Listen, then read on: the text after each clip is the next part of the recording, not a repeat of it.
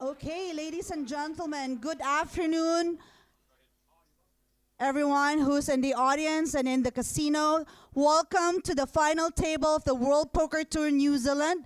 This is our first event here in Auckland, New Zealand. We would like to thank everyone. It's been a successful series so far. Well, actually not so far, but it's been a successful series since day one.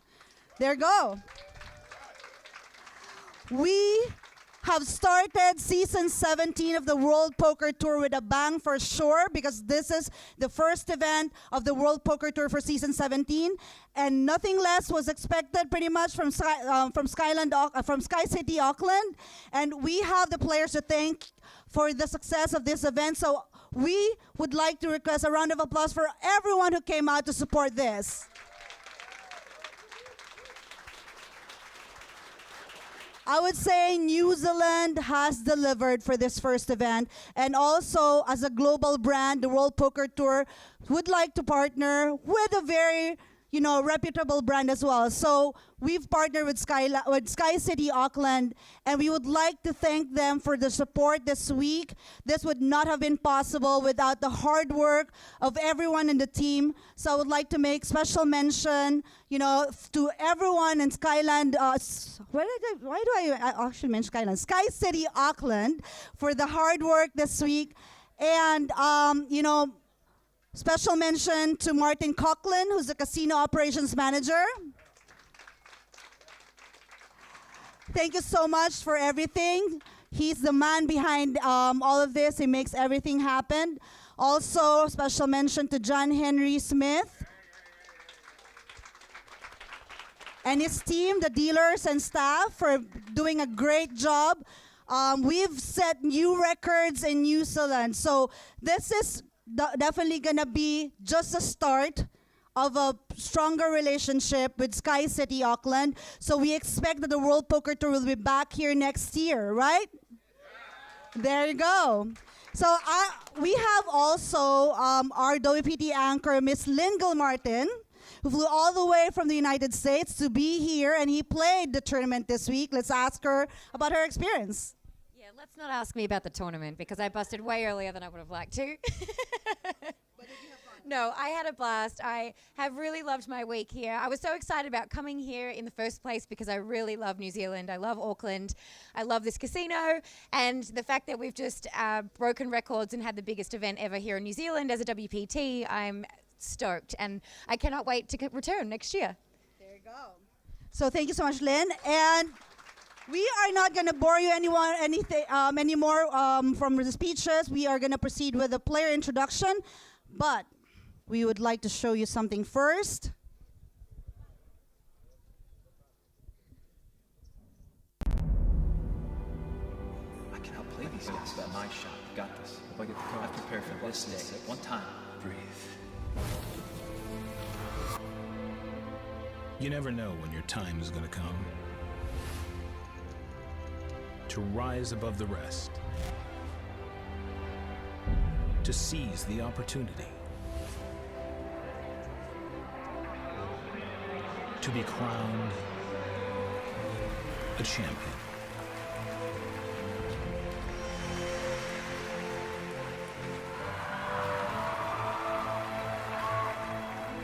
Is it time for your story to be told?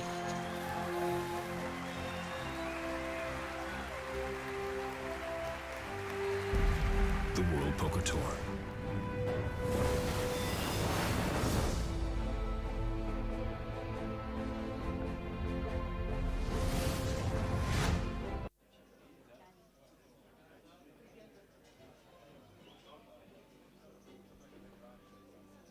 Okay, it's fantastic to be here in Auckland, New Zealand. I would like to second Sky City Auckland, and players bringing the WPT brand has been great, but Sky City Auckland has really delivered. So I'd like to give an extra round of applause to this support for the event. So thank you, Sky City Auckland and the whole poker team.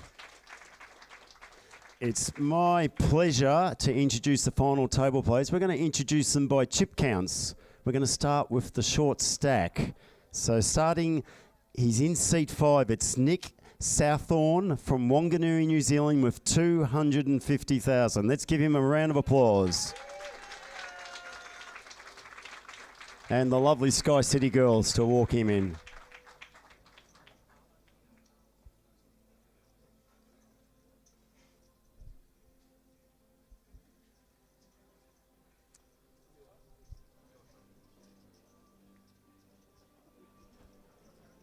Next player to introduce is another New Zealander, one of 6 on the final table. It's Eden Smith. He's from Auckland. He's got 590,000 in chips. He's in seat 2. All the best, Eden.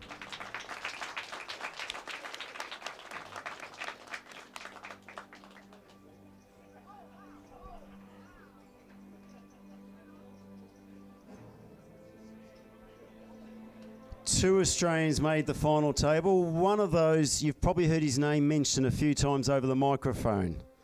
He has 645,000 in chips. He loves the Pinot that they make here in New Zealand. His name's Daniel Nielsen. Let's give him a big round of applause. 2.3 million US in seat 6.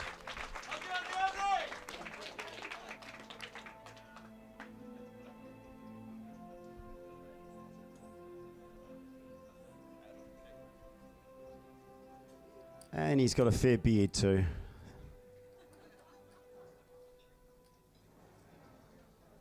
Okay, 6 in chips, Wellington. So first of 2 players in Wellington, it's Zach Metten with 805,000, and he has drawn the number 1 seat position.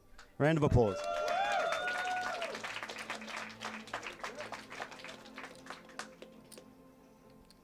All the best.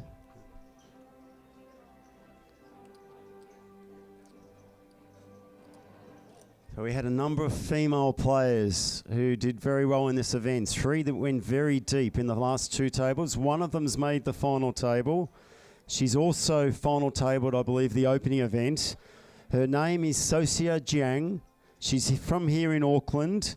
We all know her as SJ. She has 830,000 in chips, and you're in seat 9.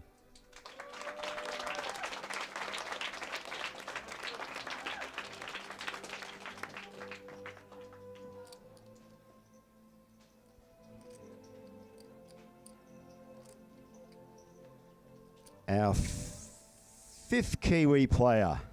He's had a great tournament. He's had 2 seconds, including one in the opening event, the other in the Omaha. He's leading player of the series. We've really slanted the points towards the main event though, so he's got more work to do to win that. His name is Jack Efferamo. He's known as the godfather of poker in New Zealand. From Wellington, give him a round of applause. He's in seat 3.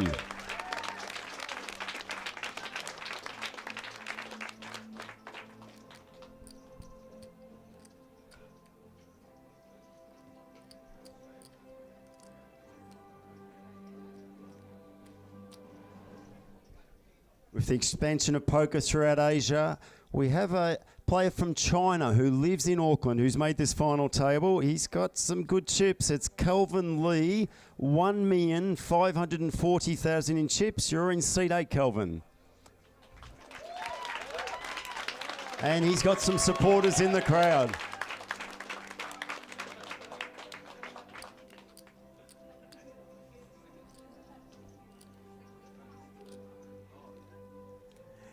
And just for a bit of a change, I skipped one person. So Kelvin's 2nd in chips. So our next person, now that I know we've got 2 seats missing, is Nove Kashyap.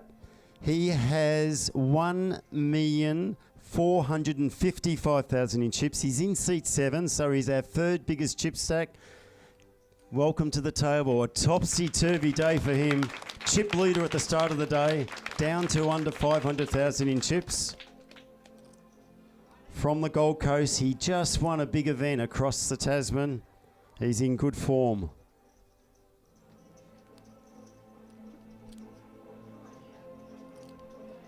And finally, we have our chip leader coming into this event from New Zealand. His name is Anthony Innes. He's got 1,935,000, and he has the last seat remaining, seat 4.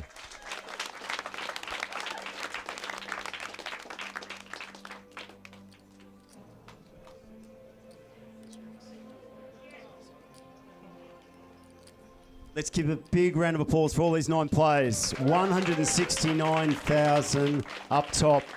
This is exciting. We have our announcer, Marty, coming in. Great to work with these guys too at Sky City over a number of years. This has been the biggest, and I hope it's going to be a fantastic final table. Good luck to everybody. Enjoy your day. And Richard, our dealer, shuffle up and deal. All the best.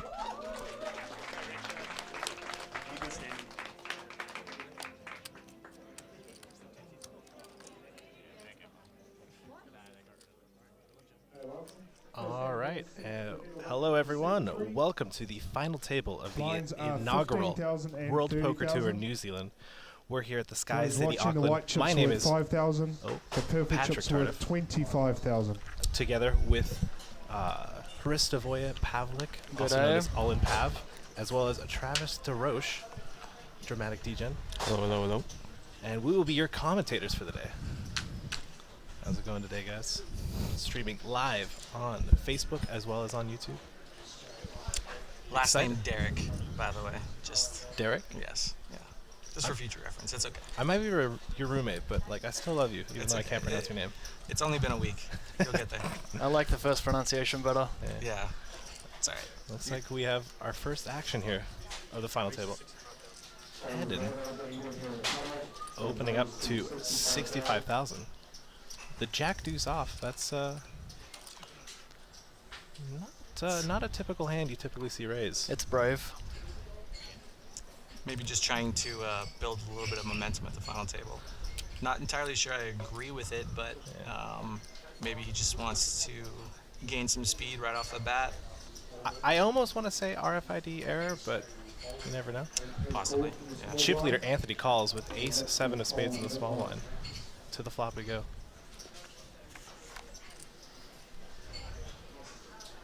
Flop coming. 10 of diamonds, 8 of clubs, 4 of diamonds. Now, if he does indeed have Jack Deuce offsuit, I will probably expect a c-bet here out of Eden. As he should, because he'll pick up some equity. On the turn, there's a lot of good turn cards from the barrel, right? If he's going to play it this way. Definitely c-betting this flop is fine, with intentions of probably barreling a lot of different types of turns. Looks like 75,000 to a pot of 2,005, just under a third, or just over a third, and takes it down. It's a good laydown. A lot of cards you can double barrel there and put ace high in a weird spot. Easy skins. Easy, easy. Well, there you go. He's building his momentum right there, right off the bat. Lead commentary, there I am. That must Patrick feel Tardif. good. My name is on the board, your guys' aren't. Oh, There it is. there it is. There you guys are. You guys are now equally as important as me. My 15 minutes of fame. Here it is. I made it, Mum. You guys might have saw the remaining payouts. I think there was a slight error. First prize is actually 169,200 New Zealand dollars. Second prize being about 108,000. Third being 68,400. Fifth, 39,600. Sixth, 32,400. Seventh, 25,200. Eighth place getting 21,240, and now everyone on this final table is guaranteed the ninth place of $17,280. Still lots of money to be played for, but so far this is a pretty successful venture. Do we know what the total amount of entries were? for this We event? do. The total of entries were 360, which I will proudly say I was 2 of those. So they should be thanking you. Yeah, Is what you're saying? I did double the recommended. Nove with the open here with pocket jacks. One of the, I would say, stronger hands in Texas Hold'em poker. It says here on the paper he wants his name pronounced Nove. Nove. N-O-V-E. Nove. Nove. Nove, yeah. Yeah, Nove. All right, There you well. go. So Sia with the 3-bet shove here with ace queen off. I believe she's shoving for about 27 big blinds here. Yeah. It's about the right play with ACM here. Just rip it in pre for 27. Don't want to be in any awkward situations. Godfather thinking with it. The 10-8 does make the laydown. Chip leader Anthony folds the 7-4. Nick, can he lay down the 5-4? It appears so. Jesus. Daniel folds in the big line. Fold it back round to our original razor nose. Now this is a larger size shove. So Nove does opt to think about it. And He lays it down. Wow. lays it down. Oh my goodness. That was about half his stack. He had, I believe, 54 bigs. Yeah. It's something to run through the program, that's for sure. It's definitely, you've got to be pretty tight there on what you're calling, and it's not something that you would do if there's 40 people left. Let's say it's a pretty easy call. Is it worth losing over half your stack for having that kind of position at the final table and those huge pay jumps? And it's not definitely really sure. it's definitely a spot where Socia is probably not going to be shoving too wide anyways. I think Ace Queen will definitely be one of the worst hands she's Yeah, shoving. that's what I was going to say. That is probably the worst hand she shoves in that spot. I think Nove's calling range should be something like Jacks plus and Ace King. It's a really brutal spot there with tens. I think Jacks might be the worst hand you get in with there. Something that we also have. Yeah, I think that would be my probably worst hand that I would raise call with. Something we have to remember as well is that, you know, here we don't have any information on how they've been playing today or the day before. Maybe Nove has a little bit of a read that she's a little bit tighter with her shoves, so maybe that's like her very worst shove, and he thinks he's got to go a little bit tighter than he normally would. Definitely a possibility. Wouldn't be too bad of a decision, that's for sure. That's a good point. I played maybe a half hour with Socia on day 2. She appeared relatively aggressive, wasn't afraid to battle, so it should be interesting. We have the chip leader here, Anthony, opening with the 5-4 spades in the cutoff.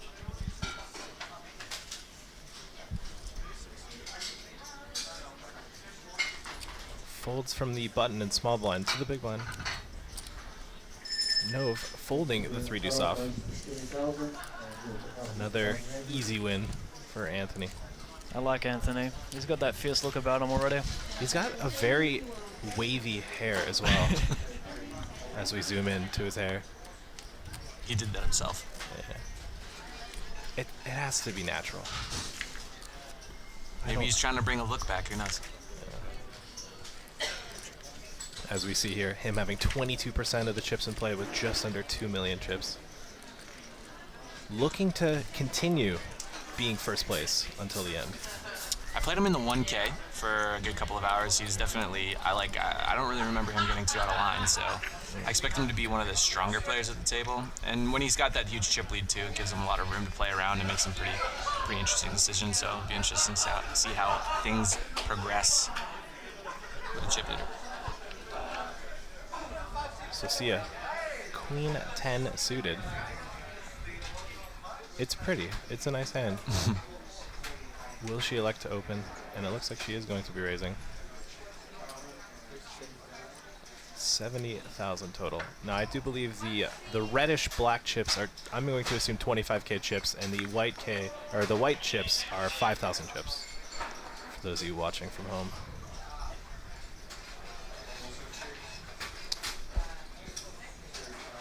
Folds around to Nick, who is our short stack of the final table, coming in 9 of 9. He's got ace jack offsuit. This is the spot. It's tough to fold here. How many big blinds does he have? He probably has less than 7 at this point now. Yeah, it doesn't look like much. Yeah, because I mean he folded his big blind. He started with 250, so he's probably got about like 1. The annoying spot here is he has no fold equity, so he has to figure out the other short stacks on the table is worth getting this in here with the ISM involved. And I think he would be the shortest by the looks of it. I'm not sure who's sitting as the second shortest right now. He has decided to pull the trigger here. All in for 185,000. Yeah, so 6 bigs. Okay. There goes one of his outs. And snap called. Alright. We're off to the races here. What is this, the third, fourth hand? Already we got this much action? Now I think everyone else is at least a little bit deeper than Nick. So if you guys are wondering, there's still 9 left, and the next pay jump goes from 17,280 to 21,240. So we're looking at a $4,000 pay jump right now. Here comes the flop. A flop here at the bottom of the window. 5 and an 8. Jack of diamonds for the sweat on the turn, maybe? That could be 8, fun. 5, 6, 1 diamond. We have backdoor diamonds. 9 of Immediate diamonds could be opening. fun. Queens and 10s to the turn. 3 of hearts does not improve Socia here. She needs now just a queen or a 10 in order to eliminate Nick. And that is not it. Nick successful with the double up. GG. Good trend, you know. If you're all in as a short stack, you want to win your first all in. That's the important steps to make when you're trying to become a winning poker player. Is that what they call GTO? I'm not Yeah, aware. I think the buzzword these kids use these days is game theory optimal, winning your flips. All right. Fader Hole's famous for that. I'll read into that when I get home tonight. Master of game theory optimal flip winning. There he is, 460,000 chips, 15 big blinds. One more double up. That And feels good. He's got fighting space. I'm sure I'm sure the rest of the table isn't exactly too happy about that. Adds a little bit of extra dynamic for the stacks that are a little bit closer in size to him. I have to play a little bit tighter in some spots. If you're being aware of that, the pay jumps aren't massive, so you don't want to be going too out of line with how tight your decision making is going to be, but definitely something that you want to keep in the back of your mind and bear in mind, I guess I should say. Yeah, so the pay jumps between 9 and 8 and 8 and 7 are about 2 buy-ins, 4,000 apiece. And then the pay jumps don't get too significant until about from 5th to 4th, where you have a 15K jump, 4th to 3rd, where there's a 24K jump, and then it just gets bigger. $40,000 jump between 3rd and 2nd, and a $61,000 jump between 2nd and 1st.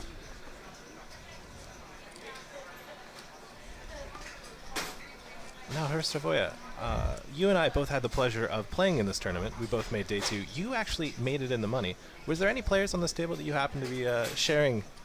I shared a table with Jesus himself. Daniel. He likes to be called Jesus as well. Yeah, he wrote in his notes, actually, let me just quickly flip here. Oh, he left some great notes. Yeah. My favorite is his hobby is hopscotch. As he comes in with a raise, it's like he knew we were talking about him, raising with the ace-jack offsuit. Tough sport, man. Yeah. And under his playing style, he wrote extremely tight, Yeah. which I found funny. Let's see what tricks he has up his beard today. Oh, Sosa. Socia shoving the queen unsuited I into love Daniel. this. Sitting Daniel down. I love this. This is an extremely tough call for Daniel.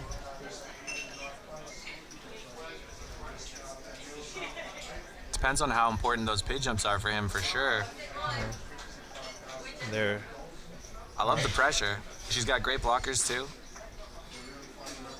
Yeah, it's definitely an uncomfortable call here with ace-jack. I think perceived strength. Socia is not going to be shoving too much. And I wouldn't be she gets it surprised through. if you should be maybe folding ace-king there as well. Maybe ace-king would be a call, but you can see ace-queen and ace-jack easily folding in that spot with the pay jump, so that's a great play. I'm kind of curious if the better play for him is to just open shove. You know, don't give them those options to bully you out of stealing some pots and building your stack up nice and slow. Yeah, I think off a 17 effective stack, you really don't want to be raise folding too often. So I think, I mean, if you've got 17 big blinds, fold a 2 in the cutoff.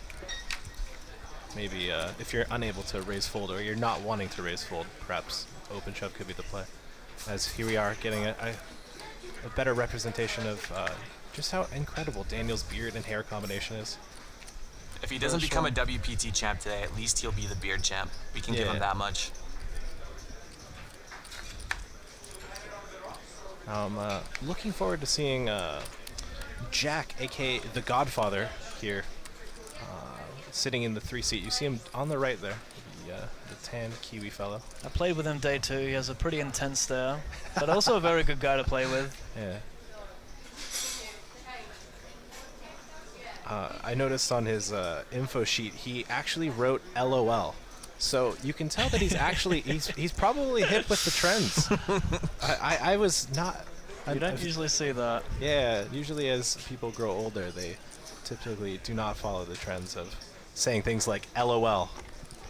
Well, it looks like Eden has the first beer at the table. Is that a beer, if I'm not mistaken? That is a beer. And he picks up queens, so the beer run good coming into effect. Yeah.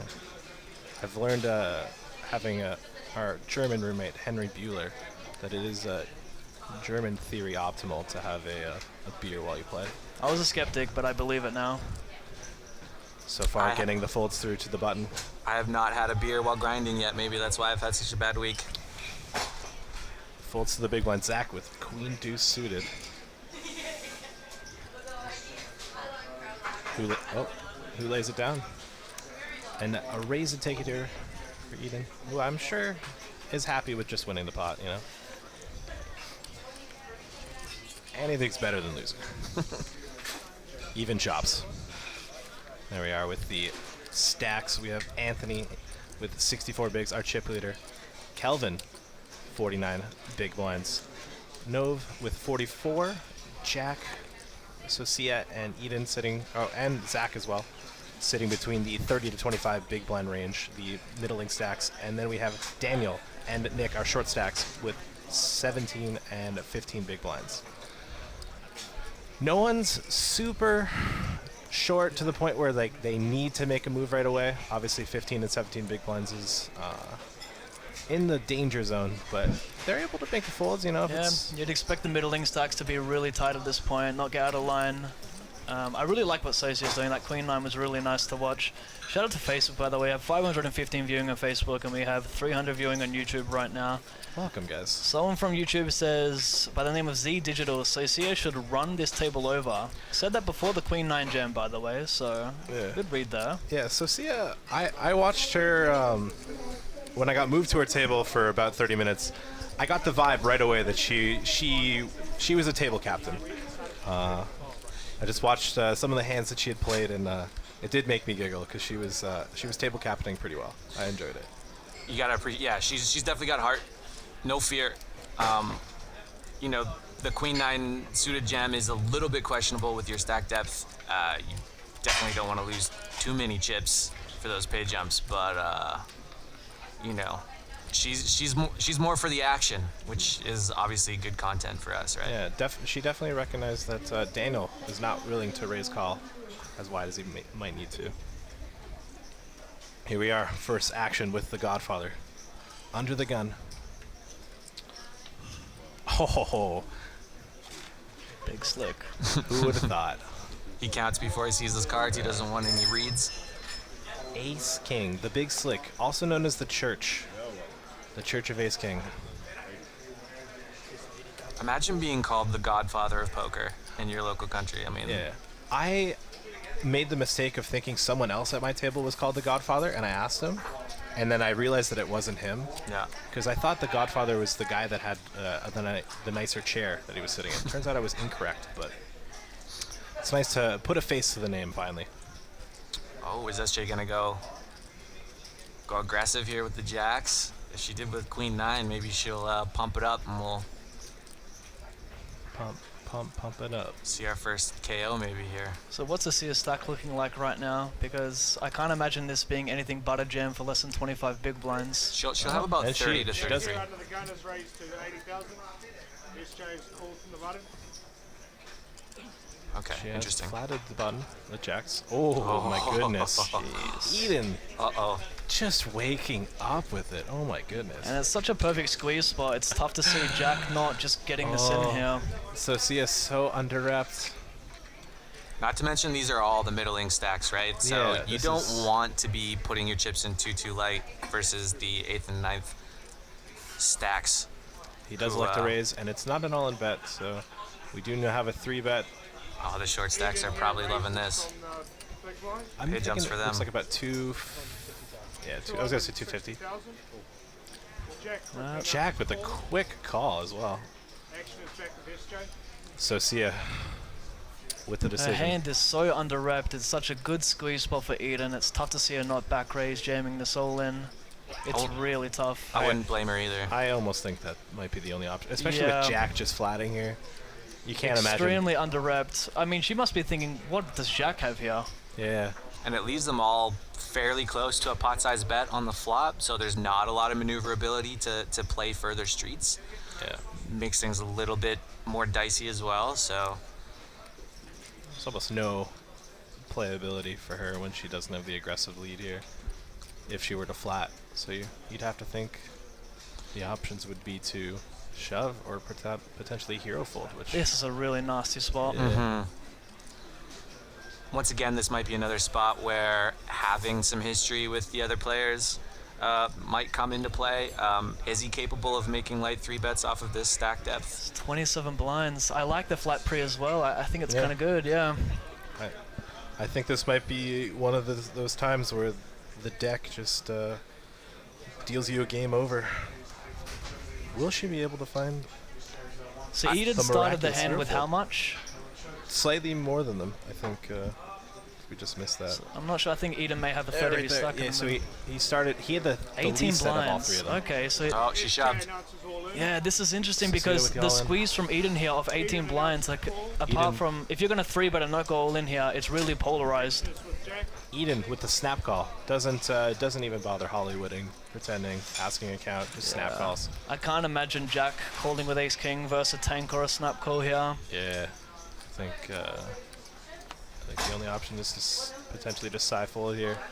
By the way, something we didn't mention as well, like Jack very legitimately could have shoved himself against Eden's squeeze. And I don't think it would have been all that bad with Ace King off.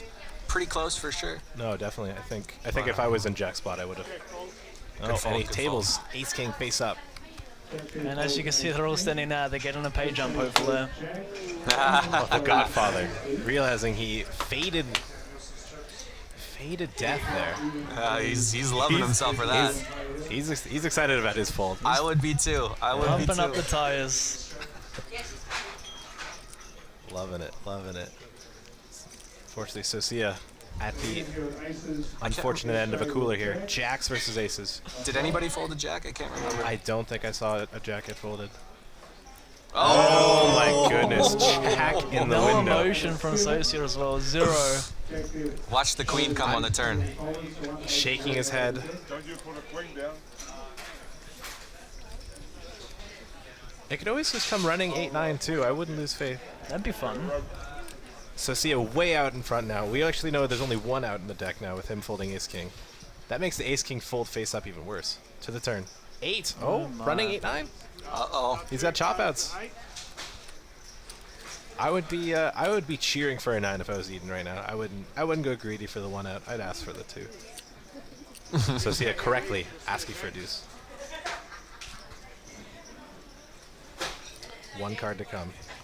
I need ace now to save Eden. And it's a 6. Very nice. Socia at the tail end of the cooler there, but able to stave off elimination there with a 2-outer. And now as they count the chips, they're going to see that she had, slightly more than Eden. We might have our first elimination of the final table. That's a brutal way to bust. Yeah. GG, Eden. Drink the rest of that beer.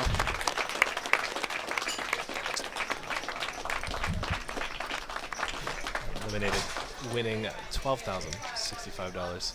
You have to. That's such a painful way to go out. I mean, you battle for what is now 3 days. You're playing your 3rd day of poker. You get it in aces versus jacks, and you just don't hold. Sounds like a classic bad beat story. Yeah, I On the think final table of the WPT, I had aces, and then I was you out. can't help but feel for him. So see, the new chip leader with that pot as well. Oh my goodness, that pot had a lot of implications. I think that makes things even worse. Oh my goodness. She'd be feeling empowered right now. That Queen 9 jam getting through, the Jack rolling off, everything coming together. I mean, it's a nice feeling when you're still stacking your chips and the cards are being shuffled and dealt out. She seems relaxed.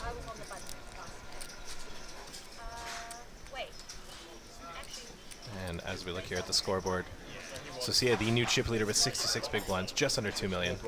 Anthony right behind her with 1.925 million. Kelvin and Nove got about 1.3 and 1.46 million. And then Zach and Jack are now the middling stacks here with 725 and 655. And then our 2 short stacks having just below 500. So far, the impression is, at least from what we've been talking about, SJ is probably the one person you don't want to have as the chip leader at the final table, given the heart that she's shown so far, shoving the queen nine suited. Now she's got even more maneuverability and get more aggressive versus those middling stacks and put some action on the table. Now, if I look, she appears to have a 500,000 U.S. cash under her belt. So that's someone that's had the opportunity for playing for a lot of money before, and this might be not her first rodeo. Nick here, one of the short stacks. We saw him double up earlier with Ace Jack versus Queen 10, shoving all in. Must be nice to come into the final table with pretty low expectations. 7 big blinds, you get a double, someone gets knocked out, you get the ladder, you now pick up jacks. Smooth sailing at the moment. Folded to the Godfather. Unless Queen 4 offsuit is his favorite hand, I don't think we'll see a call here. Some people do have favorite hands.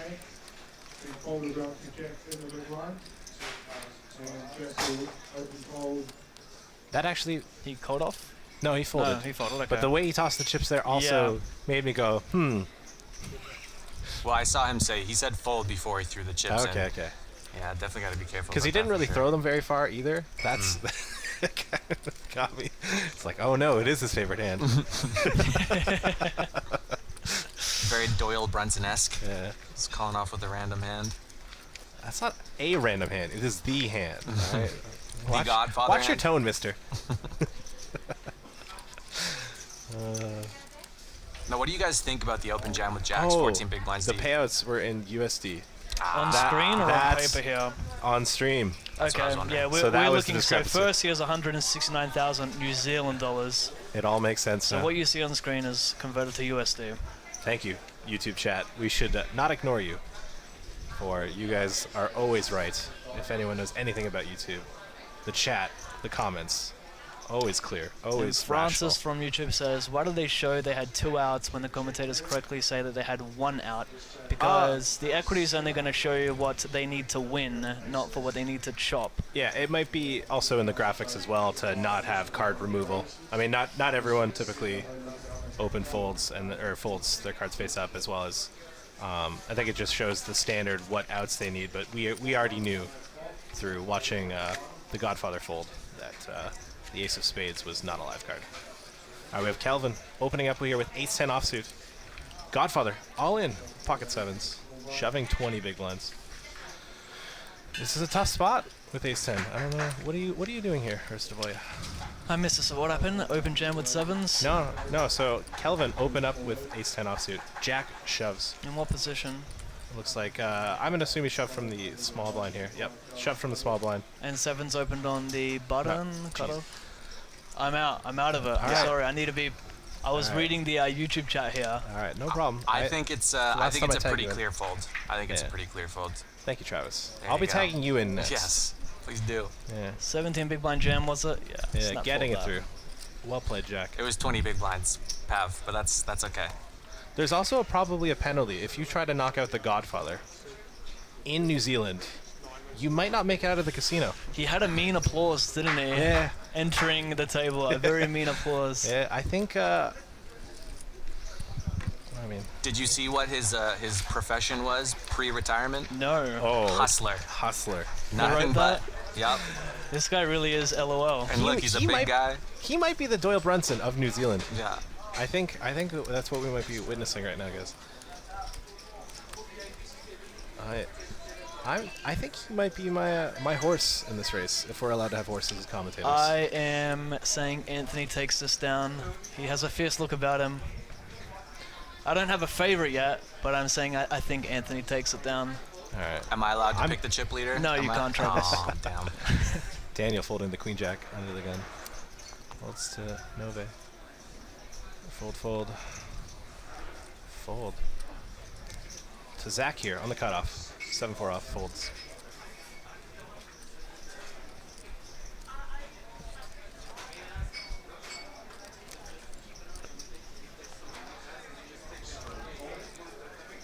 To the chip leader versus the short stack. Queen 5 offsuit. I'm interested to see how Anthony elects to play this. He just folds. Interesting. Oh, wow. That is really interesting. Yeah. How many blinds did Zach start with there? I think The big blind? The big blind had about like 15. Yeah, that's interesting. Yeah. Normally, as a chip leader, you almost never give walks. You can put on insane pressure there. I'm not sure what I feel about like 3xing there or min raising. I feel like it should be a limp or a shove in general in that spot with the ISM in play. I would have preferred a raise. I think you're not hating yourself for raise folding here. And you know you're not going to get out of line because you have so many hands that you're able to call with. Giving it a nice little 2.5x, and you're going to have Zach in the big blind have to That's the thing as overfold. well, like it's just so tough for the big blind to pull the trigger there and rip it in with a hand like say King 7 offsuit versus 2.5, blind versus blind. There's a lot on the line, it's a lot tougher to make those plays. And he might even make incorrect folds as well, Yeah. which is important. Oh, Kelvin, our only non-Australian / New Zealander. But he also lives in New Zealand, so I don't know if that counts. He also won a big pot against our roommate Henry Bueller, which was in my Instagram. That was nice. Opening A up good to laugh. 75,000. So Sia, thinking about it with 10-9 suited, I would love to see a 3-bet. Oh, She's got the heart. yes, get it. Yes, get it. Just such a sexy hand to do it with, I love it. 3-betting here to 225,000. She's not messing about with the clubs, is she? No fear, man. Those got are no her power fear. suits. Yep. That's her power suit. I also love the going into this. 4-color deck on the graphics. Oh, I love it. Oh my goodness. It's perfect for us online Yep. kids. Maybe not so perfect for the Godfather, but I think he might be an online kid at heart. Now, unfortunately, this is going into Ace King suited, so I don't think this will go as well as Socia might hope. But Another problem here is as well. They're both first and second in chips, right? no. Calvin's not. Calvin's up there, but Oh, chip. maybe he's third. Yeah, I think he came to the table third in chips. Okay. Yeah. Either way. Well, all right. And he does elect to 4-bet shove the Ace King suited. So see it with the snap fold. Yeah, I think he's third in chips now because Socia obviously won the huge pot with jacks. Gotcha. Forget what I said then. Don't worry about it.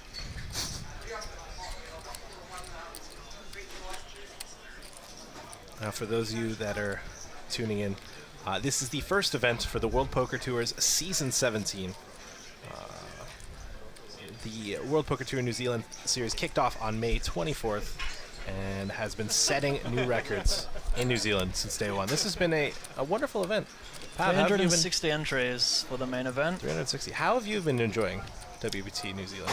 I've loved it, to be honest. Yeah, this has been. I don't get a chance to play live, and I think the dealers, dealt very well throughout the series, and the people as well. I mean, I had the pleasure of sitting with Daniel, aka Jesus, for a couple days, and he was good fun as well. He drank a lot. We'll say that. He had a bit to drink. I think the number that I heard by the end of the day of day one was somewhere around 14 drinks. I heard he was cut off at one table. He was cut off at 10 drinks on my table. Then he got moved towards the end of the last 3 levels and was back on the juice. Oh my goodness. Whilst Godfather. swiping Tinder. I love him. Yeah, you're just throwing him under the bus. Godfather with the raise here to 80,000. We've all been there, it's okay. Position, taking you down. He just knew he was going to bink this thing, so he was setting himself up with Yeah. some future prospects, Maybe Nothing wrong with that. maybe he needs 12 drinks to get loose. Some people have a higher tolerance. I'll say for 10 drinks, he was doing pretty good. He may have fallen asleep at one point, but apart from that, he held his own. Yeah. Well, now look at him. He's at a final table. Something that we could not do. Ooh, Anthony taking a sip of the Red Bull.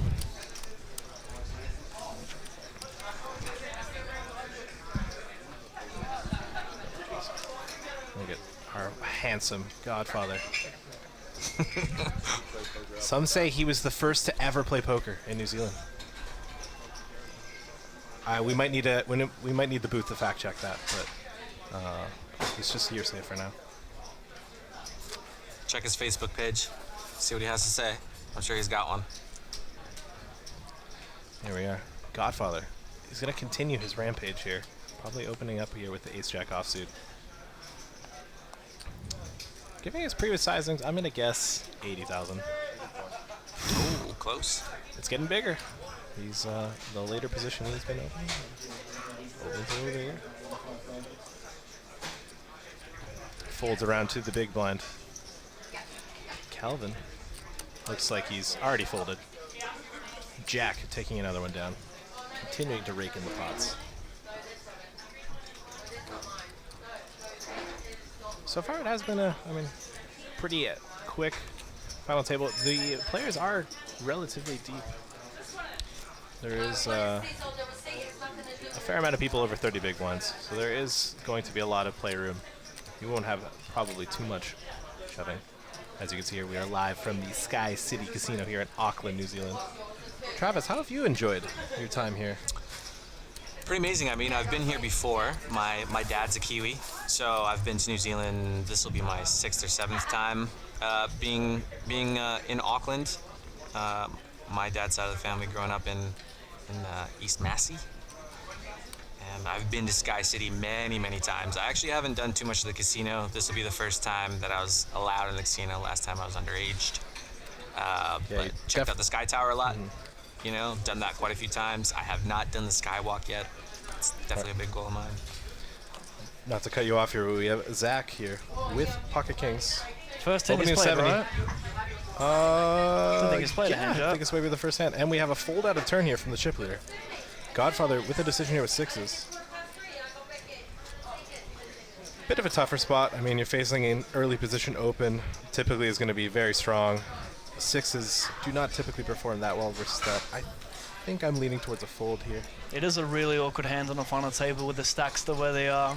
This is typically a hand you want to call when you don't have any reshove stacks behind you and when you're deep with the opener. Combine that with ICM, you don't love this hand too much. A lot of the time, this hand plays more so a 3-bet or fold. It seems like Jack's really eyeing him down to get some sort of read on him. And that's something that a seasoned veteran like Jack, former professional hustler, is going to be very good at. Eyeing him down, getting a better idea of how they're feeling. This might be Zach's, I think this is Zach's first hand that he's played at the final table too, right? So there's going to be some of that at play, I'm sure. Might be a little bit tighter.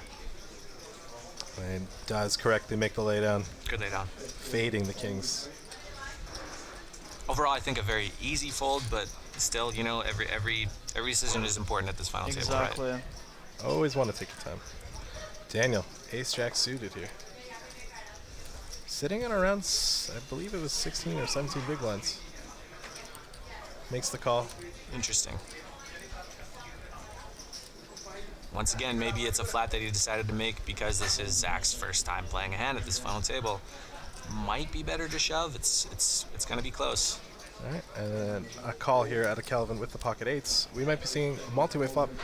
Interesting, we've actually seen 2 kings get folded here, so we know Zach has no top setouts. So if someone hits an 8 or an ace, he is going to be drawing virtually dead. The flop comes queen 8. This might not be a pot that Zach will get too much trouble in. He does check. Kelvin checked in the small blind. Checking to Daniel, who has the worst of it. You know, I think I would have liked to have seen a small c-bet from Zach. It's certainly not a mistake to check here. In a multi-way pot with a hand as strong as kings, you probably want to. To the turn. Oh my goodness. Whoa. Zach's hand is just getting worse and worse. This also isn't a great turn for Kelvin here. No. Well, no, I think it's a pretty good turn because a lot of people are going to end up leading their ace-x. I think you'll get a lot of action, yeah. We have Zach now opting to bet his kings here. Yeah, I personally think that this is a slight mistake. I think he's much better value betting on the flop, getting it heads up. I hate to say seeing where you're at because I'm not a big fan of that term, but you do get to kind of whittle down your opponent's ranges and have a little bit more of a fine-tuned decision on further streets. So I think this is a bit of a mistake personally. Well, Daniel, faced with a decision, small size bet here. He does not close the action as well. Kelvin is in the small blind. I do like Kelvin's check flop, and I love his check turn. Me too. I think, especially on boards like this, someone's always going to bet their queens. Oh, Once and we again, have it all in. nice. Daniel shoving his ace-jack here. Kelvin, he may not look it, but he is so happy right now. He is so excited. He shoved for pot, or he shoved 355 into 715, He's all in for 355 total. and the pot's now 715. Yeah. Okay. Once That's again, an unfortunate spot. not to put salt on the wound for Zach, but he actually doesn't really like getting called too much, especially when he's got that diamond blocker as well, and that everybody checked to flop. Less likely that there's heart draws out there. And the thing is, like, Zach should take the same line here with hands like ace queen and ace king and ace jack himself, so it's unlikely he gets called by worse. All right. And we have the call here by Kelvin. It was a question for Kelvin there, whether or not, and Zach realizing now he is clearly the worst hand. The question is Kelvin was going to raise or call. Daniel getting the bad news here, finding out he needs just an ace or a queen. Will he hit his 4-outer? I think we might have saw one queen fold. Can he get there? I think I saw an ace fold pre. I'm not sure. For the red wine. Oh. No, he does not get there. And we have our 8th place finisher here, Daniel. GG Daniel. He is scoring 21,240 New Zealand dollars.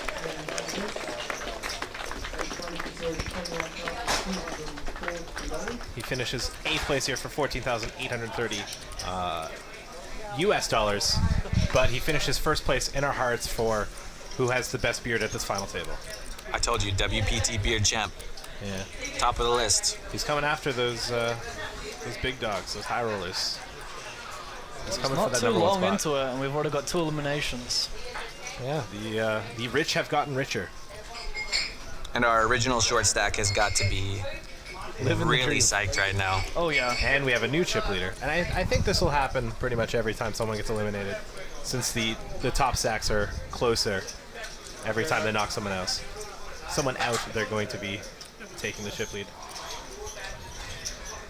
And Calvin and SJ have battled each other just a little bit too, so that'll make the dynamics a little bit interesting as well. And here we are, the remaining 7 players. We have Calvin in the lead with 76 big blinds, 2.3 million. Anthony with 1.85 million. Socia with 1.7 million. Nov with 1.2 million. And then Jack, Zach, and Nick all under the million mark. Yeah, just looking at that, it's going to play quite deep actually within the next eliminations. Yeah. In for a long one. Yeah, these are 1-hour levels. Plenty of playtime. Sunny left Boy to go. asking on YouTube, what's the buy-in? The buy-in was 2,200 New Zealand dollars, which is It was 1530 effective, essentially. around 1,500 US. Yeah, around 1,500 US. Depends on the day. Depends when you xe.com it. And you could re-enter once each day, right? Each day one. Yeah, you were allowed a maximum of 4 bullets. Fortunately, it only took me 2. For our roommate Henry, took him 3. And a couple in the high roller, but who's counting? I don't think we needed to mention that. No. Hopefully he's not watching. That's a little rude. I love you, Henry. I hope when you go back to home, your bed's not made. For that rude comment. Folds now to Socia in the small blind with the queen 10 offsuit.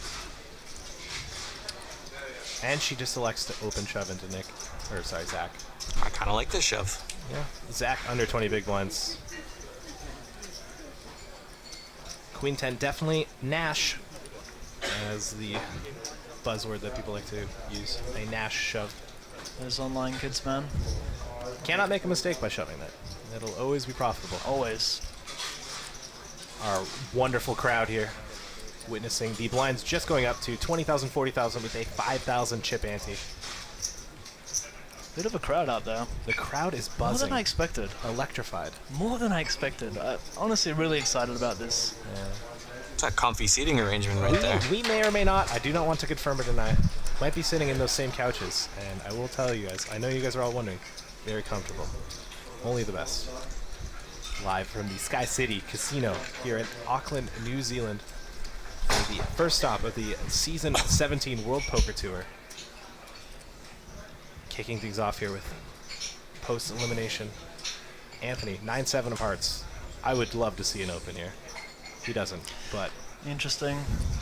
that'd be a very chip leader-esque big stack open. I mean, we're learning a bit about Anthony already, folding the queen deuce blind versus blind and mucking Queen a hand five. with a queen five, sorry, and mucking a nice hand there with the stack. He seems to not be taking it out of, I wouldn't say out of line, but wider than normal, wider than expected openings. Folded to Socia, who's just getting the news now that the blinds have gone up. Chad Lurie asking on Facebook how many entries. We hit 360 entries for the main event. With a total prize pool of over 700,000 New Zealand dollars. Socia, I believe limped. I think I saw a limp. Calls on the button with 7-6 offsuit. I feel like the more I'm watching Socia play, the more I'm enjoying her play. And I'm realizing that my experiences with her were correct in her playstyles. I think I would have liked to see an open. I think limping is definitely fine. When you flop 2 pair. Oh, forget what I said. Yeah. I think Easy game. checks out of the small blind ability. I mean, these two gentlemen have not gotten out of line. They haven't been super aggressive. I don't think she can really be too worried about them playing back at her. And she can continue with having the big stack and leaning on the small blind and the big blind with a nice open. There is the thing that the fact that the blinds did just go up. I mean, both of them had 12 and 13 big blinds. I mean, True. They're True. not. They're going to be doing. I think they'll react the exact same way to limps as well as raises. So she's Right. able to play in position, play post flop, and if they shove, she's okay with folding. And Yeah. now she's able to limp stab effectively and take the pot down. So I think it's an exploitable way to take advantage of players if you feel like they're not going to read into your button limping. And then you As weakness. can end up limping aces later on. Yeah, it's one of those things where it's a little less done, especially in the poker streets until recently, where people have started to limp buttons. So there's a lot less experience, and when people see things they're not used to, they tend to default just to basic strategy. If someone limps and they are used to just seeing raises, they go, okay, well, how strong's my hand, and then react from there, rather than thinking too into it. Loving the limp. It's a off there. Nick, 6-3 offsuit. Big fold. King, queen offsuit. This could be a hand.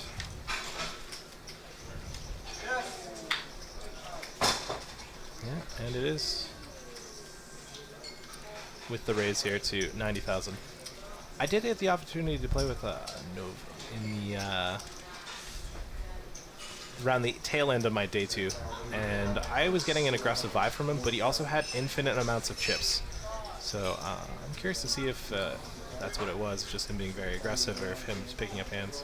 You have a big stack, usually you get the aggressive vibes, you're allowed those. Anthony defending the Jack-9 here. To the flop we go here.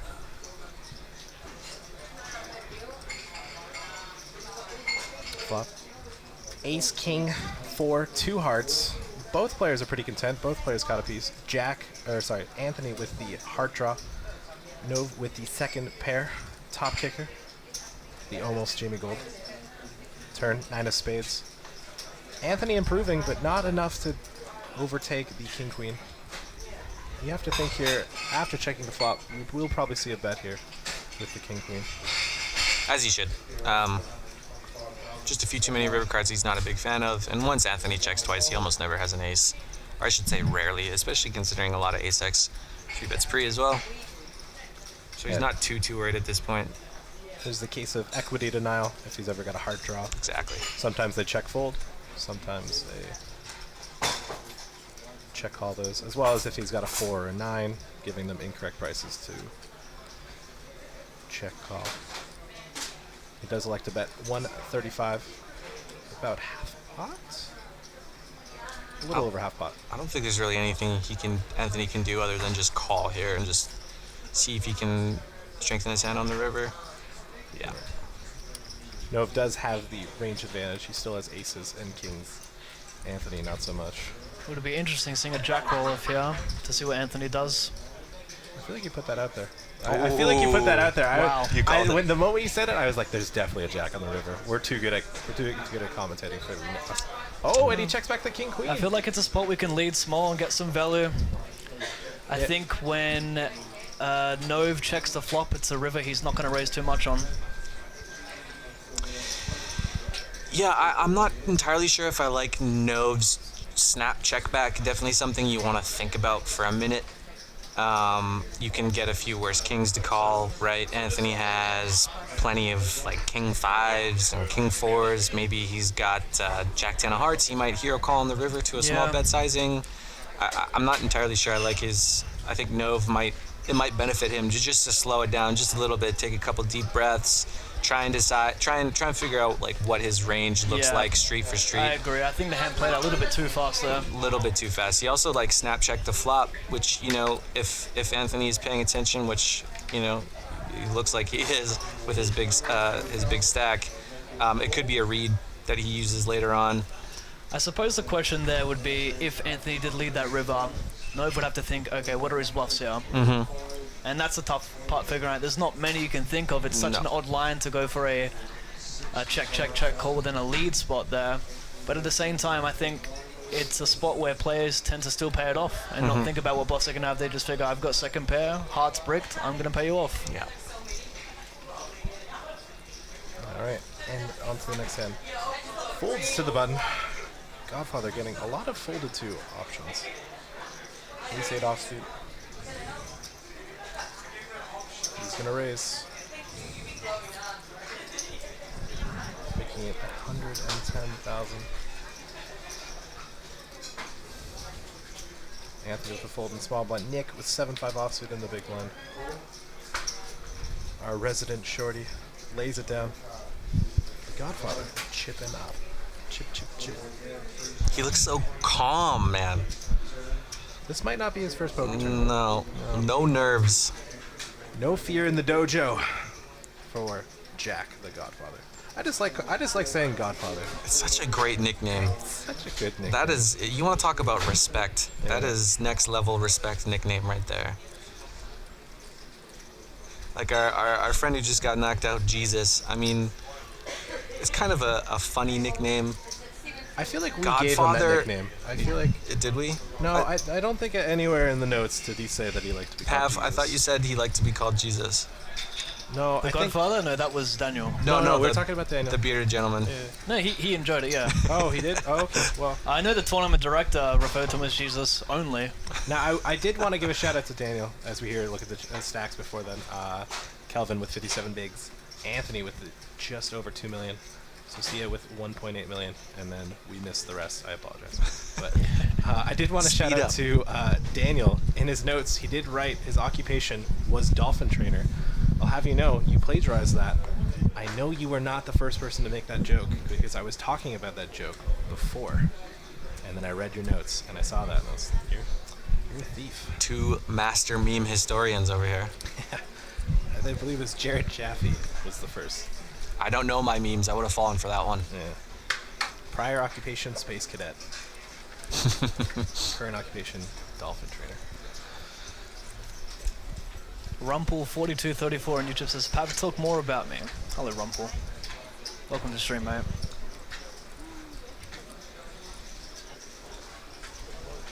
You know, if The Godfather is true, if he's telling the truth about spending 40 years as a hustler, I'd love to read his autobiography. He's probably got some good stories. Very Doyle Brunson-esque, but down under. He, It'd be very, very fun read. I can't help but think it would probably be at least a little bit more tame in New Zealand than the Wild West of America. I don't know. I don't know. You never know. I don't know what the gambling streets of New Zealand are like. I feel like Kiwis are just such great people that I just can't imagine them having a mean bone in their body. Every country has their troublemakers though, so you never. No, we're gonna generalize. I need you to stop. All right, I'm sorry. Zach, raise and take it here with the ace-10 offsuit. I'm trying to play the bad guy, and I'm trying to make you the fan favorite on this stream. Okay. Oh, sorry. No, I'm doing you a favor. I'm doing you a I didn't favor. realize we were doing good cop, bad cop. Yeah, I apologize. yeah. I will work on that for next time. I love New Zealand. This is a wonderful country. Hey Patrick, Yes. do you love New Zealand? I don't know if you heard me, but I actually just said that. Okay, good. Just wanted to make sure. Travis, if you could actually open your... Sorry, guys. I thought my mic was muted. All right, moving on to the next hand here. Socia with ace-7 suited. Opening up here to 90,000. 2.25 big blinds.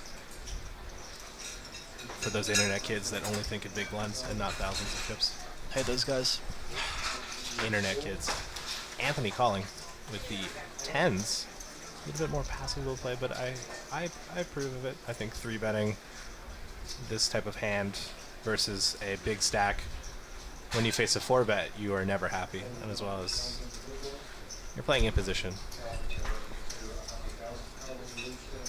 Bringing in Kelvin here with the ace-5 offsuit, defending his big blind. We go multi-way here to the flop. Yeah, I think I like the 10s call as well, especially because we do know, I mean, I'm sure he's probably aware of the fact that Socia is not afraid of putting the chips in, and a 4-bet is just a nightmare. And we have a rainbow flop, ace-9-3. Socia out in front here with their ace-7. Kelvin a little bit farther behind. Turn is a deuce of hearts. Socia still out in front. Checks her on the flop. Checks to Socia on the turn here. She has the best hand.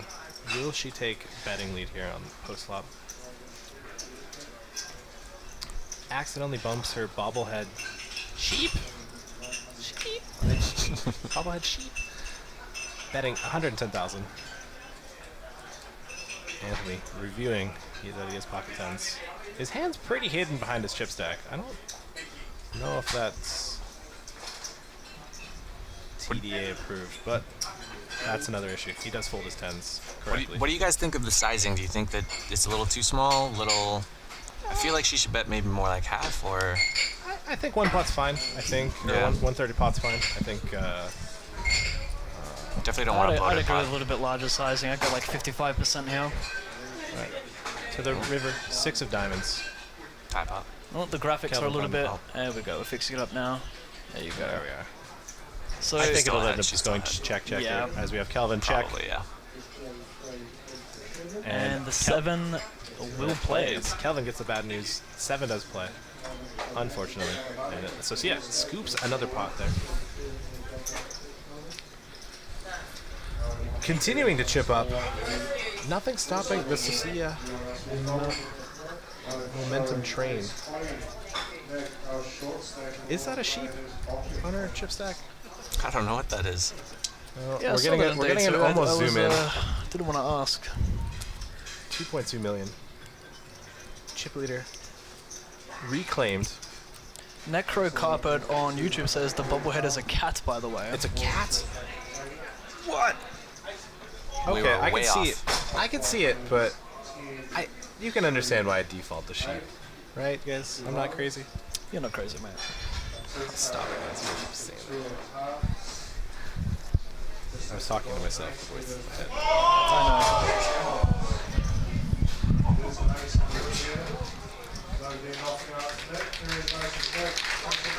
There's the 5K going on elsewhere, if you guys are wondering where the cheers are coming from. know. Yeah, a couple of side events. Joe Hashem at the 5K. Have they reached the final table with that yet? Yeah, they're I think so, final yeah. table. I think maybe the money bubble's probably gonna pop soon. All right, it was Anthony here racing the King Queen offsuit in middle position. Socia in the big blind. She has in her the big famous blind. clubs again. Her power suit. Mm-hmm. She elects to flat. No 3-bet this time with the clubs. The hair flick. It's gotten real now. Seeing King Queen versus Jack 9 suited to the flop again. Bink. Anthony with the needle, telling her to fold pre. Socia flopping the world here with top pair and the flush draw. Flop goes check check, and Anthony catches up, hitting the queen, giving him the lead here with top pair. Socia checking to him. The offsuit queen, not bad. Yeah, easy skins. Anthony's gonna bet here. Betting 1/4 pot. A surprising sizing. The board itself is pretty draw heavy. There's plenty of straight draws and flush draws to go around. Yeah, I think we definitely want to make her pay to see a river. We can get a lot of value here betting top pair on such a wet board. River, the 4 of clubs. Socia improves, taking the lead. Maybe he saw the future. That's why he bet so small. He thought, a club might come. I feel like she's Save going to my lead this money. river. And I was gonna say I feel like it should be a check spot. No, I think the way I feel like just looking at her. Yeah, she does. Okay. I think leading here is No, I think a she good checked call. and Anthony bet. No, because Anthony has chips in front of him and Yeah, she has none of graphics it. are wrong. Yeah. And so Socia checks. Anthony bets out another just under 1/3 pot bet. And Socia lines out a monster bet. 600,000. I'm not entirely sure. I like the sizing only because Anthony, with his small delayed c-bet on the turn, is repping such a weak range of hands. There's very few combinations of hands he's going to call such a big check raise with, given that he's not repping a whole lot here. What I do like about it is it's a very polarizing sizing, and it also is a very tough spot for Anthony holding the king of clubs here. It's a raise to 475,000, not 600. Okay, looks like. there we go. Still And, quite a sizable raise. Yeah, I like it, and I think the thing with Anthony's bet here is he sort of induced these sorts of decisions to sort of make a raise on the river. And with him having the king of clubs, he is blocking club draw combos. And that Socia could Socia check can- raise a hand like 7-8 with the 8 of clubs here, 6-7. The problem is club. that she has 9-5, 9-7, 5-7, 7-4, all those combinations of hands, and he has none of those. But I do think you end up seeing a lot of those hands end up check raising the turn.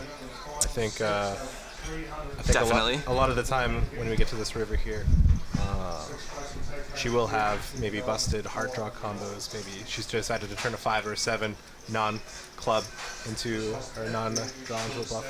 And Anthony does make the call. He will get the bad news. And this is where I think it once again benefits him to bet bigger on the turn. Once again, just defines things a little bit better for him on the river so that when he does value bet that river, it's much easier to get away from a sizable check raise. Does that make sense or no? I don't. Oh, it's very important. The Socia just said right there she didn't check. So yeah, I was looking at her and she didn't act. Oh, really? My goodness. Oh. Just oh my goodness. He bet before she acted. Oh. Oh my. Oh, that makes me happier because I knew she was gonna lead. Wow. Yeah, so a bit of an error there. Anthony, perhaps nerves might be getting to him here. This is the problem, though. If she hadn't have netted up on the river and he had acted out of turn, would she have called it? Right? I don't know. I think that's definitely interesting. I think now it does make sense why there was no graphic for. So it benefited her to, like, it was okay for her to have him bet out of line so she'd go for the check raise. Whereas maybe if that hadn't happened, she might have let out, he would have called and would have lost less chips, you know? It probably would have been, I wouldn't have blamed him if he had called the pit to kind of discuss. I don't know. I don't think there's any room for him to really accept it. It was kind of just his mistake. He kind of just bet. It's a weird one. I mean, the hand's done, the hand's over with. There's no floor call. I mean, she didn't say anything until the hand was over, right? So, I think it's a bit on the dealer as well to help recognize that. But anyways, we have Queen Jack suited here. Anthony trying to regain some of the chips that he's lost here. Pulling to Zach in the big one. He might get this one through.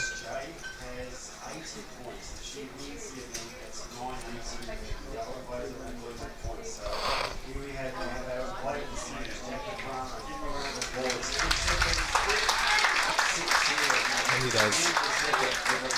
Not all the chips that he lost from the previous hand, but enough. It's a start.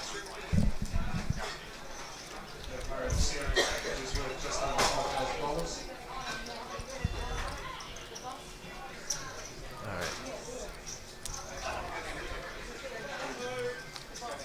Now, I think Eden was indeed the only man that had a beer at the table. I'm not too sure if anyone else has started to partake in the alcoholic beverages. He was the only one who wasn't cool, calm, and collected. Everybody else here is pretty steady-handed, it looks like. Well, I mean, you can't really fault him, though. He did get aces in versus jacks. Yeah, I'd need a beer, too. I might have 7.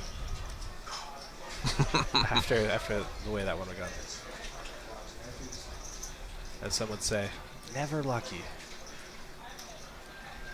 I wouldn't know who would say that. No. I think I might be the first, guys. I think so. I think I'm going to claim that. You should trademark it. Opening up what appears to be the strongest suit in the deck with the Jack and Knight of clubs, because these clubs are just dominating. Seems to be the suit favorite at this table for sure. I am just gonna. If I were to coach the players at this final table, I would tell them to snap fold anything that's not a club. Speaking of clubs, tonight into the muck. Yeah. Jack, the Godfather, electing to not defend Jack 8 suited.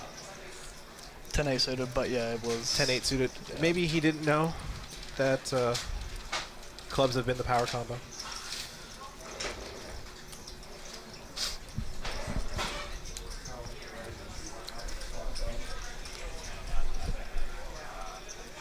Been a fun final table.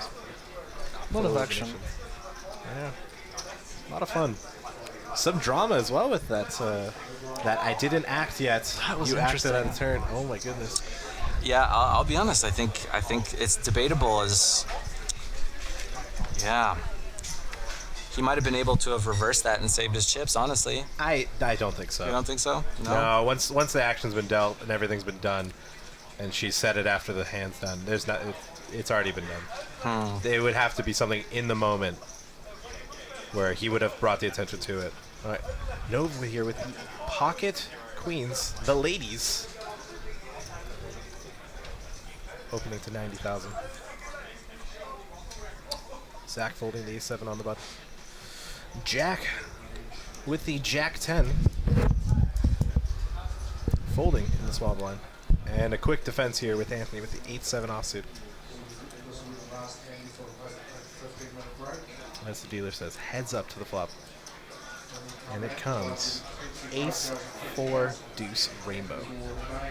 Anthony quickly checking in the big blind. And Nov looking to be c-betting here.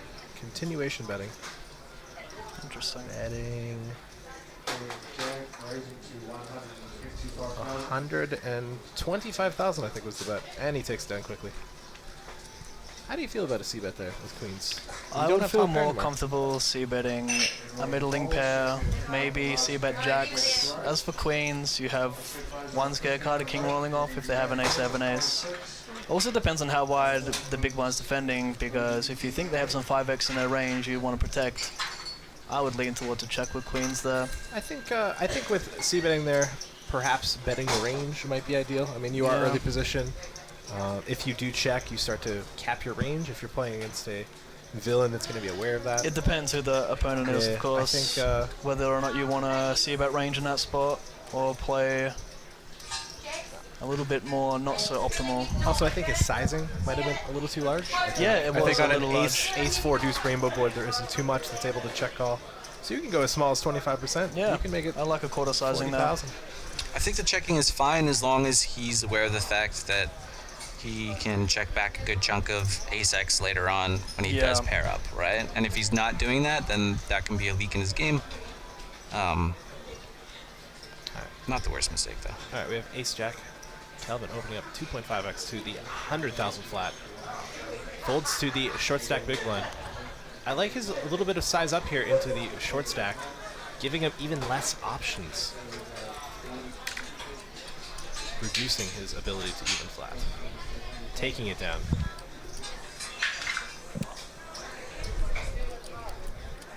Now, if you guys want to get a hold of us, aren't able to chat on Facebook or YouTube, you can hashtag WPT New Zealand on Twitter, and we'll be keeping an eye out for that. And yeah, so if you guys want to talk to us, there are three ways: through the Facebook chat on the WPT stream, on YouTube, or as well on Twitter, hashtag WPT New Zealand. And if you want to hit us up with a message on Twitter, you can hit me up at allinpav on Twitter. You boys want to plug your things as well? I would love to, but I just don't think the viewers at home are going to be able to spell IR Egyptian, considering it's spelled incorrectly. I love Can't you they guys. just search Patrick Tardif and it will come up? I think I can proudly say I'm the top search in Google if you type Patrick Tardif. Yes, mate. Yeah, I don't want to I brag. think I might be over there for the top Haristavoya, maybe. Are there a lot of Haristavoyas? You know what? There's one Eastern Europe? other, like I think in like 2008, 2007. Oh my goodness! Oh my goodness! The Godfather raising Oh 10 no. He couldn't help himself. He couldn't help himself, could he? Doyle Brunson-esque. What did I say? Doyle I'm warming up Brunson-esque. towards him. He's smiling because he's definitely gonna show it. See, that's interesting. Oh, he's smiling because he's gonna show it. I'm not sure you want to show it on the final table. If you're the Godfather and you have 10 deuce and you get it through, you gotta show it. Now it is the power suit as well, so he has been paying attention. I see only clubs on this screen. Yeah. That's all I see. Nove defending with the Jack 8. Am I saying it correctly? You guys corrected me at the beginning. Nove, correct. Nove. Oh my goodness, that's a flop for Nove. I believe 5 in a row is one of the strongest hands in the Texas Hold'em variant. He's gonna lead out. All right. And he bets pot. Now this is gonna be a very easy laydown for Jack. Jack goes from smiling to now realizing that he is no longer able to get a table 10 deuce proudly after raking in a pot. Only Doyle Brunson gets to win with 10 deuce.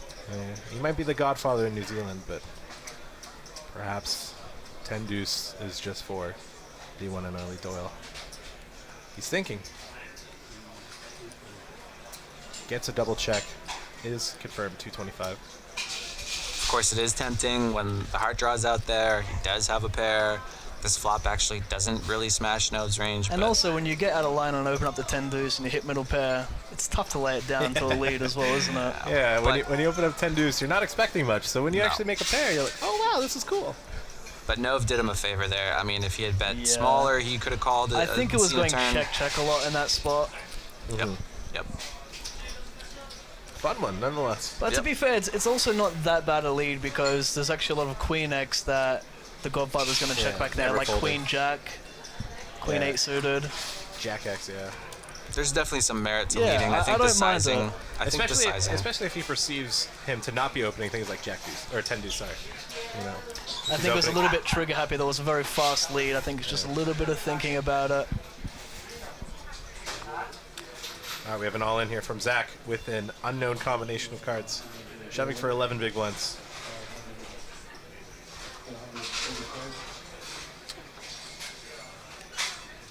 Perhaps he has pocket deuces. Nope. An ace of hearts. Good enough. Maybe he's only looked at one card. And he gets it through.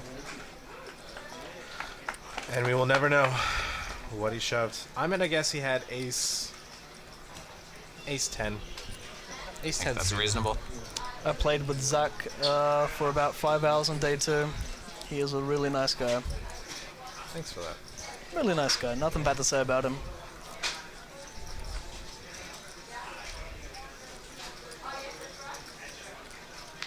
Staying alive, important.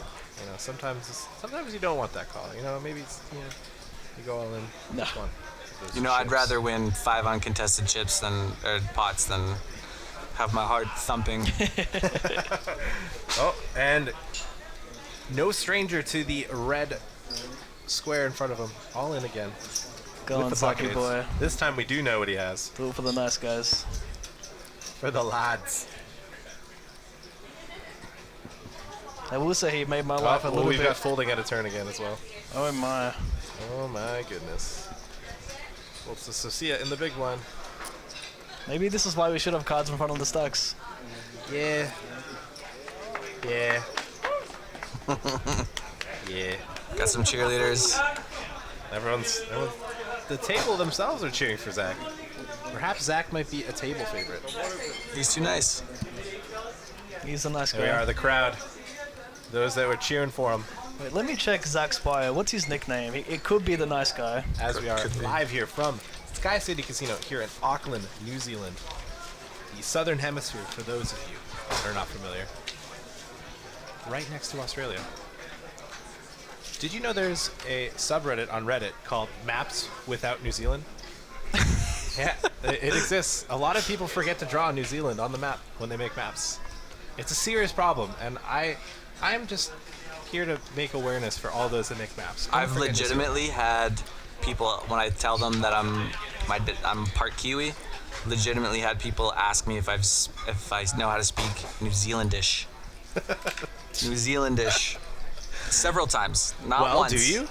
No, I do not know how to speak New Then Zealandish. are you really from New Zealand? Oh, Nick. This might be his favorite hand. I mean, he shoved pocket traps Yeah, before. found Maybe. a double. Maybe. No, he didn't find a double with that. Which one was it? He had Ace high, ace ace jack, jack, yeah. Maybe it's just the jack of spades. I think that's the card he's had twice. So jack. Shoving for 8 big blinds. And he takes it down. I can confirm Zach Metten does not have a nickname, and his hobbies consist of gambling, and his special talents consist of not gambling. Any superstitions? Fold aces pre. It's unlucky. Well, so far we have not seen him fold aces pre. So maybe he's not as disciplined as we might hope, but What do you do when you're not playing poker? He put a question mark. as if there's any other thing. I know, right? I wouldn't know. What a rude question. How dare they assume we have other hobbies?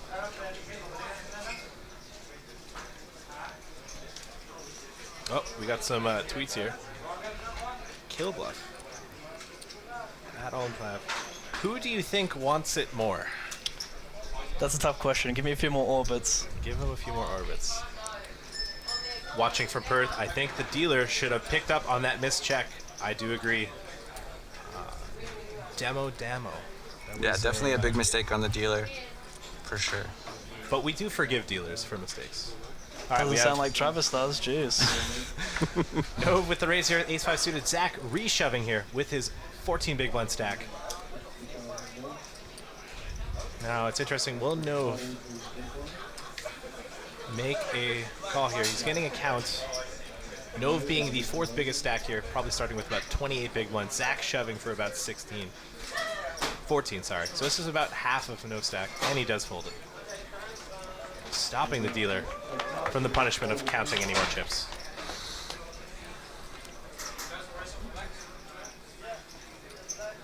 We have Kristen tweeting, "The Godfather doing his thing. All the best, Jacko. Bring it home, brother."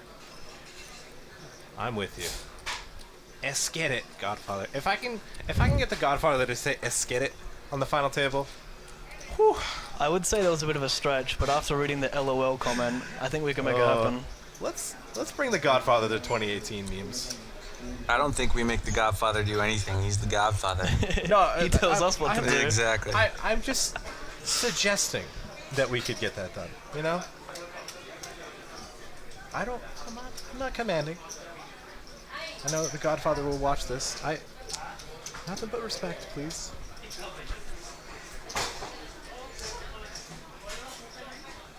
Nick thinking, ace-10 offsuit. Under the gun, I do believe he's got about 10 big blinds.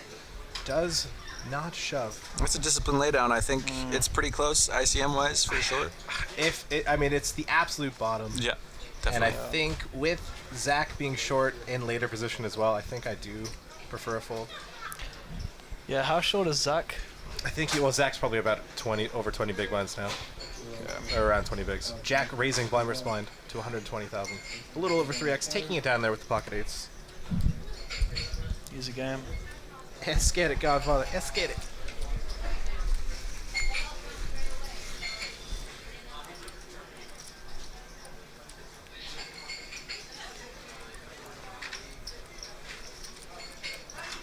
Just thinking about it, we could probably get rid of the sheets of the players that have been eliminated. Not that we don't care about adding Probably a good idea. anymore, but I apologize. You mean you don't want to continue talking about stacks that no longer exist? They're Come on people. now. They're people, Travis, all right? They're more than just their chip count. Well, of course. Daniel's the beard champ. Champion. He's much more than just a player. He's the beard champ.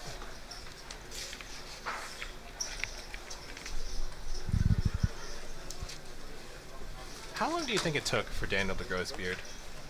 That was a good question. Took some work. That's a question I've asked some other people in the past. Took some work, I think. How old is he? Old enough to grow a beard. Early 30s?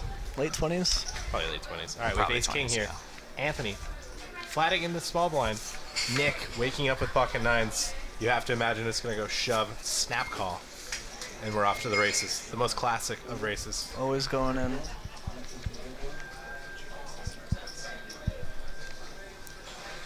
Nick, given a count, given a little bit of deliberation, and he checks back. Oh, wow. Just what I told you guys to expect. What is happening? A limp check. Flop comes. 3-3 queen, 2 hearts. I'm speechless right now. I don't... That was definitely the... Nick has 10 to 12 big ones, right? Yep. And he snap calls. So it looks like it was a bet of 40,000. So Anthony limps stabbing. Wow. Drilling the ace on the This turn. is so tough to lay down nines as well, because it's just like, how does Anthony ever have an ace here when he limps pre? A lot of his ace rag would just ship it in pre-flop. Yes, definitely. So this is just, how do you ever lay down nines here? You're just always calling it down. Yeah, I think Anthony's sizing down as well. I think he can save himself a lot of trouble by just jamming pre. I think even with some ICM implications here, he's the shortest stack. Yeah. So this is just a very, very clear shove. I love the limp from Anthony. I don't understand the check back from Nick, but I also don't see how he folds in this run out, because if you're going to check this, you're extremely under-repped here. The problem is his stack depth. There isn't really much room for him to level himself. When you call a I turn, are think you this ever is- laying down river when a heart doesn't roll off? If it bricks out like a 7 of spades? I think it really does depend on the river. I think a 10 he might be able to find a fold here. I'm not sure if Anthony limps King Jack though. It's a little bit different to Ace King. No, but I think there's enough overcards that Nick might be able to talk himself into it. If Nick's going to be checking back pre-flop here, he might just be trying to... Oh, and he shoves. I think we are going to see Nick fold here. I think if he's not going to shove pre-flop, he's not going to be wanting to put his tournament life on a marginal, or as he views as a marginal spot or a marginal hand. So I think, given what I'm going to assume is Nick's perception of this, I don't think he's going to end up heroing. I think he's going to make the laydown. I do think with Anthony's story though, he does limp stab, limp and then bet the flop. And his turn sizing on an ace, which should be a scare card for Nick, he ended up going smaller. I think typically if someone's going to try to wrap a bluff, they would go bigger, right? So if it's going to be value, it seems that he chose to go smaller. Depends what the river sizing was. Was it... No, so you just shoved. Was it just under pot? Yeah. If you're going to have a comfortable river sizing for pot in the river, then I don't mind the smaller turn sizing. The funny thing is, if he lays this down, like he just... It's always usually going all in pre here, so like it was the same result regardless, but if he lays it down, he just survives. It's amazing. As the internet kids say, he would get none of the EVPB. But nobody cares about that when you're playing for thousands of dollars. Everyone just cares about the real amount of big ones. And I guess what's going through Nick's mind right now is Anthony going to value shove a Queen X type hand? And how often is he just stabbing ace X on the flop? And I don't think it's unreasonable. He's got his ace king traps as we see. He also has some really some weaker aces, ace 3, which obviously nuts up on the turn, ace 4, ace 5, definitely will limp sometimes. Yeah. And we're sort of just seeing this incredibly uncomfortable spot here with nines that, I mean, you really do avoid when you just shove pre-flop. Like if you've got 9s, 8s, 7s, 6s, you just benefit way more just by shoving pre-flop. Yep. But you know, Anthony will limp 3-4 suited sometimes as well, 3-5 suited, those types of hands. So how often do people triple barrel bluff missed heart draws on these paired boards? I mean, you should sometimes, but I don't know if generally people do enough. And he does elect to make the laydown. He feels disappointed, but trust me, my friend, you did make the right laydown. He was very strong. Our crowd has no idea how big of a fold he made.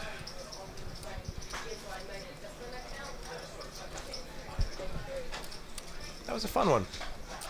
I always like it when pots don't go as you expect, because then you get to see things you don't normally see, and then you learn.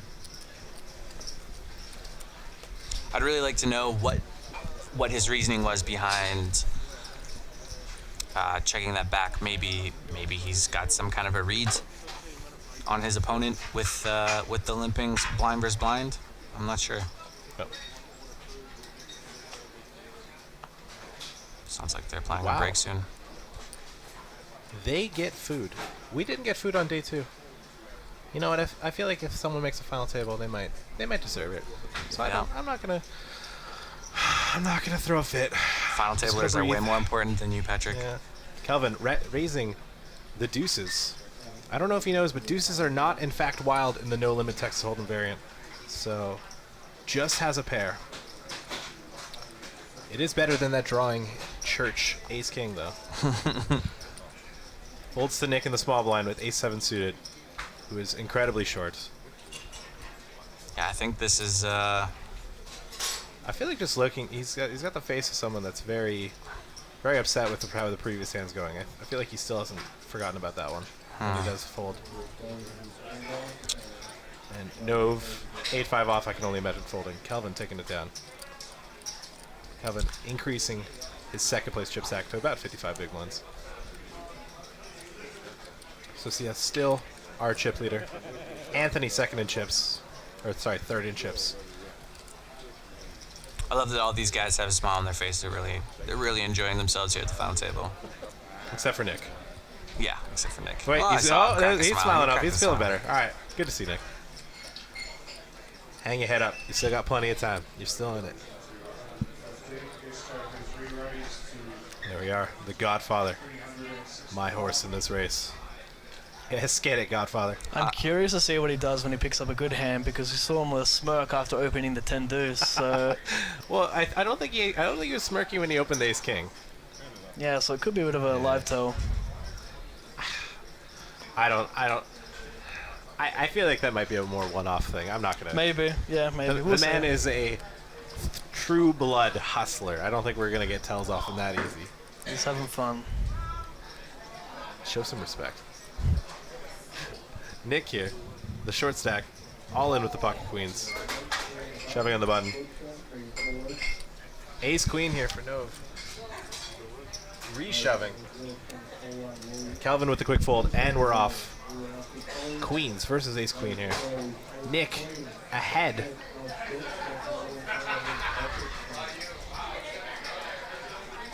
All in for tournament life here. The players standing up, watching in anticipation. Perhaps all secretly rooting for Nove here, because if he does indeed win, they get a page up. They make more money. Up. They were 10-3-8, rooting for an two ace right now. diamonds. No backdoor flush draws for Nove to add outs. Deuce is not going to do it. All it takes is that Barry Greenstein. Oh! The Barry Greenstein. Oops. Congratulations. Nick eliminated. Valiant effort here in 7th place, winning 25,200 New Zealand also, or as can be seen here, 17,595 US dollars. Nick battled hard, fought hard. Unfortunately, Queens, while being the third best hand pre-flop, could not do it for him today. Almost a 13x your investment, not too bad. Yeah, I think, and a fun way to do it as well. A fun way to 13 times your money. Good exposure. game, Nick. As we tried to zoom into him, but he was too good at hiding. Down to 6 here on this final table. The WPT New Zealand, the opening event here of the World Poker Tour Season 17. Now, the winner of this tournament will earn points for the WPT Asia Pacific Player of the Year. Here we are. Socia, chip leading with 68 big blinds. Calvin with 54, 2.1 million. Anthony with 1.4. Nove with 1.3. And then our shorties, I believe, were Oh my goodness, I didn't catch it. I'll in the future I'll catch the last half. Yeah, and you do look at the last half.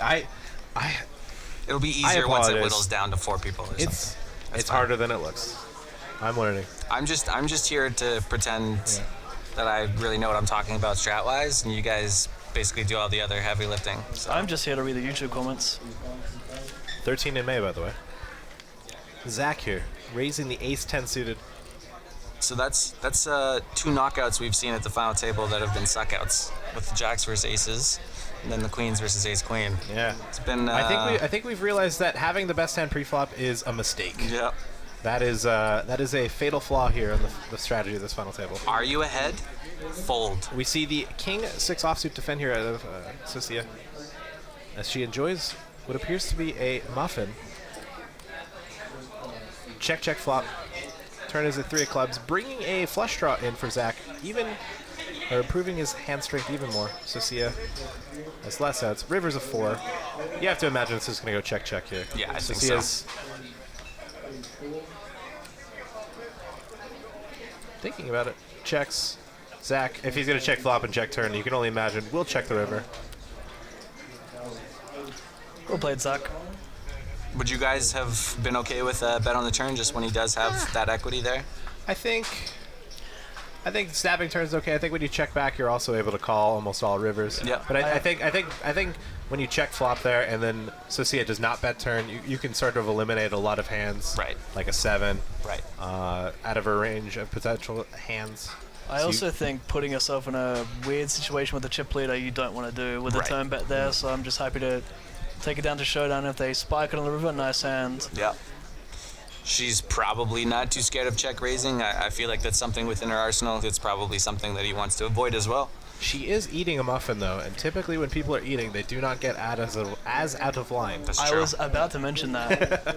Every time I get food at the table, I'm just fold, fold, fold. I'm not going to get a line here. Yeah. That is why I refuse to eat. Now, it does not, if you were to see me, you would not think I am someone that refuses to eat, but I do. I set myself up for that. I don't know why I said it. I didn't say anything. Let's rewind. I kept my mouth and shut. we've moved on to the next hand here. Patrick, I just want you to know I think you're very handsome. Stop. Let's save it for later. Okay. So see, shoving blind was fine here with the pocket 7s. What appeared to be an 8 and something else with the quick fold here from Zach. Chips up while enjoying the muffin. Getting those chips back, she just lost to Zach.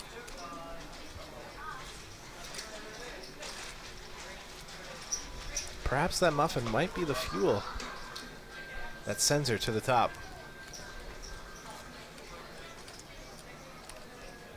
For those of you that like watching people eat. Right up your alley. Still hasn't cut from her. Not that this is a problem, but I feel like my joke kind of needed to pan away at an earlier stage. It just didn't.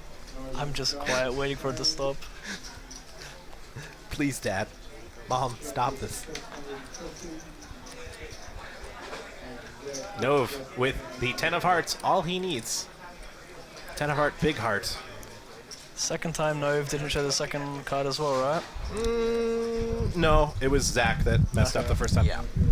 I think it's just a little bit of a malfunction with the RFID. No, it's usually it's they haven't correctly placed it on. Oh, I see. Yeah, I got so you. Okay. You gotta lay it down flat. Gotcha. And raise and take it there. It's almost always the player's fault, to be honest. We'll always blame the players. 'Cause the staff here is wonderful. Right. I forgot about that part. Yeah, so yeah, I am actually a seasoned professional at RFID tables. I've played at one particular one. As we see Jack here, the Godfather, sitting with 630,000 chips. That looks like a New Zealand. Travis, could you translate what did he just do there? I think he was flipping the bird to all of his opponents, but that wasn't what I expected you to tell me. That's I think that's what that looks like. All right. Getting a round of applause for the translation from our resident Kiwi, Travis. I assume the floor probably needled. Hopefully that all-in call was not binding by Jack. So see ya with the ace-10. Mountain of chips here. Perhaps she's thinking, I wonder what they put in this muffin. Do you think it's like a cup of blueberries, maybe a cup and a half? What's the recipe? Raisoning here with the ace-10. Is she going to try the bran muffin next? Oh, are we still talking about the muffin, Patrick? I wasn't. No. Raisin, take it here. First, Lucia. Easy skins. Jeez, things are going well for her.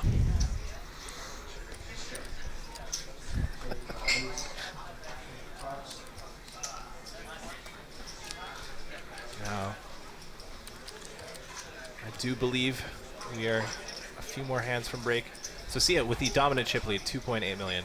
Kelvin with 2.1 million. Nav and Anthony sitting around the same, 34 big ones, 1.3, 1.4 million. Zach and Jack are short stacks. Jack being the shortest with 15 big, 600,000. And Zach having a little bit more, 700,000. Bam! I got them all. Well done. Oh my goodness. Oh, that feels good.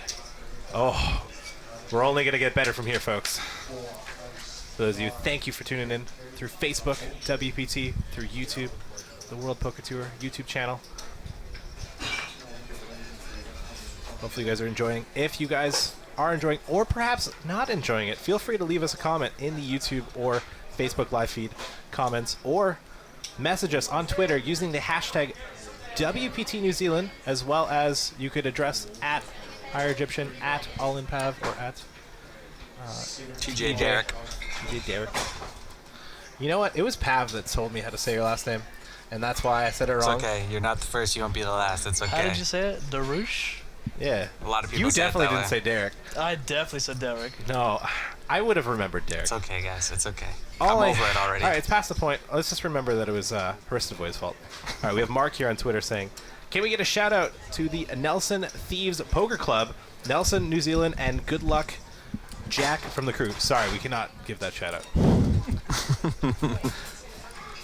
I've been to Nelson. It's a nice little town. Is it? Yeah. Down Is it South nearby? Island. Is It's it in the South Island. South Island. If I'm thinking of the right place. Let me double check The that. Nelson Thieves Poker Club.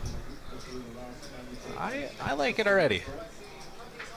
Looks like this is the last hand before break. Jack getting pocket fives here.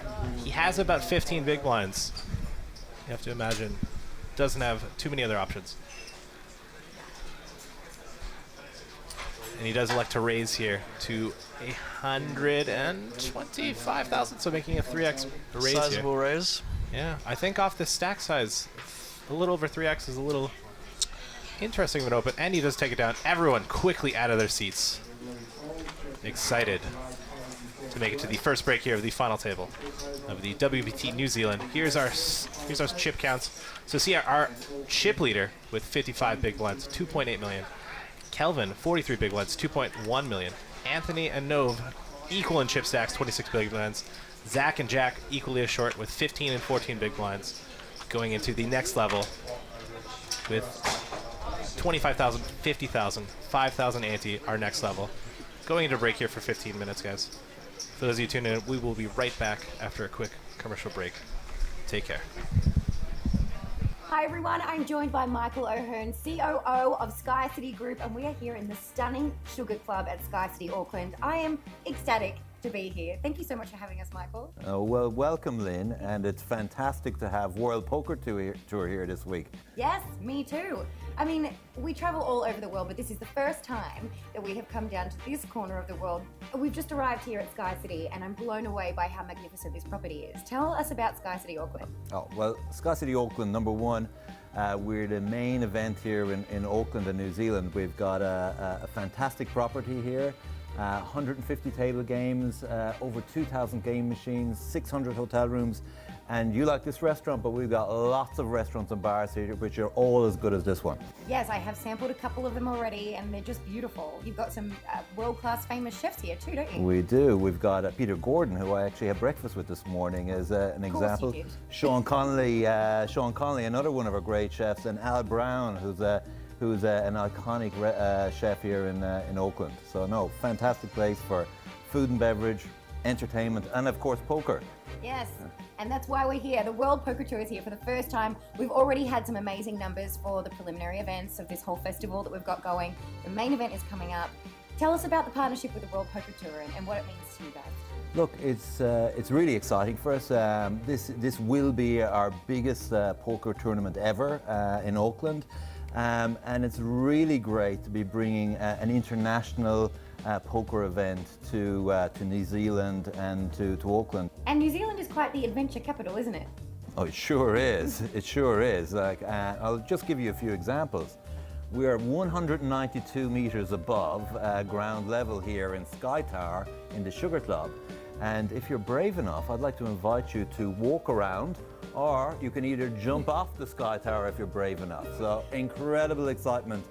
And I actually hear that the bubble person in the main event gets to jump off the side of It's the a very special experience, unique to Auckland. Yeah, the bubble boy gets to actually to jump off. I think we're actually throwing him off Sky Tower. Very unique experience. What sets Sky City Auckland apart from other casinos? Well, there's plenty. Number one, look at the location we're in. An absolutely stunning location here in New Zealand, in Auckland. One of the things that's really impressed me here is the hospitality and the service and the experience, the Kiwi hospitality our team bring to the table. And I think our poker guests and our poker players will actually get to experience that week.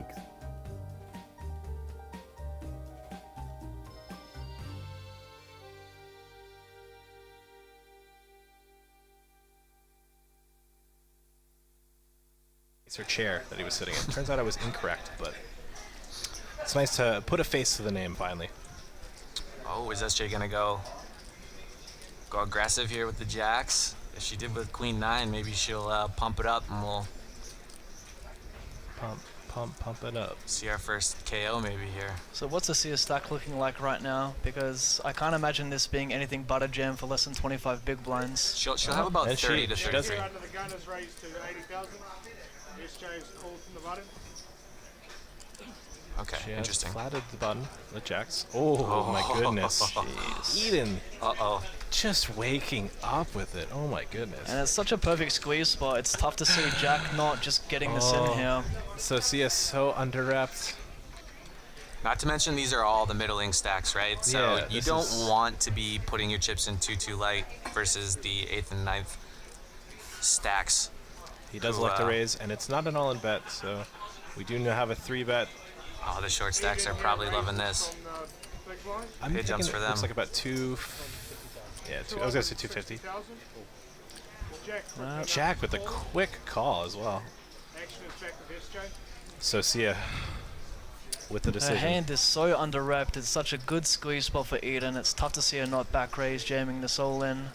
It's really tough. I wouldn't blame her either. I almost think that might be the only option, especially Yeah. with Jack just flatting here. You can't imagine. Extremely under-wrapped. I mean, she must be thinking, what does Jack have here? Yeah. And it leaves them all fairly close to a pot-sized bet on the flop, so there's not a lot of maneuverability to play further streets. Yeah. Makes things a little bit more dicey as well, so... There's almost no playability for her when she doesn't have the aggressive lead here. If she were to flat. So you'd have to think the options would be to shove or potentially hero fold, which... This is a really nasty spot. Yeah. Once again, this might be another spot where having some history with the other players might come into play. Is he capable of making light 3-bets off of this stack depth? 27 blinds. I like the flat pre as well. I think it's Yeah. kind of good, yeah. I think this might be one of those times where the deck just deals you a game over. Will she be able to find...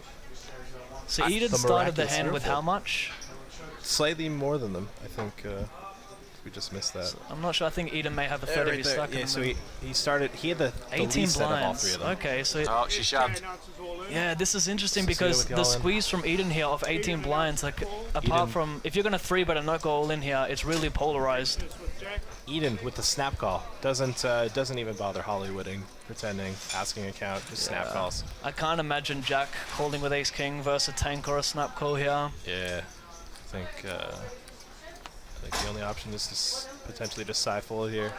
By the way, something we didn't mention as well, like Jack very legitimately could have shoved himself against Eden's squeeze. I don't think it would have been all that bad with ace king off. Pretty close for sure. No, definitely. I think if I was in Jack's spot, I would have.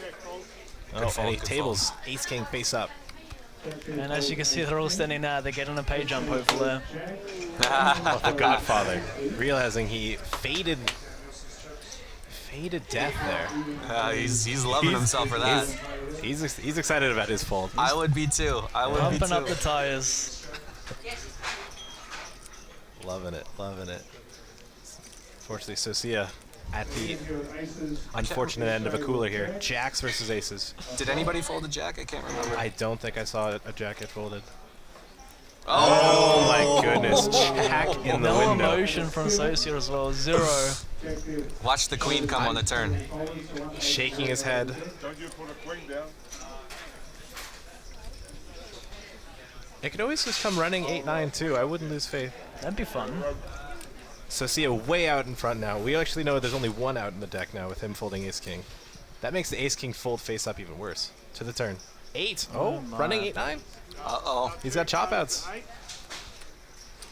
I would be cheering for a 9 if I was Eden right now. I wouldn't go greedy for the 1 out. I'd ask for the 2. Socia correctly asking for a deuce. 1 card to come. I need ace now to save Eden. And it's a 6. Very nice. Socia at the tail end of the cooler there, but able to stave off elimination there with a 2-outer. And as they count the chips, they're going to see that she had, slightly more than Eden. We might have our first elimination of the final table. That's a brutal way to bust. Yeah. GG, Eden. Drink the rest of that beer. Easy fold, but still, you know, every decision is important at this final table, Exactly. right? Always want to take your time. Daniel, ace-jack suited here. Sitting in around, I believe it was 16 or 17 big blinds. Makes the call. Interesting. Once again, maybe it's a flat that he decided to make because this is Zach's first time playing a hand at this final table. Might be better to shove. It's going to be close. All right, and a call here out of Kelvin with the pocket 8s. We might be seeing a multi-way flop. Interesting, we've actually seen 2 kings get folded here, so we know Zach has no top setouts. So if someone hits an 8 or an ace, he is going to be drawing virtually dead. The flop comes queen 8.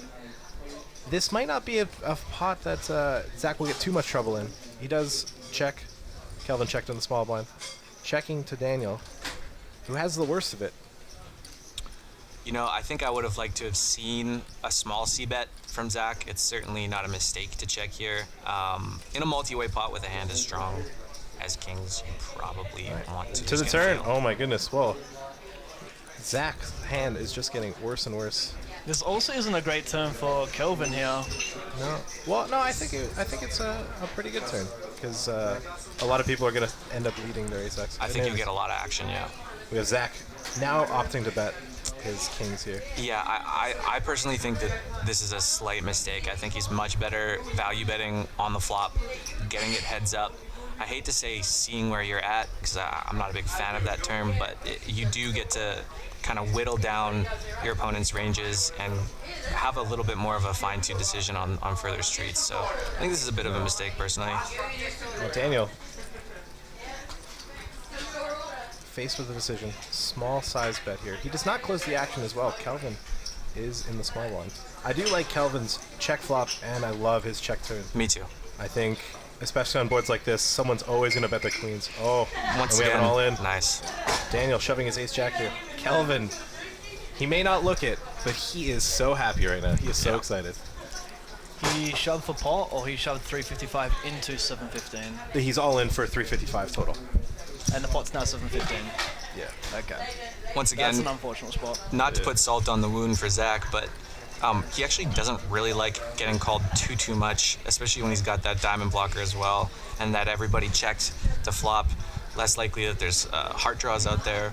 And the thing is, like, Zach should take the same line here with hands like Ace Queen and Ace King and Ace Jack himself, so it's unlikely he gets called by worse. All right, and we have the call here by Kelvin. It was a question for Kelvin there, whether or not, and Zach realizing now he is clearly the worst hand. This question is Kelvin was going to raise or call. Daniel getting the bad news here, finding out he needs just an ace or a queen. Will he hit his 4-outer? I think we might have saw one queen fold. Can he get there? I think I saw an ace fold pre. I'm not sure. Or the red wine. Oh. No, he does not get there. And we have our 8th place finisher here, Daniel. GG Daniel. He is scoring 21,240 New Zealand dollars.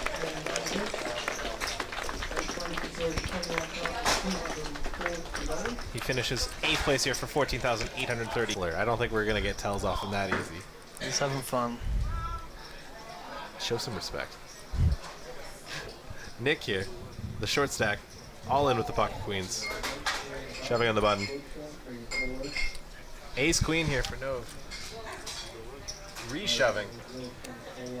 Kelvin with the quick fold, and we're off. Queens versus ace queen here. Nick ahead.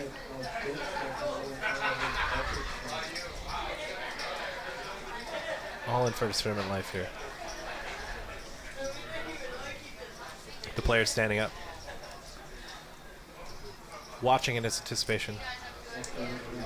Perhaps all secretly rooting for Nove here, because if he does indeed win, they get a page up. They make more money.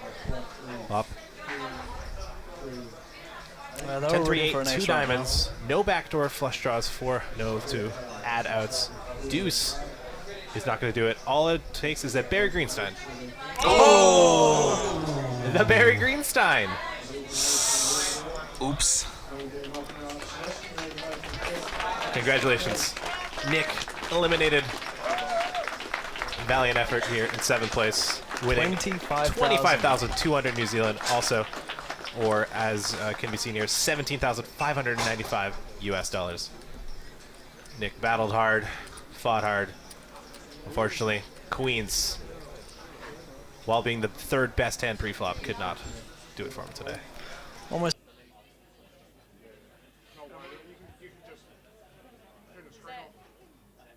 So what's, oh, you're going to move this one? I've got a problem with the RFID over there. So you're moving here? Yep, and this is yours. And Calvin's going to do it. Yeah, of course, bro. Get yourself 30 seconds, round of empires. So Calvin, it's just been an issue with the RFID on this one. So you're just going to move this. Oh, yeah. Welcome back, mate.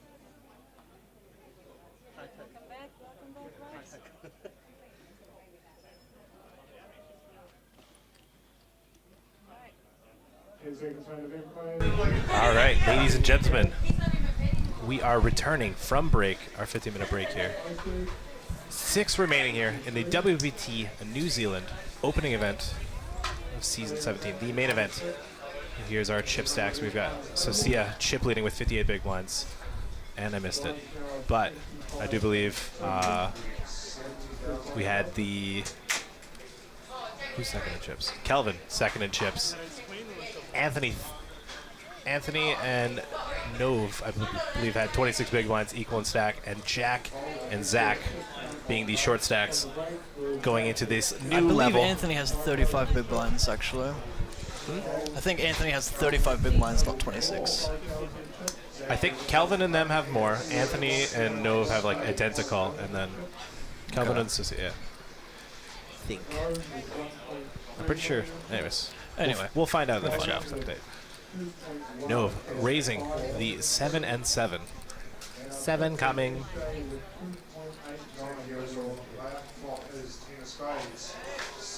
Told Socia defending, which is unfortunately going to not be doing so well. 7-6 offsuit versus pocket 7s. 2 players to the flop. Heads up. Flop comes Queen, Jack, 10.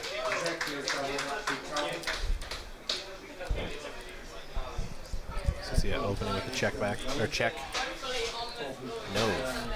Faced with the decision here.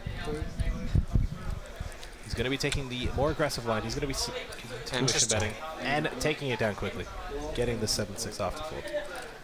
Pav, how do you feel about the 7 c-bet there on the queen and jack 10? I like it if you're planning to bet the turn a lot, depending on the turn, of course, but generally I'd check back that hand unless I'm planning to fire 2 or 3 times. Yeah, definitely a board that will probably be stronger for... Definitely Main's range. favors the c-better's range. Yes. And But- she will check fold a lot when on the turn when she check calls the flop. So if that's, you know, something that he's planning on doing, then probably okay. Definitely aggro. I don't think I have the heart to do it. I think it's fine to go either way on that board thinking about it. Both options, seemingly fair. Godfather, Jack, with the jack and 7.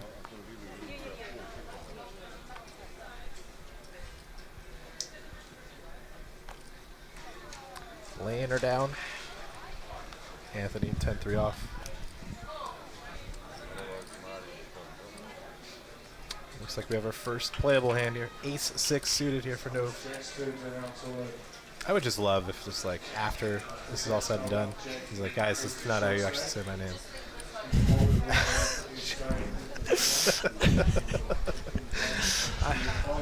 Yes, like if he wins this and he just goes on to have to, oh, I'm gonna watch this and see where it went. Just 7 hours straight. Gonna of- be something like, I forgot to put an O, it's Nuve. Anyways, raising to 115,000. 2.3 BBs for the internet kids watching at home. Perhaps it's past your bedtime for those North Americans. The world doesn't revolve around you, North America. So Sia with the ace-4 offsuit. Oh, she's getting saucy.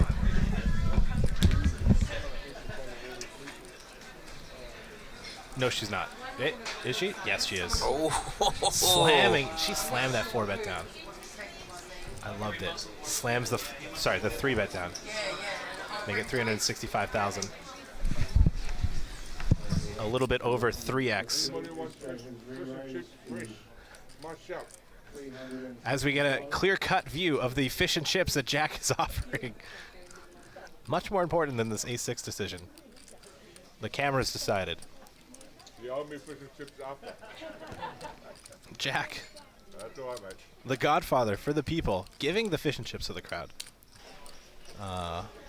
Back to the hand, though. Fish and chips aside. Nove with a fishy decision. Facing a... I can't think of any fish puns. Someone help, but... I'm bad with puns, not happening. I want to make this a very clean and boring final table. Grow up. Will he find...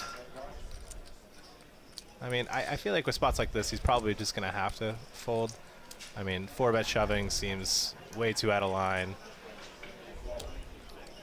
And calling, you really don't have too many chips facing the chip lead to really sort of play too many spots post-flop. There's not a lot of flops that you're happy with, even if it is ace-high. You are going to be outkicked a lot of the time. So Sia correctly realizing that her opponent is not able to battle as much, gets the 3-bet through. Yeah, I think that's a great 3-bet by, pardon me, by SJ.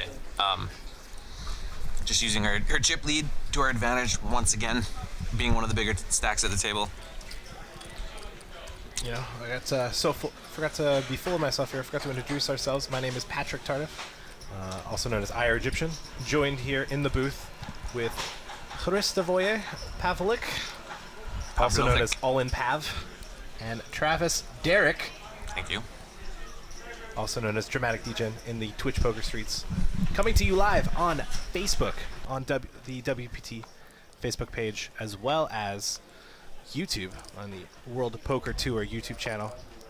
If you guys want to reach out to us, let us know how we're doing, comment, join the discussion here on Facebook, on YouTube, or hashtag WPT New Zealand. Get involved, guys.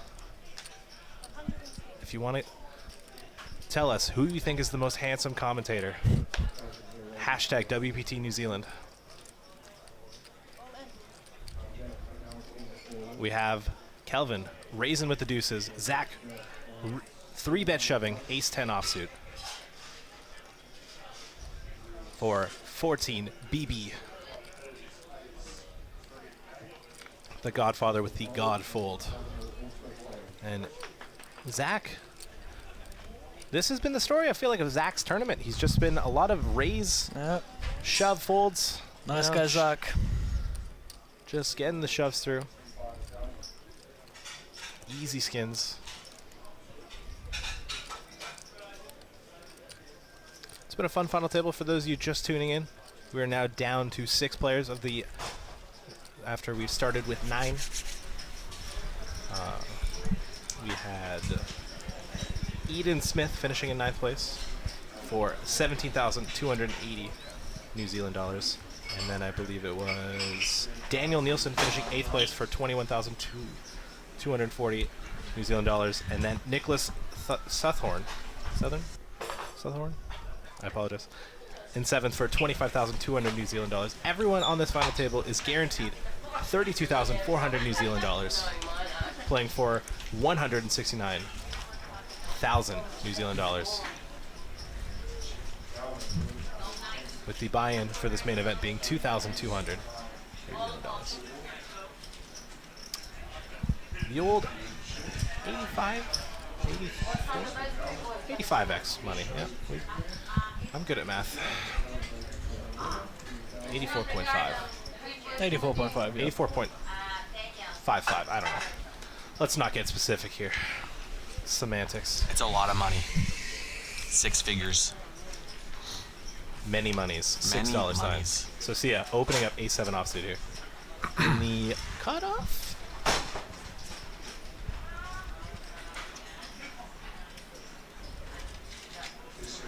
Jack with what appears to be a decision here because he has not put it on the RFID. And the Godfather with the laydown. We'll never know how good the fold is or bad. We'll just have to assume it was right. It's always right with the Godfather. Yeah.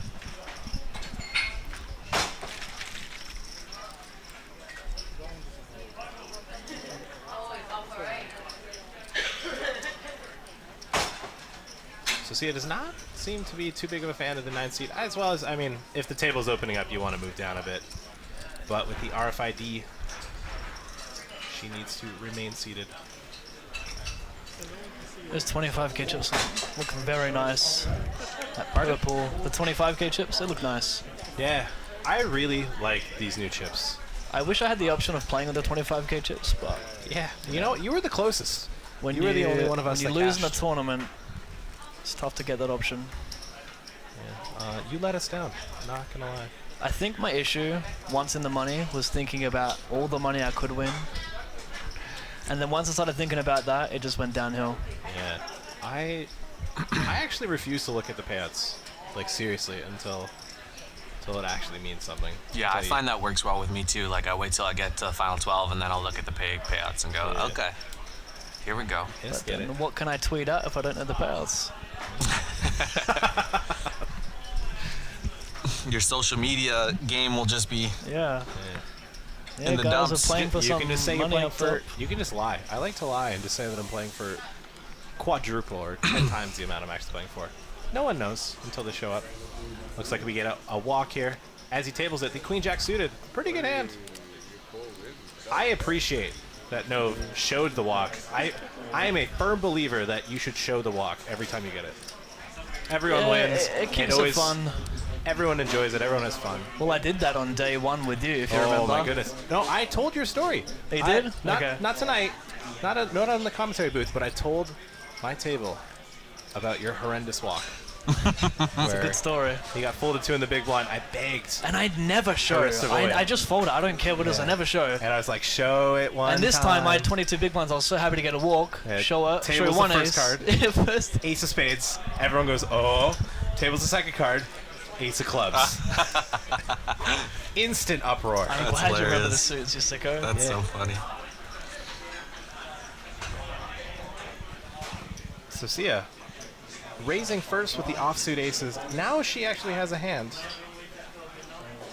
With her, we have had the chat confirm it is a cat on top of her stack, not a sheep. For those of you that were on the edge of their seat, did not hear. It is a cat. Yes, yes.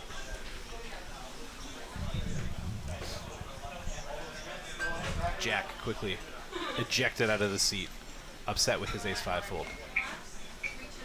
Probably not the case, but looks like he just wanted to put a jacket on. Maybe it's a little chilly here. Oh, this could be interesting. Sky City Casino here in Auckland, New Zealand. I bet the temperature's actually really good, honestly, in that wonderfully ran casino and room. No, defending the pocket sixes. We got a pair-on-pair battle here. Here comes the flop. Ace 9-4 two-spade flop. Neither player holding either spade. This is a first versus third chip stack battle. Check, check, flop. Turn comes a king. You have to think after they check back flop, we'll probably go check, check on the turn. I like to lie and pretend like that's going to happen. This is interesting. No, with the lead here.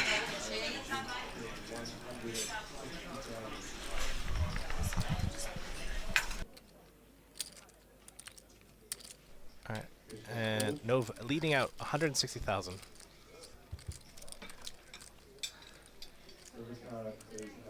Socia finding the call here. River king. Now Nova elected to turn his pocket sixes into a bluff here on the turn. Will he continue on the river? Will he continue the story?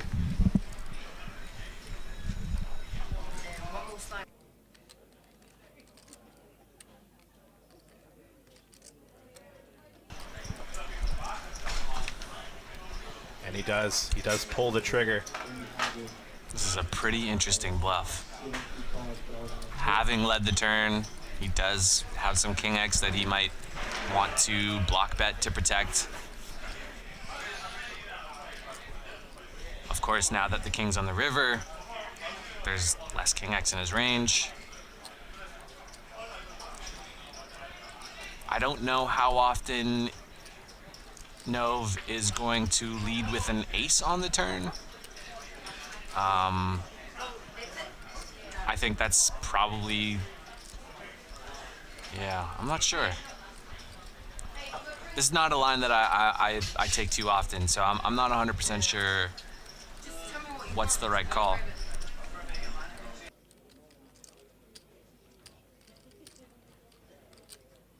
It's definitely put Socia in a very tough spot here, and she does have to lay it down.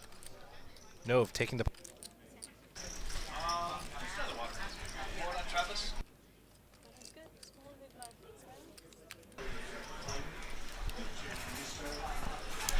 Interesting bluff. Very interesting bluff. Yeah, it appears Nove sensed a bit of weakness. Probably didn't think that Socia would check back an ace on the flop and decided, hey, gimme, gimme. Yeah, very unconventional. Worked out. Be very interesting to see what he does on like a 10 river, 9 river. Might even be better bluff cards, to be honest.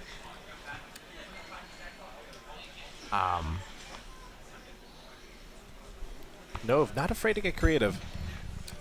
Not afraid to get aggressive, which is very important. I think in poker, fortune usually favors the more aggressive player. Even if you are less experienced in the tournament poker world, if you opt to choose the most aggressive line, usually, or sometimes you do get rewarded a little bit more than being passive, waiting for better hands. Sometimes you just need to recognize if your opponent's weak, you just gotta go for it. Nove opening up the pocket eights now, continuing the pocket pair trend. And we have Calvin with pocket threes. Bit of a decision here in the small blind. Does elect to do the calling option. So see it with ace-7 in the big blind. Peeling. We're going 3 ways to a flop here. The I believe 3 biggest stacks in the tournament. Going head to head to head. Flop is ace high, ace 10-4, rainbow. So see a way out in front here with her ace. Calvin starting with the check. Socia checking as well. Checking to the initial aggressor, Nove, with his pocket eights. Now the way I feel like he played with the sixes, I am not surprised and was expecting a bet here. It's interesting that he's taken this kind of this change in strategy given that last hand when he had King Queen on the, what was it, Ace King X with 2 hearts, and he checked it back really fast, then bet turn and snap check the river. And now he's c-betting a lot of his third pairs, his second pairs on dry boards where he's not going to get a lot of calls. Maybe he realized that hand was a bit of a mistake and he's changing gears a little bit and trying to gain some momentum here at the final table. It is a better flop for him for sure. And he does elect to bet. Socia with the call. Pot bloating here. Now the question is, does he have intentions of turning his eights into a bluff? Was he value betting the flop? Okay. Turn goes check, check. River is a jack. Socia with the check mark, 100%. But she does need to get to showdown in order to win. She's check called the flop. Check, check the turn. Does she want to go for value here on the river? She chooses not to. No, decides to see showdown. And the A7 will be taking it down here. A nice hefty 14 big blind, 700,000 chip pot. The rich get richer here at the WT New Zealand.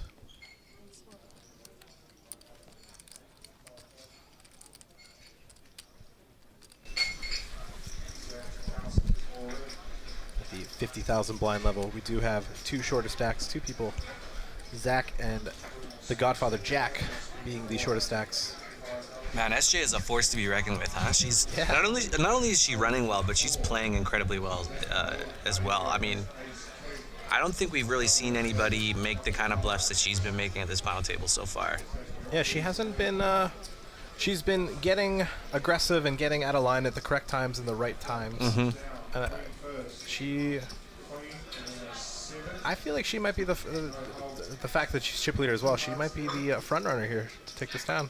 She's not my favorite though. The Godfather, definitely my favorite, but hard to root it's against hard. the Godfather. It's kind of hard to top a man nicknamed the Godfather.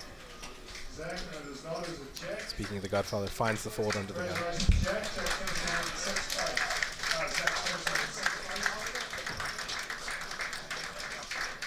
Folds to Nove. Correction, folds to Socia. With 6-3 off and elects to give Zach the walk. Congratulations, Zach. You are the brand new winner of a walk. He didn't show it. Oh my goodness. Didn't show the walk. Where's the respect these days? These kids, these punk kids not showing walks. We'll give, hopefully there'll be another opportunity for him to redeem himself here.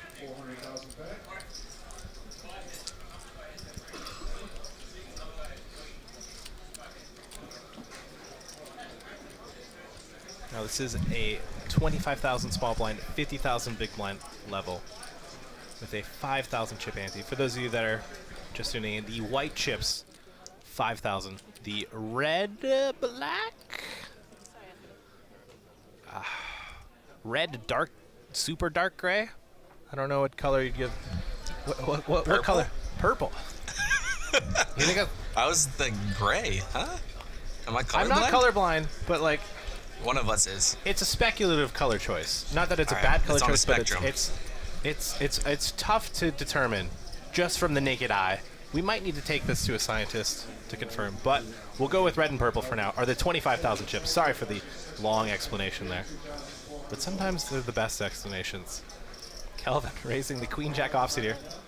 Jack quickly going all in with the pocket eights, and I have to figure queen jack offsuit might be too weak of a hand to find a call here versus an all-in bet. We see here it is going to be a flip.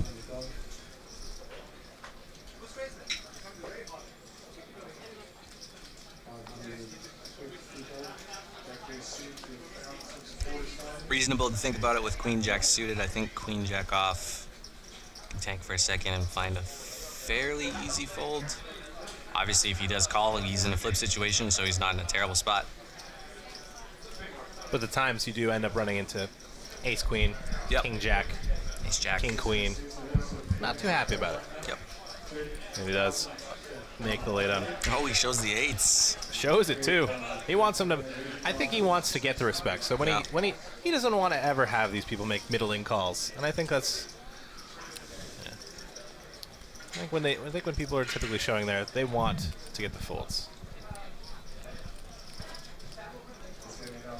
Quickly peeking at Twitter here. Pentatragic says, have to make a shout out to my man Anthony Inns, going strong on the final table of the first WPT New Zealand main event, 32K guaranteed with 170K for first. Yes, your man. Battling hard here. Happy days. You all right there, Nove? Nove looking a little bored. 170K on the line, buddy. Needs a cup of coffee.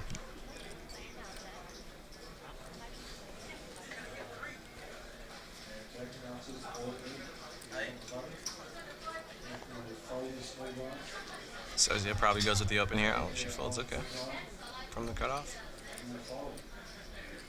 Surprising given her style so far, but maybe she just wants to slow down a little bit. Jack, I expect to limp a raise. That looks like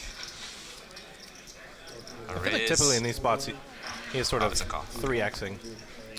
No, he definitely raised. He put a lot of chips in. He Yeah, definitely that's raised. what I thought. So Okay. he made it 3.5x. Good raise sizing too. Anthony will most certainly call this and take this to the flop. I'm looking forward to some post-flop action here. Jack and Anthony. 10-9 suited, such a strong hand because it can have so many good flops. And he does call to the flop. Slightly behind the queen nine.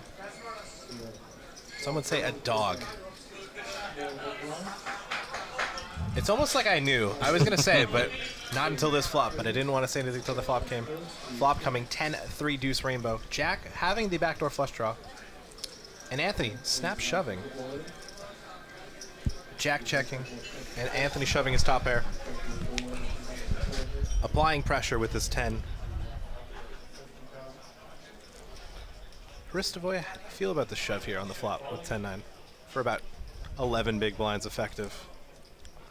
I prefer a bet call. Smaller bet, it's a super dry board. What kind of sizing would you go for? I'd go for like 1/4 sizing here. 25%.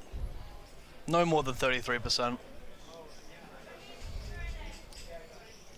Now, if you're Jack here, you probably just can't be calling here. You got queen high. No. Your opponent could have, you know, sometimes maybe 4-5. But even if they've got a 3 or a 2, you know, things just aren't looking too good. And Jack does elect to make the fold. Anthony picks up a decent size pot. The interesting thing about that sizing in a flop is it's tough to call with anything but a pair. Right. Would you even like ace-5 suited there, you know? Right, and when you bet that small sizing, if you had gone 25%, 30%, you do give your opponent just a little bit more room to find some bluffs. Go for a light check raise jam if he thinks he's gonna get the big blind to fold enough. Awkward spots, without a doubt, to deal with when you're short stacked. Yeah, I guess it says a bit about Anthony as well, not looking to see turns there, wants to just take it down on a flop, avoid any awkward spots. Right.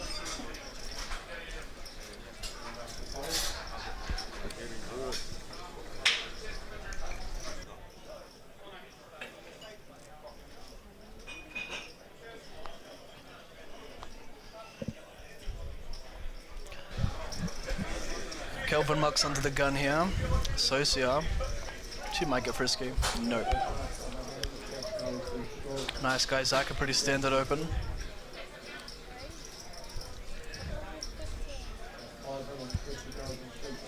What does he make it? 115, so a little bit over 2.1.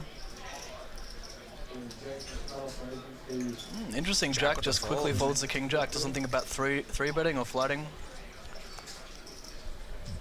He's got the reads. Something we expected as well once he shoved and showed the eights. Patrick alluded to someone who shoves their and shows it, doesn't really want to play any pots, just wants to take it down. So, not surprising seeing the King Jack fold because of that. Nove, pretty standard defense here.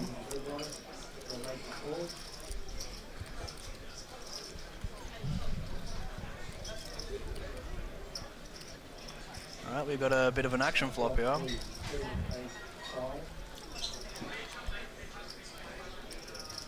Interested to see Zach sizing here. I think what makes this even more action is, Nove is willing to get aggressive.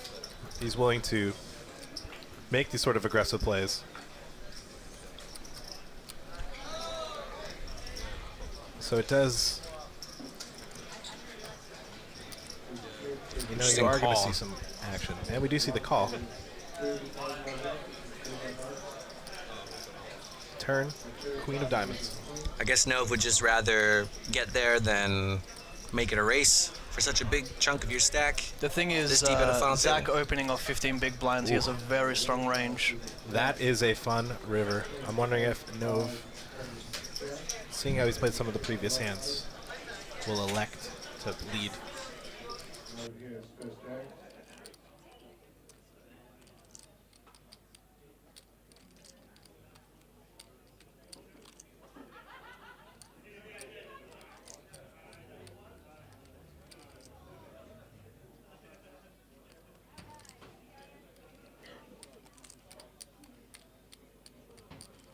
Will be at 355,000.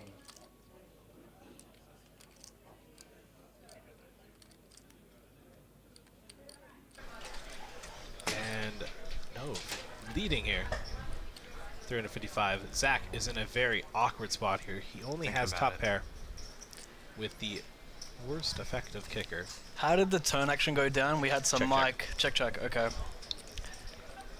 I would have liked to see a bet there from Zach.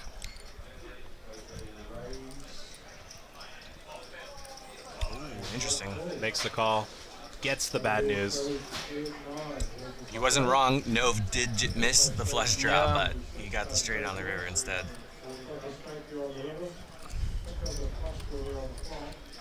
I mean, seeing how aggressive Nove is, seeing some of the plays he makes, I would not fault him for wanting to make the call there. I wouldn't mind the bet fold on the turn there from Zach. That now cripples Zach down to just 6 big blinds. But if we know one thing about Zach, he's really good at going all in and having no one call. He's also really nice. Sometimes plays a factor. I mean, I wouldn't want to 3-bet a nice guy. Actually, I would. And we know that nice guys cannot indeed finish last because there were 360 runners in this tournament, and he is one of 6 remaining. There goes that theory. Take that, bad guys. Jeremy asks on Facebook, did you play the main event, Pav? I did. Myself, Patrick, and Henry played the main event. Only one of us cashed. Guess who it was? We're not going to say who cashed. You know what? I'll give you a hint. It's the one who wants it more. Wow. Wow. Really dropping. That was poetic. You're welcome. You know what? It's okay. It's not a competition. Zach all in with a 7 of spades and what I'm going to assume is probably an ace. I'm going to assume he has a7 suited. Yeah. Or pocket 7s. And Kelvin with a quick call with... That cannot be 8-4 off. He had to call 5 big blinds. He may have called any 2 though. Interesting shot from Zach. Yeah, 7-6 suited, and he's actually flipping. Slightly ahead. There are some chop opportunities here. About 4% of the time. It was a call with 8-5 off. Oh, it's an action one. 10-6-4, 1 spade. Go on, Zach. Kelvin needing an 8 or 4 to improve. King not going to do it. Just an 8 or a 4. Not going to do it. Zach with the double up. Chip and a chair. Chip and a chair. Kelvin Must have felt it was an NA2 spot. Player shoves for 5 bigs, can't really fold. Are you calling NA2 there, Pav? No.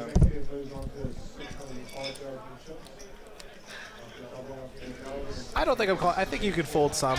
I think 8-4 suited call. I think 7-3 suited call. I think 8-4 off. Just enough to fold. It's super I borderline. mean, if you're folding 8-4, then I guess we're folding 8-9 offsuit as well. No. You know, like. No, we're definitely not folding. If you think you have decent equity in that spot, if you think you have live cards, then I guess.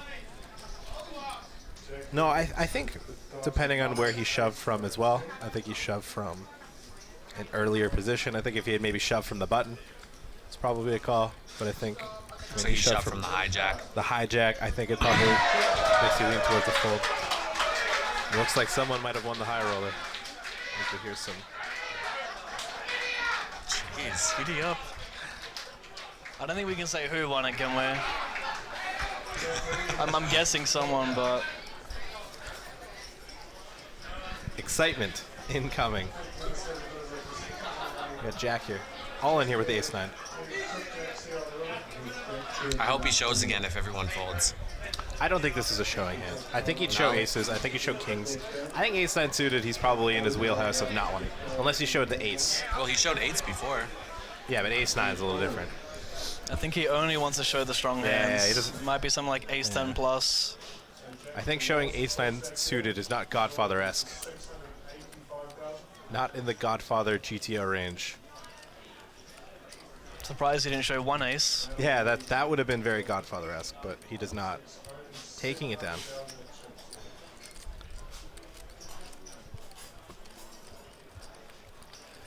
El Appeal on Facebook says he should stop showing. What are your guys' thoughts on showing in general? I think it depends. I mean, it's not like, I don't know, if you're playing against someone like David Peters or like Fedor Holes or some sort of GOAT where like just the slightest bit of information is going to help them drastically. Yeah. I don't know. If it's like a standard spot, yeah, it can't hurt. Sometimes player dependent as well. Let's say you do make that one huge bluff versus the player and he lays it down. You show it and you evoke some perhaps negative emotion out of them that'll affect their play in the future, right? Perhaps tilt would be the word. Thanks. Perhaps you could put them on tilt. Yeah. I'm not familiar with that word. I've never done that before, so I'm Pillar unaware. of excellence. Well, Travis Derrick. I got a steady hand, man. Can't be broke, can't be shot. I just realized I can't sing the rest of that lyric of that song. Looks like someone's calling SJ out for, she asked for a chip count. Which you can't do. You can ask how much do you have, and he can say, this many, and to look at the stack. Unless he goes all in, he is not obligated. And he's got an interesting spot here. Queen 8 off is pretty borderline. I think Nove called her out saying that she's not allowed to ask an opposing player that question, which is obviously incorrect. Yeah, no, you're definitely allowed to ask how much you got. Yeah. But unless the chips are all wagered, the exact count is not going to be given to you. 10-4 suited shove does get through. That's the first real ICM pressure spot we've seen. We saw the Queen 9 of clubs. The Queen 10 shove as well. So looking two, here, not over many. 3 million in chips. 35% of the chips in play. My goodness. That's a lot of chips. That's a meme that only one person in the world will get. And I'm glad it's not me. Yeah, I'm not no familiar. one.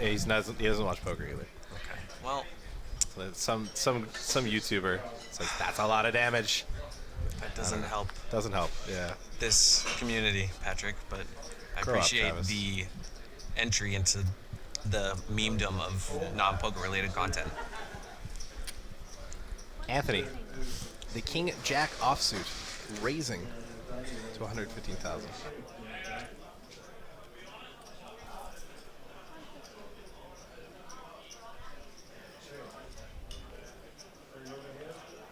Kelvin, with an interesting spot here, with the pocket fives, I'd like to see a call. And we do see the call.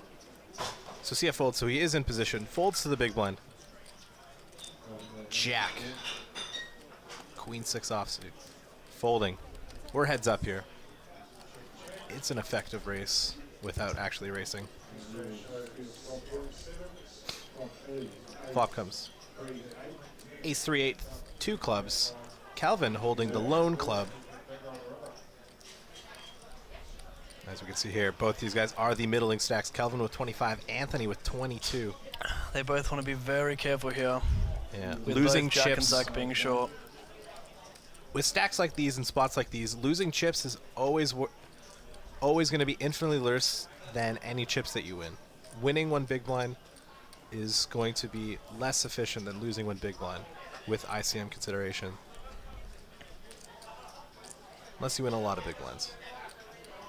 George is on a 30-minute delay right now.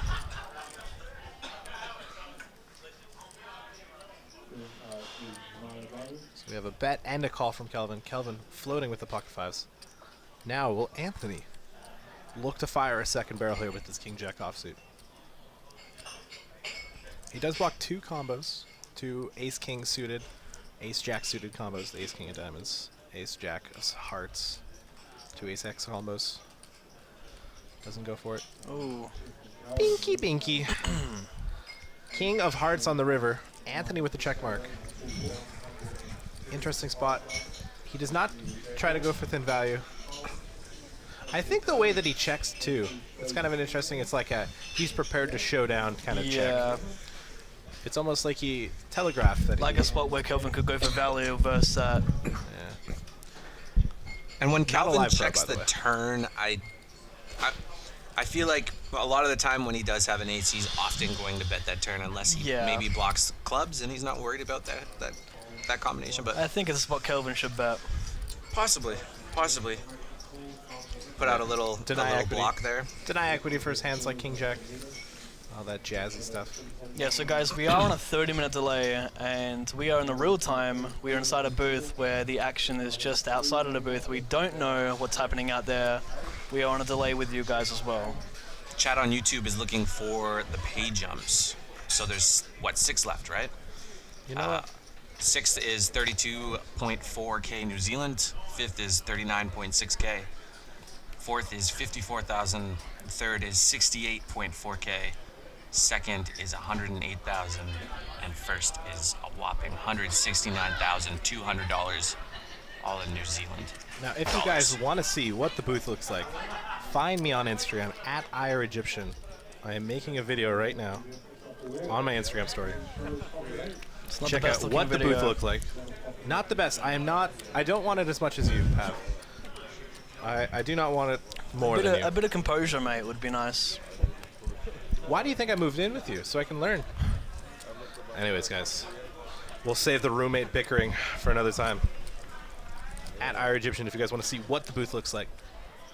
If you guys want to comment to us, feel free to on the WPT live stream on Facebook and on YouTube, as well as hashtag WPT New Zealand on Twitter.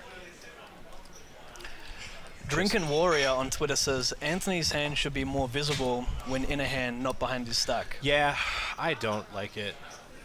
I love you, Anthony. Not really, but That's I hashtag don't have a problem. WPT New Zealand if you guys want to tweet out to us. Good point. I really do think it should be in front of the stack. I think it's something that no one's had a problem with yet enough to complain about, but I think if I was at the table, I'm a bit of a stickler. So see it raising with the King 10 offsuit.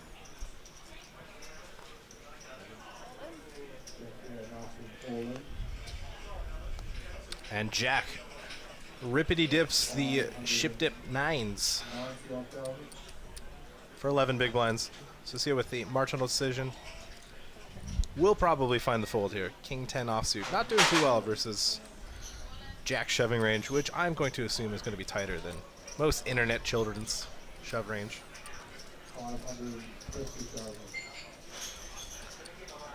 She's doing a great job as a chip leader overall, being pretty loose aggressive, stealing lots of small pots, maintaining that chip lead. Of course, with that position comes people playing back at you a little bit, so She hasn't put a foot wrong this No, table. I she mean, really you know, hasn't. she was unfortunate with the he jacks. showed the He nines. showed. That's in the wheelhouse of the show. Well I done, don't think sir. he's showing deuces there, though. I love it so much. Just, it's so much more fun when you can see the cards. You know what? If I could see everyone's cards, I'd be a world champion. One day. That might be a stretch. Or I might be the cause of Black Friday. You never know. Don't joke about that. It's hard to make a joke without name dropping.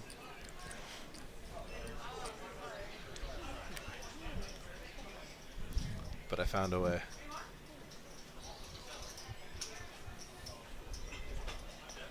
Socia, going to continue the aggression.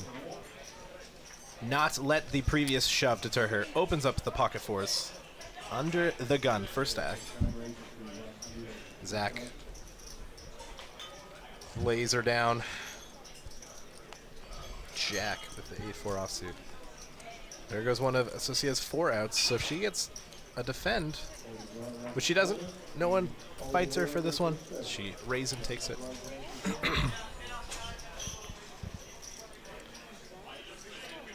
Reading out also on Twitter, Warren says, watching the poker at the Bain and Mark Lundy Poker Club. Welcome, Warren. Hopefully you're enjoying. What are you looking at me for, Patrick? I don't know. For some reason, I just thought that maybe you would know. I was like, You think I know all of New Zealand? you know what? You're the resident Kiwi. You're supposed to be the expert. I mean, if anything, it's more Pav. I mean, he grew up next door. You know, over in Australia. He probably knows New Zealand better than I do. I'm just a short 5-hour plane. Exactly. Took me 27 hours to get here. 27 hours. Those are rookie numbers. It really hurts me hearing that. Like, that just depresses me, those numbers. I hate flying so much. Yeah. But I will say, landing inside Auckland, the view was amazing. It was great. And you know why New Zealand's slightly better than Australia? Why's that? Uh-oh. Less animals that can kill you. Yeah. I haven't heard any negative things about the kiwi bird. I can confirm I've never been bitten by a spider or a bee or...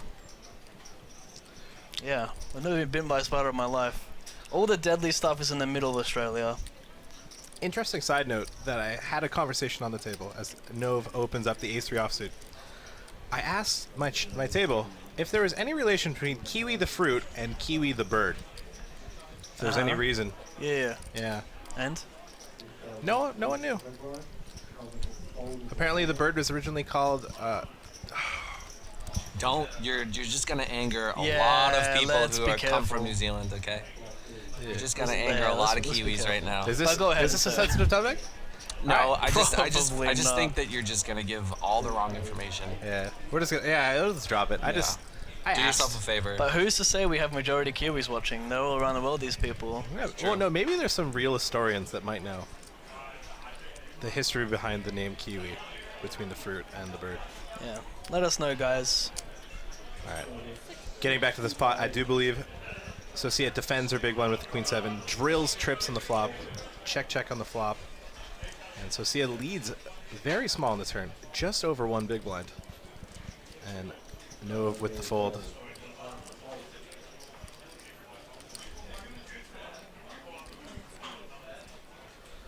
Socia climbing the chip leader board, increasing her ever-growing chip lead. Poker's pretty fun when you keep winning pots. Don't you agree, Pav? I agree with that. I'm quite envious. I After like- playing with Socia for a couple hours yesterday. I watched her absolutely the greatest pot I'd ever watched. Just destroyed someone. And that ever since then I was like, yeah, I'm enjoying watching her play. Now that I get to see her cards face up. Would that someone be you, Patrick? No. No, okay. Fortunately it wasn't me. All right.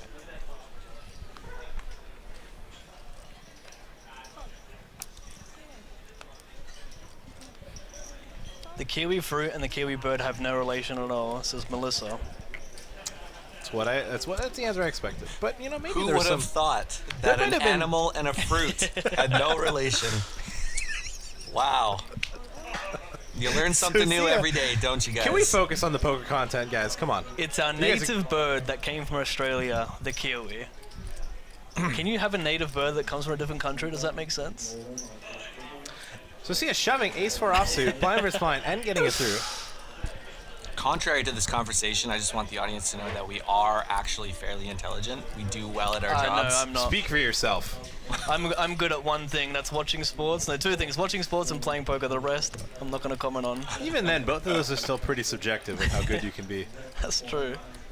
I said I'm good at watching sports. No one can take that away from me.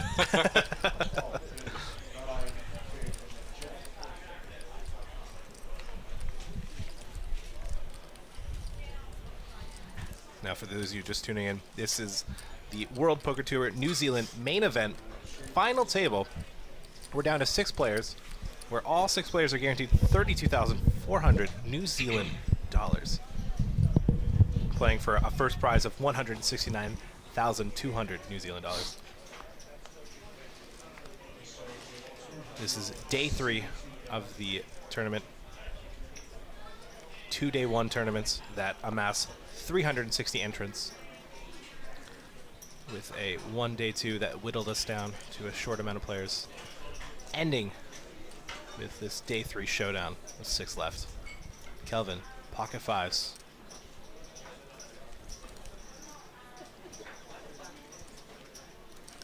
Razy daisy, as the legendary Sam Farha would say. Kelvin missing the cigarette to be able to say razy daisy, though.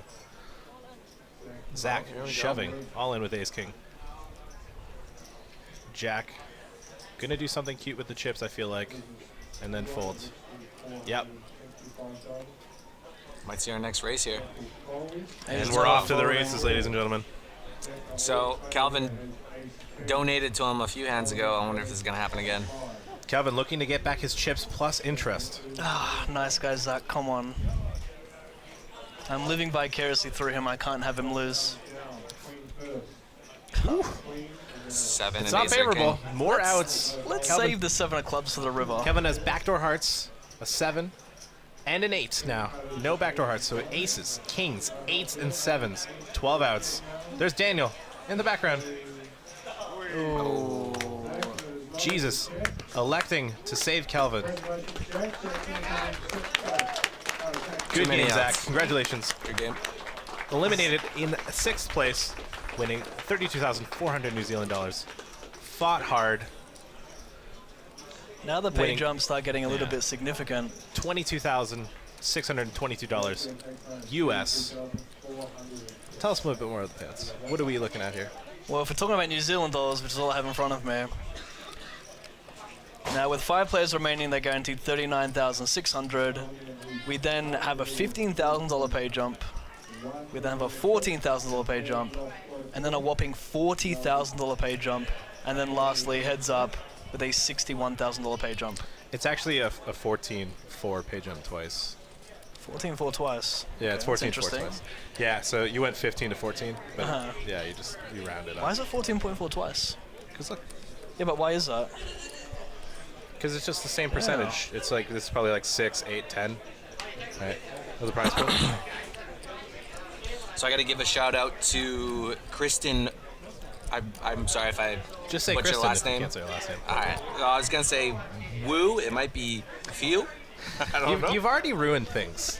It's already. Exposed. I like you, Kristen. For future reference, just say Kristen. All Black Superfan is the Twitter handle. Area code. Showing love to Jack, saying Jacko about to pull the trigger up in here from the Wellington Crew, Petone Working Men's Club, and the Snake Pit from Magic Man. That was a mouthful. Perhaps that is where the Hustler moniker might have came from. Yeah. As we Kristen have showing no some love. opening up with the Ace King, learning no mistakes, nothing from the mistake of the church that lost previously.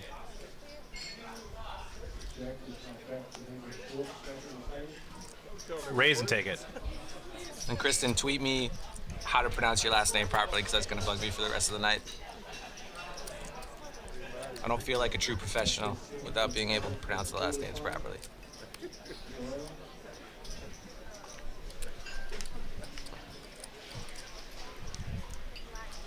Have you never heard of the phrase, fake it until you make it? Well, that's what I'm doing right now. Yeah. I think that's what The audience assumes that I actually know what I'm talking about when it comes to strat. I'm just saying a lot of poker-related terms, and I seem to be getting away with it so far. Say a lot of like block and equity, C-bet, delayed C-bet. Oh, delayed C-bet's my favorite. Yeah, there's your crash course. Anybody in the audience who might want to do some commentary in the future, just say those words a lot. Always, never forget the buzzword GTO. Yep. That'll get you miles ahead. And no matter how poorly you play a hand, as long as you say it's a balanced play, you can get away with it. That or I had a read. Yeah.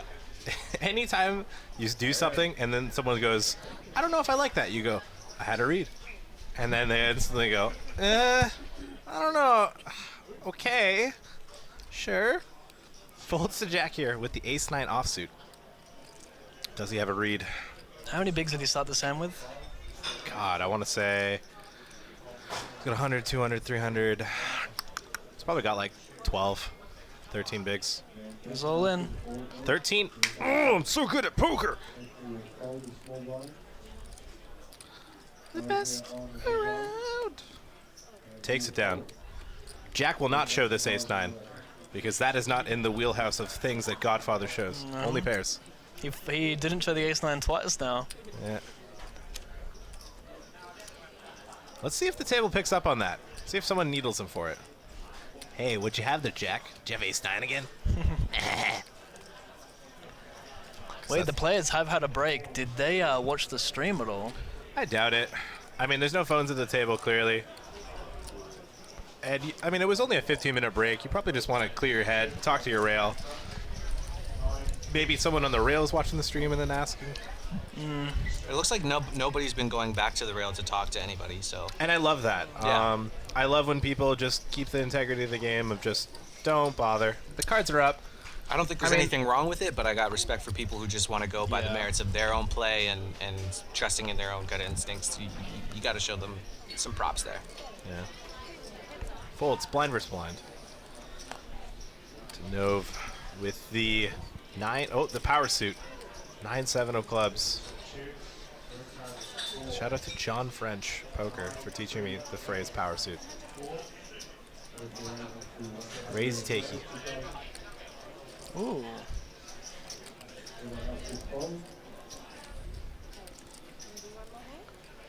Easy Skin's taking it down. Also known as a kebab open.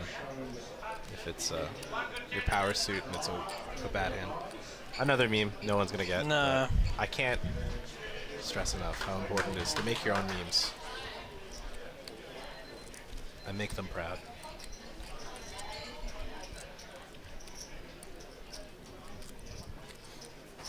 You don't make the memes, okay? The memes make you.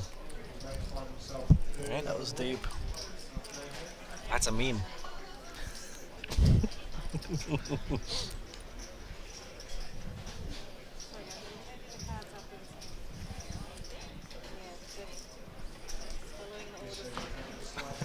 Dealer informing that they will be switching cards.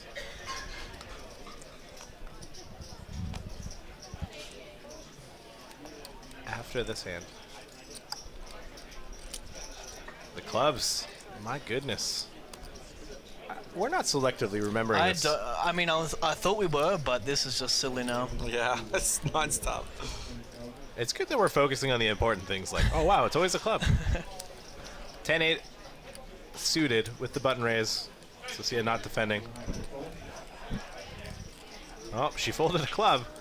Oh my goodness. It must have been a really bad hand if she had to fold a club. The rail has gotten smaller as our tables have, or as the table has shrunken in terms of players. I am your lead commentator. My name is Patrick Tardif, also known as Ire Egyptian. Joined in the booth here with Hristovoje Pavlovic, also known as Chris, if you can't pronounce Hristovoje. Or Pav, all in Or Pav. All in Pav. As well as Travis, Derek, also known as Dramatic Degen in the Twitch Poker Streets. We are live here at the Sky City Casino in Auckland, New Zealand. This is the first stop of the World Poker Tour Season 17. This is the main event, $2,200 buy-in. 5 players remaining with 169,200 New Zealand dollars first, as we see. So Sia talking with her rail. Brian, I see you. Hopefully he's enjoying the coverage. Talk with Brian for a bit during our day 2. Watched him unfortunately lose the flip to bust out.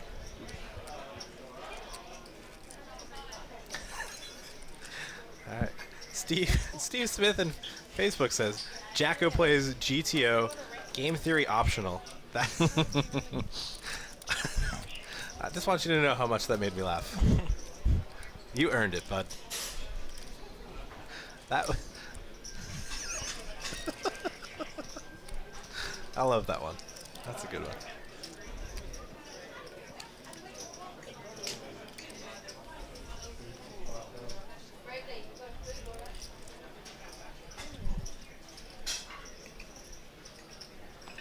All right, Anthony with 7s. Going for his standard open. Oh, yeah, to probably, what, 115? It's been his standard. That's been the sizing this final table, yeah. He goes 120, just a little bit bigger. Just raise it up, make it a little more expensive for the people left to act to see a flop. Stacks are too short here to call. It's going to be a raise or a fold with the deuces, I would imagine. Unless Anthony's deeper than I think he is, which I think he's around 20 big blinds, right? Somewhere around there. I think so. If that's the case, it might have benefited him more to go for the jam. Yeah, but even if it's around 30 big blinds here, it's still very tough to make a call here with the players behind. Looks like Nova's thinking about 3-betting. Yeah, it looks like it. And that might actually get Anthony to fold. It would be a very awkward this. spot. Interesting. I love it. Very interesting. And this is what happens when you get like shorter stacks with these small pairs. They have less value, so it's better to 3-bet or fold.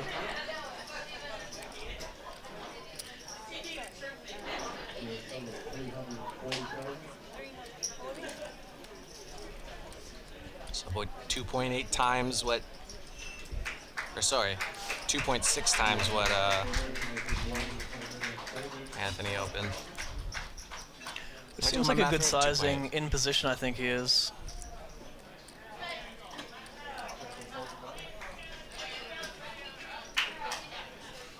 Obviously, both players' hands don't flop very well. So, yeah, Anthony has to go for the lay down. So, shove or a fold, leaning on a fold most of the time. And I think that might be the first or second 3-bet that Nov has ever made at this final table too, so that's something to take into account. He's not been very 3-bet heavy at all. Okay, looks like SJ is still in the chip lead with 3.2 million, 65 bigs. Nov moves up to 45 big blinds at 2.2 million. Kelvin is at 29 at 1.4 million. Anthony, 26 big blinds, not too far behind Kelvin at 1.3. And Jack is the short stack, 14 big blinds. You're a natural. I'm a quick talker, man. To be fair, though, there was only 4. But he no. actually has less big blinds now. The blinds just went up to 30,000, Sure, 60,000, and we're getting an update. Okay. Jack with 11.5 big blinds now. So Sia with just over 50 big blinds. Nav and Calvin sitting in the middling range. See, and Anthony. I would have had that done. I'm too smooth, Patrick.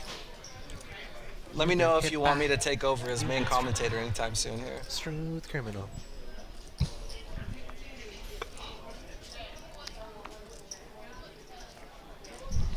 Drinking Warrior tweets, can someone tell the old guy in front of the road to stop picking his nose? He's on camera. If I had the energy to get off the couch, I would. Maybe someone does want it more. Probably. We've got Queen Jack here, blind versus blind. Jack goes all in. And Oh, snap call. quick Oh my call. goodness. King Queen. Dominated. Oh no, the Godfather. A right smile. He smiles because he knows the jack's coming. That's why. The J for Jeff. I don't want to root for a jack, but I really want to see a celebration. Jack for Jack. Jack for Jack. J for Jack. Not a hobby. Ooh. Wow. Action. I told you. Look Jack at the for Jack. scratch of the head. I told you. There's a reason why he was smiling. If your name's Jack and you're needing a jack, I think it's just a guaranteed that you're gonna hit it. At least doing the push-ups. Still has been on chats though. A lot less outs now. Anthony, not impressed. Queens, nines, and aces. 11 Oh, outs. look, Anthony's got a smirk on him too. I think Anthony's probably okay with giving Jack some chips. Anthony's ready to get some would, disappointment out, I think. I might disagree with that.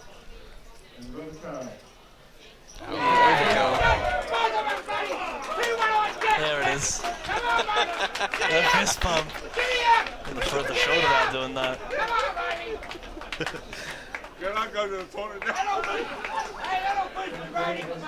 That'll boost the ratings. Look at No, the sir, crowd. you boosted the ratings. Not him, you. Well, we're finding out that our lie that it was from the high rollers now. Yep. That is the huge cheer we heard 30 minutes ago. Anthony, huge hit to the stack, losing half a stack. Now down to just 10 big blinds. Still plenty of room. He could do exactly what Jack just did. Get it all in behind, win, and double up and get about the same amount of chips. Giddy up. And with that, Jack catapults himself into fourth place, tied with chips with Kelvin, both at 24 big blinds. Nove with 37 big blinds. No change with the chip leaders, Socia, and then Anthony, our new short stack. Anthony, with who just 10 started big the blinds. day as well as chip leader. He did, but his chip lead was at about 1.9 million. Yep. And now it's 1/3 of that. Has not been the best final table for Anthony, but he didn't finish ninth, so he didn't do the miraculous first to ninth. That is hands down the most disappointing. I think finishing fifth is below expectation, but like, yeah, could go worse.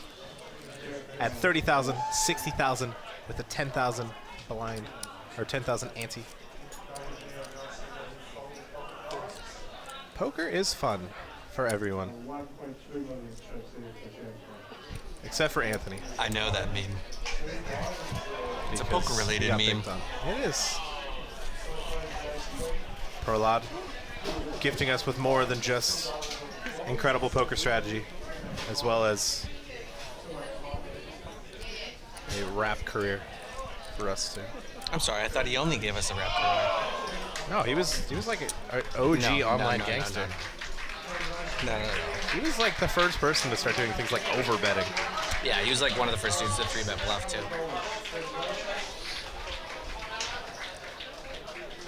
Just like to give a random shout out to our roommate, Henry Bueller, who is not with us today.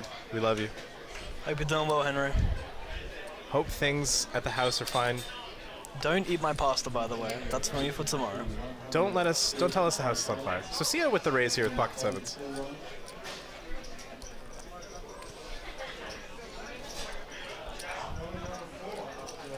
Nove with the Queen 10 in the big blind. Queen 10 suited in the big blind finds the defend.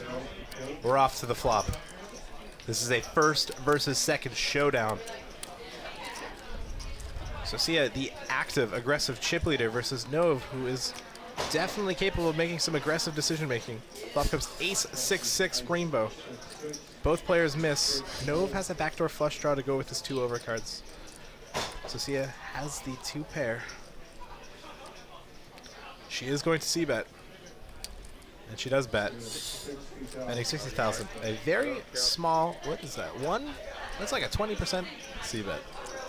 And Nove with the call, with his backdoors. With Certainly an okay flat to make versus such a small c-bet sizing. You can never go wrong with floating. For this exact reason. And bang bang, hits one of his outs, hits the 10. So see it now behind.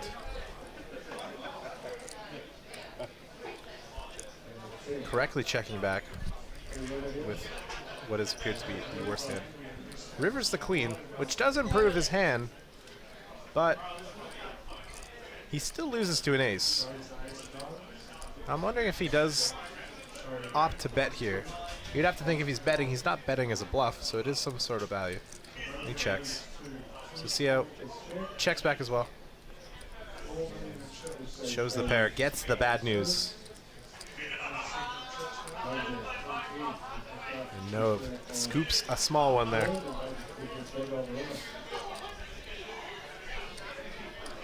Definitely fairly played by both parties. There's perhaps an argument that Nove could throw out a small blocker bet on the river just to control the size of the pot, as opposed to having to check and then call a large bet sizing. As we get a look at the stacks of that man, the godfather of New Zealand poker, Jack. The fan favorite, it appears here at the WPT New Zealand. Giddy up. Giddy up.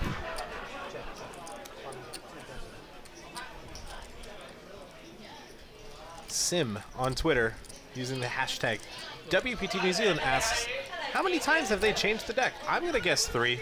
I don't know. I'm going to say 3. I have not been paying attention. Yeah, that's not something that has not been readily available. Kristen said I got her last name correct, by the way, so shows you guys for abusing me for my I was not quote-unquote abusing. bad pronunciation. I did not even say you pronounced it wrong. You need to grow up. See with the raise here to 135,000.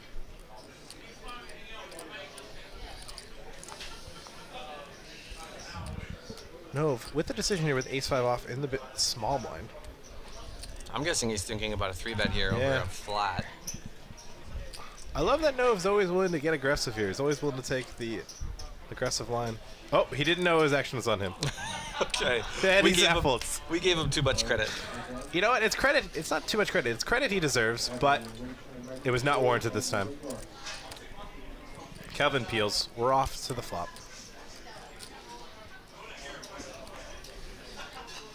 With ace-jack suited. Flop comes king, jack, 8. So Sia out in front with her king. Kelvin has a second pair with a backdoor flush draw, as well as an overcard to the board. So Sia c-bets 1.5 big blinds.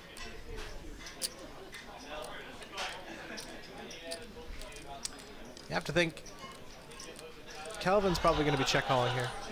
His hand's not weak enough to want to check raise and not strong enough to want to check raise for value. So just check calling seems like the best decision here. To the turn. Doesn't help anyone. 4 spades. Kelvin no longer has backdoor, straight, or flush outs. So Sia still out in front here with her top pair. Now, given how aggressive SJ has been this whole final table, I wonder if Calvin feels like he must call 2 streets here. She's rarely checked back any flops. So she's, especially with that small bet sizing on the flop, she's got plenty of bluffs. How often is she double barrel bluffing this turn? Probably all the things that are running through his mind right now. And she does size up probably about 60% pot. 300 into what was a pot of 530. Probably close to 70%, I think. Calvin, faced with a decision here. Does he want to check call 2 streets? This, if he does call, I mean, this bet is 1/4 of his remaining stack. So if he does call, he is going to be very invested in this pot. Another thing to consider is that she's kind of checked a good chunk of turns as well. So is this kind of a polarizing spot, or is she just always double barreling for value? Definitely makes it tough, given that his hand is like fairly strong. It's a fairly solid hand. And he good does laydown. make the laydown. Good fold. Great fold out Really of nice Calvin. fold. Felt something was not awry. Was awry? Not awry? Was awry? I'm the English teacher. I should know You these are. things. And finds the fold.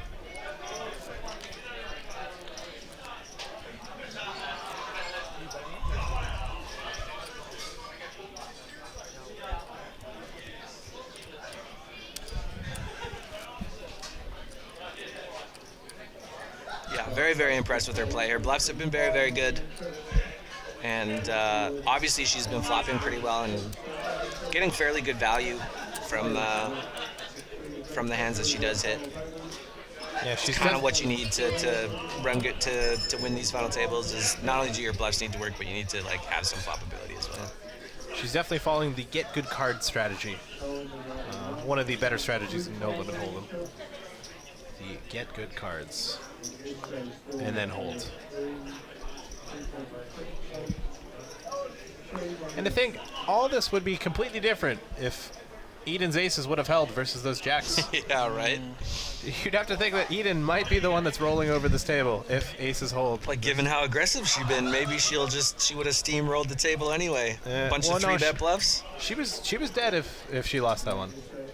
She had him covered by like a big one. Oh, did she really? Yeah. Okay. I thought she had like 15 more than that. It's incredible sometimes with poker just how much things can change just by one hand.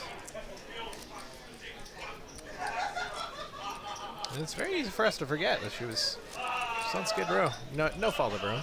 She was at risk. Just got cooler and binky dinkied.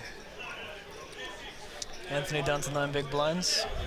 Our short stack made the mistake of getting it in good versus the Godfather in his home country. Rookie mistake. Yeah. Not GTO, not game theory optional. Anthony, we'll be first to act here. You have to think that a lot of the time we will find some all-ins. Ace Deuce might be one of those. Yeah, it's tough to see this one laid down. 6-handed. I'm willing to bet that the ace is on the left and the deuce is on the right. Because he double-checked the ace. I'm not going to make a bet, but that makes a lot of sense.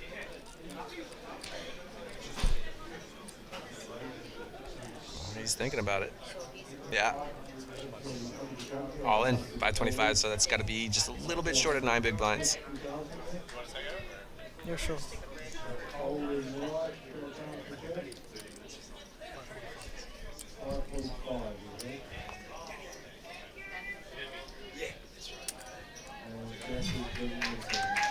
Oh, for a second I thought Jack was going to hit the call button by deuce. That's funny. Takes down with a small little pot.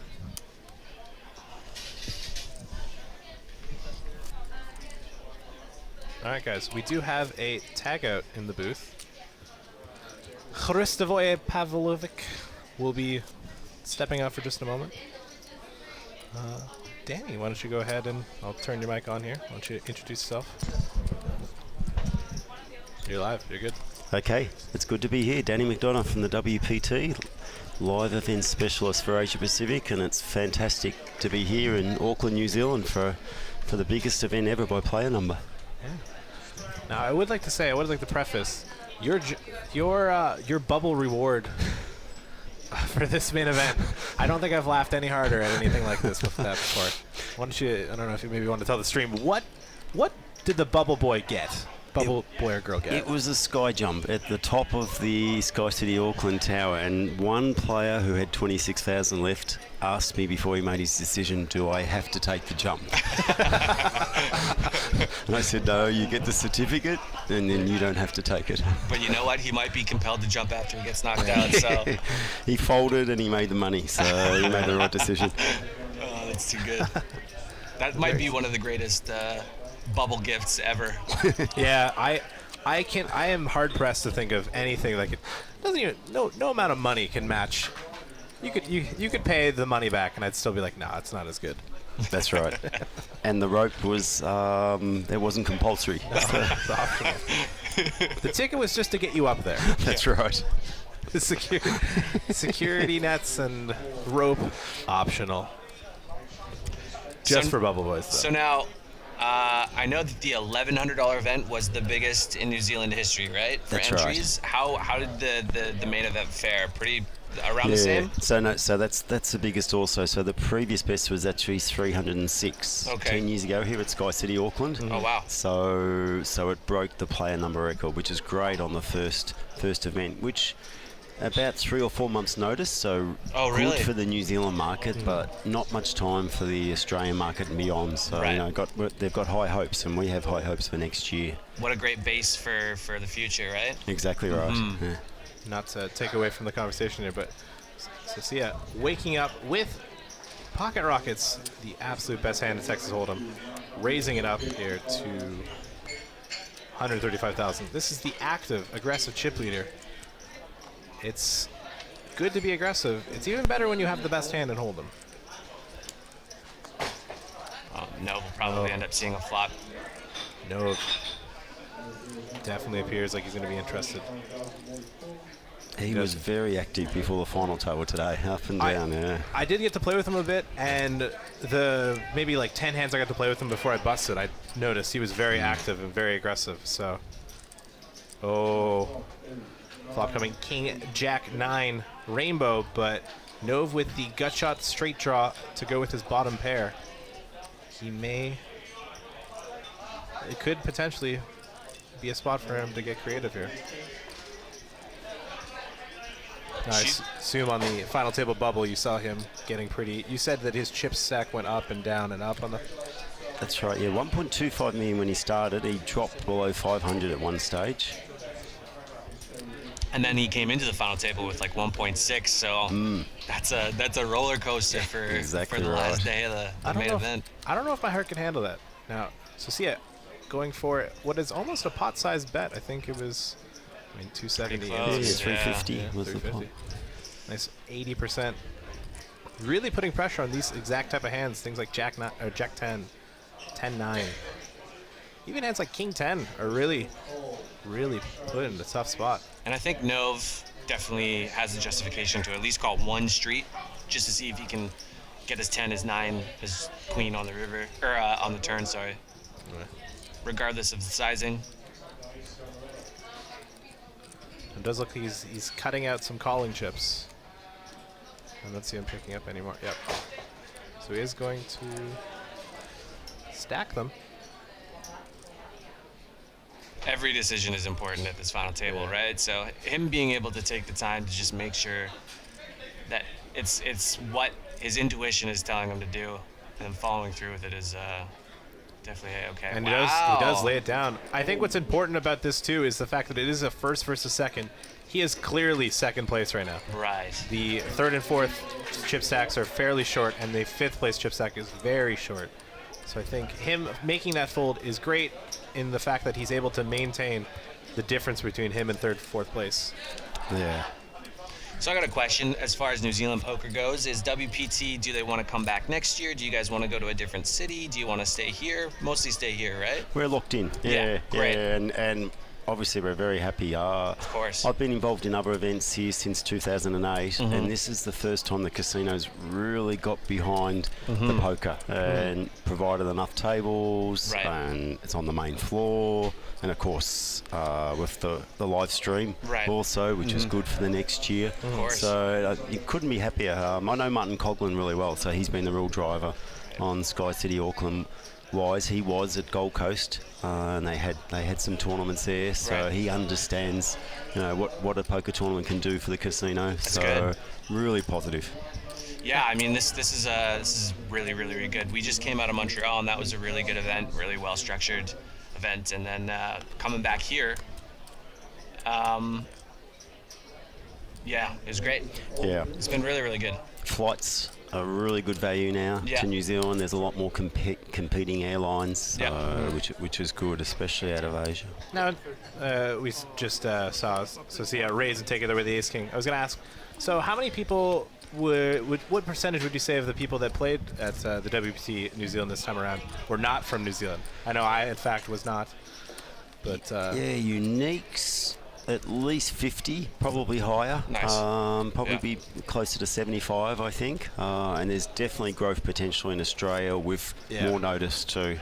yeah, definitely That's great. across the pond there's more. That's right. That's right. It's basically a domestic flight cost at the right time to come from the east coast of Australia. And the people who have come, and there's some high-profile guys with Joe, of course, and Yeah, that was really Trains, cool. so Yeah, that's good. Yeah, some some world champions coming up, showing around. Obviously, Correct. Yeah. Joe Hashem, an absolute legend in the poker community from his 2005 run.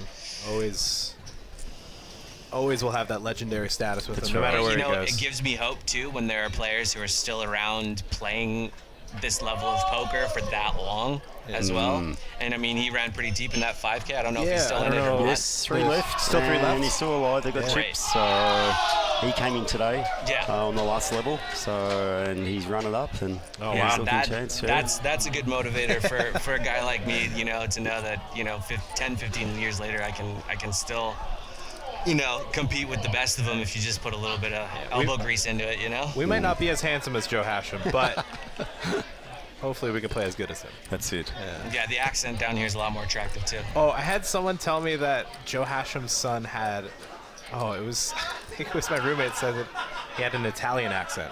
I was like, no, yeah, that's not what that is. Close. Not even close. And Anthony's speaking to me today, and he sounds exactly like Joe, even some of the statements. So.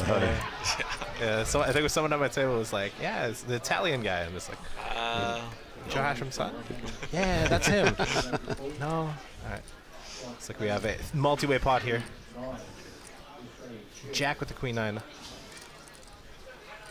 Nove with the ace 10. And Socia with the 10-5. Looks like Socia defending in the big blind. Jack being the initial raiser. And Nove calling. In position with the ace 10 off. On the button. Yep. Jack betting his second pair. Fairly. A little bit over half pot there. We'll go at 60%. Socia with a decision is she's got 2 spades. She's got a flush draw. And she does find the call. Interesting to see Socia make the call. Not that it's anything wrong with it, but Jack historically has been tighter. And we haven't seen him continuation bet a lot. I would imagine multi-way. She's probably thinking he's got something fairly strong. So definitely okay to call it off and just try and hit the spade on the turn. Or maybe the straight draw, give her a few more outs as well. Socia does check to him. Jack faced with a decision here. He does not have very many chips left. He has less than a pot-sized bet remaining. And he does check back. Good check. Will his second pair hold? Looks like it. Jack does get the check mark. Does have the best hand. But he needs to get the showdown in order for that to happen.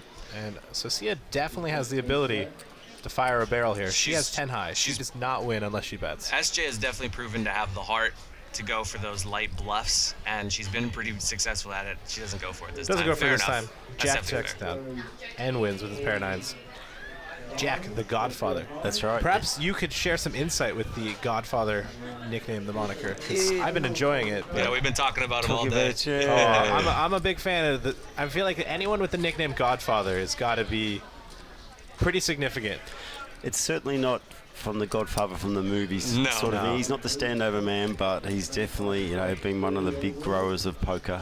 Wellington's always had a really good base for poker in New Zealand, and he's been involved in bringing groups to tournaments that have happened, major tournaments throughout New Zealand. So it's just his involvement in the poker industry, and this week he is the man. He's the player of the series. He's locked that up. Awesome. And it was very heavily weighted for the main event, probably more so than what the casino would have liked, because they weren't expecting more than 250 in the main. So a player could have come through, won the main event and taken it out, but now that he's locked up, better than 6, he's guaranteed player of the year, the series. Which is awesome for someone that's been such a pillar of the New Zealand poker community to up and take the New Zealand player of the year champion. Second in the opening event, 205 entries. Second in the Omaha, 87 uniques, 124 entries. So it's a great week. Yeah, definitely. I mean, he knows what he's doing. That's not just luck. That's a guy who's well versed in the game. That's right. And he's a good guy, and he genuinely wants poker to grow, and very supportive of and appreciative of what Sky City Auckland's done this year. You can tell too by the amount of people that were have been cheering him on at his final table as well, right? He's very well liked in the community. That's right. Oh. As we have Anthony all in here for his remaining 9 big blinds. does not elect to play the Dole Brunson, folding the 10 deuce. He did raise 10 deuce earlier. Right. Yeah. Okay. And I was, he raised it on the cutoff, and Nove actually defended the big one and flopped a straight, and just instantly had the check mark there. So he has shown spurts of playing the legendary Dole Brunson hand, but Socia, is she a so she's a local for the area? So she lives here in Auckland, so she's been based here for years, and I recall her from the early tournaments that I was involved in. So. Wow. Yeah, I think on her sheet she wrote down that she had a $500,000 U.S. cash in the past. So right, definitely. I mean, we've definitely seen her play really well, and it's not surprising that it's just something like that on her resume, considering how she looks really calm too, from the tournament director's point of view. Watch her on the tables and a bit of aggression. So yeah, when I did get to play with her, she was very methodical in her approaches. And you know, people who are a little bit unexperienced with final tables, often if they have a chip lead, they sometimes overdo the aggression, or they're just a little bit too nitty. They go a little bit too polarizing in one of the two directions, and she's doing it just right, and it's paying off for her really well. So it's pretty obvious that she's well versed in the game, and she's doing quite well. We have Nove with the open here with the ace-9. Socia definitely has announces the all-in, applying maximum pressure on Nove. Really nice. And now Nove is second in chips, so when Socia makes these sorts of shoves, makes these sorts of plays, he's just completely unable to make calls. If you were to run the numbers in programs with ICM, a lot of the time he's only able to ever call with things like aces or kings, just because of how much he's just guaranteed with the other players being so short. Yeah, that's right. He doesn't even really like ace-king there. He's really just hating himself because of those huge pay jumps, especially those top 3 pay jumps as well. Once again, another great example of her using her chip lead really well at this final table. she dropped early too. Really? Today, I actually missed a hand, but looked around, and then all of a sudden Eden was stacking up chips, and she was down to under 300,000. So, like when we were at 16 players at the start of today, so she's made a great comeback. She might have gotten some revenge on Eden with the Jacks versus Aces. Then. Oh my goodness! I mean, just thinking about how different this tournament, this final table would play out if Aces just held there. That was, it's very easy to forget because it was so early in this final table of how significant that hand ended up becoming. Continues the aggression here, opening up with the ace-10 offsuit. Now is, I guess, Sky City looking to hold more regular poker tournaments? They already have. The 1K event was known as the Auckland Poker Championships. They have at least 3 per year, around about the 1 to 2K mark. So this with the benefit of a 12-month build-up will be fantastic for next year. The locals are so excited. So many have come up and said it's fantastic, and they're really looking forward to. There's a lot of little poker clubs throughout New Zealand. Yeah, we've been getting a lot of shout-outs from them over on Twitter. Okay. Yeah, it's really cool. Yeah, it's just from playing with everyone overall just really happy. I mean, definitely sometimes in the past with other places I've played, there's a lot of people that are just mopey, miserable. Everyone, I think it's probably just a country thing too. Everyone's just very happy, enjoys it. Yeah. It's every table's been very sociable. There's always somebody who just isn't taking it too seriously, and it lightens the mood for everybody else. You know, especially a grump like me who just wants to play cards. I need to crack a smile every now and again. Lighten you up? Yeah, exactly. As we are folded to the button here, Anthony, the short stack, 10-9 offsuit. An interesting spot here. I mean, this would definitely be an okay hand to elect a shove, but we have seen him make some tighter plays, so a fold. No major problems with that. It is probably one of the worst hands you're going to go all in with, so there's no problem with folding one of the worst options. Now with Nove in the small blind, an aggressive player. Historically, with the raise here. Now, Nove is a Noko as well? I am saying his name correctly, right? Gold Coast. Yeah. Gold Coast? Oh, he's Gold a Coast. Gold He's from Australia, yeah. that's Australia. And this year he's kind of penned out to really make a shake, you know, at his poker. He's a dentist. Oh, wow. Background, and he's off to Vegas. He's on his way to Vegas, so that's what we're going to hope next year. A lot of people think, oh, this is a nice stop on the way to Vegas. Exactly, yeah. Very much, yeah.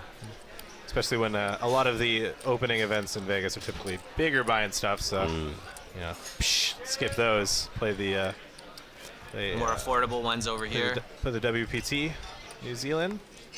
You know, win the main, just boom. That's right. Off to Vegas. Calvin lives here. Yeah. But I know, he's Chinese, Yeah, so it's Chinese born. So I'm not too sure how many years he's been living here. So he's a regular here.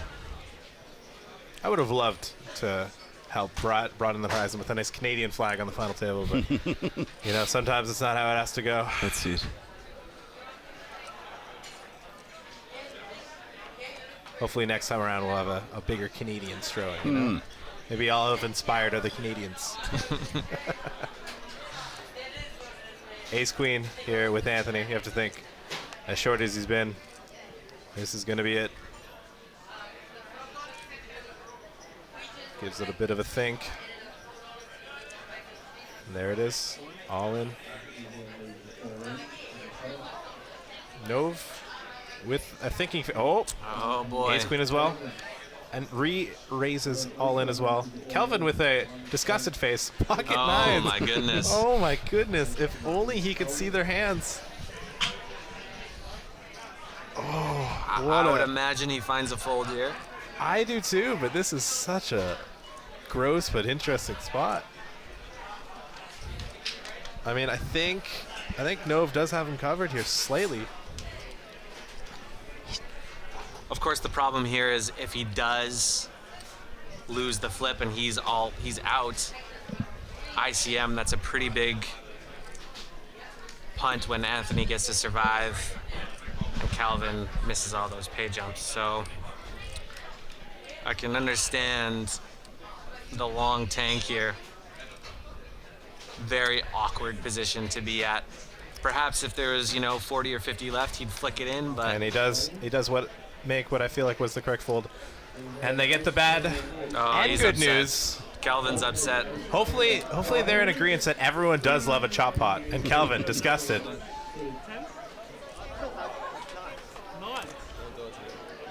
Don't do it to me, Anthony's saying, don't do it to me. No one, you know what's worse than going out aces versus jacks? Going out ace queen versus ace queen. Oh no. Oh no. Uh-oh. I think he should not have said, don't do it to me. I think that just puts it at You the... jinxed it. No. I don't think we saw too many diamonds get folded either. I think Anthony's expecting the worst here. He can feel it. Oh, no. Brutal. Anthony, the subject of a very unfortunate free roll gone wrong. Eliminated in 5th place, winning 39,600 New Zealand dollars. What a painful way to go out. The meaningless Barry Greenstein. That's the third knockout cooler of the final table. Yeah. It's been a crazy final table. There you see on screen, 27,649 US dollars. He was the chip leader coming in, He was, believe. yeah. Just slightly, and then... Just about 3 or 4 pots that didn't really go his way. Yeah, just... As we can see, sometimes when things don't go your way, you just don't... Things just don't go your way. It's as simple as that. Down to 4 players here. Socia still with the chip lead, 62 big ones, 3.7 million. Nove and a Jack sitting at about 38 and 28 big ones respectively, 2.3 million and 1.7 million. And Kelvin, the short stack now with 21 big blinds, 1.25 million. Still plenty of play time. Still lots of playroom. Calvin isn't, praying for a double up. 20 big blinds is still definitely enough chips to play around with. So this might be a bit longer of a four-handed match than we can expect. Definitely a lot of room for all players. Now, Danny, if I had to ask, if you had a favorite going into this final table, who would it have been? A favorite? Oh, it's... Who you want to win and who you think will win? SJ is the female player. Yeah. It's great in Australia and New Zealand, in New Zealand to see, but you don't see that many female players. Yeah. For them to come through would be huge. for poker here. But I mean, I've been surprised this week. There's been a good number of females playing. Jack, because of his standing in the community, would be great. I'll go with SJ. Socia. I'm with you on that one. And she's playing a good game too. Yeah, SJ's playing great. That's another thing too. I think she would be the second female WPT champion. Yes. The first one was actually from Montreal. But yes, Socia. Definitely not enough female representation in the poker world. But I have, to note that there has been a lot of females that I've seen. Like a lot of tables had 2 or 3 each on the table. And that's right. That's three in the last 2 tables, or maybe the last 25. There was 3 that went deep in this main event, which is great. As you can see here, we are live here from the Sky City Casino in Auckland, New Zealand. The World Poker Tour main event, the opening event of Season 17. We were starting with 360 entrants, me being 2 of them. And we're down to just 4. All players guaranteed 54,000 New Zealand dollars, playing for 169,000 New Zealand dollars. And for those players contemplating coming, it's a fantastic country to tour around. The wineries, the action adventures. Queenstown, probably my most favourite place on earth, but even around Auckland, even the city itself, it's so beautiful.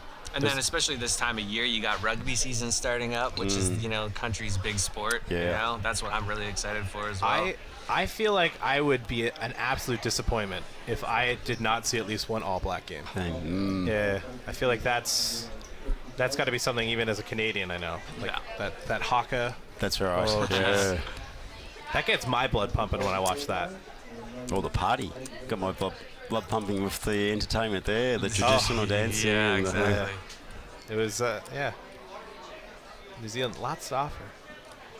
Beautiful country. I've been here for about a little over a month now. And that was my next question, Patrick. Yeah. Yeah. I got here beginning of. I actually landed on my birthday. Right. May 8th for those of you for those of the fans at home that want to know. I got here on my birthday, and I absolutely enjoying it. This is a wonderful decision for me to choose to move here for about 6 months. Great. Yeah. Haven't done too much, unfortunately, yet. There was a lot of online poker that I needed to play during some online poker series. And then, obviously, showing up to a World Poker Tour, New Zealand here, Sky City. Hopefully, I'm a bit of an internet kid, but I'd love to get out after that.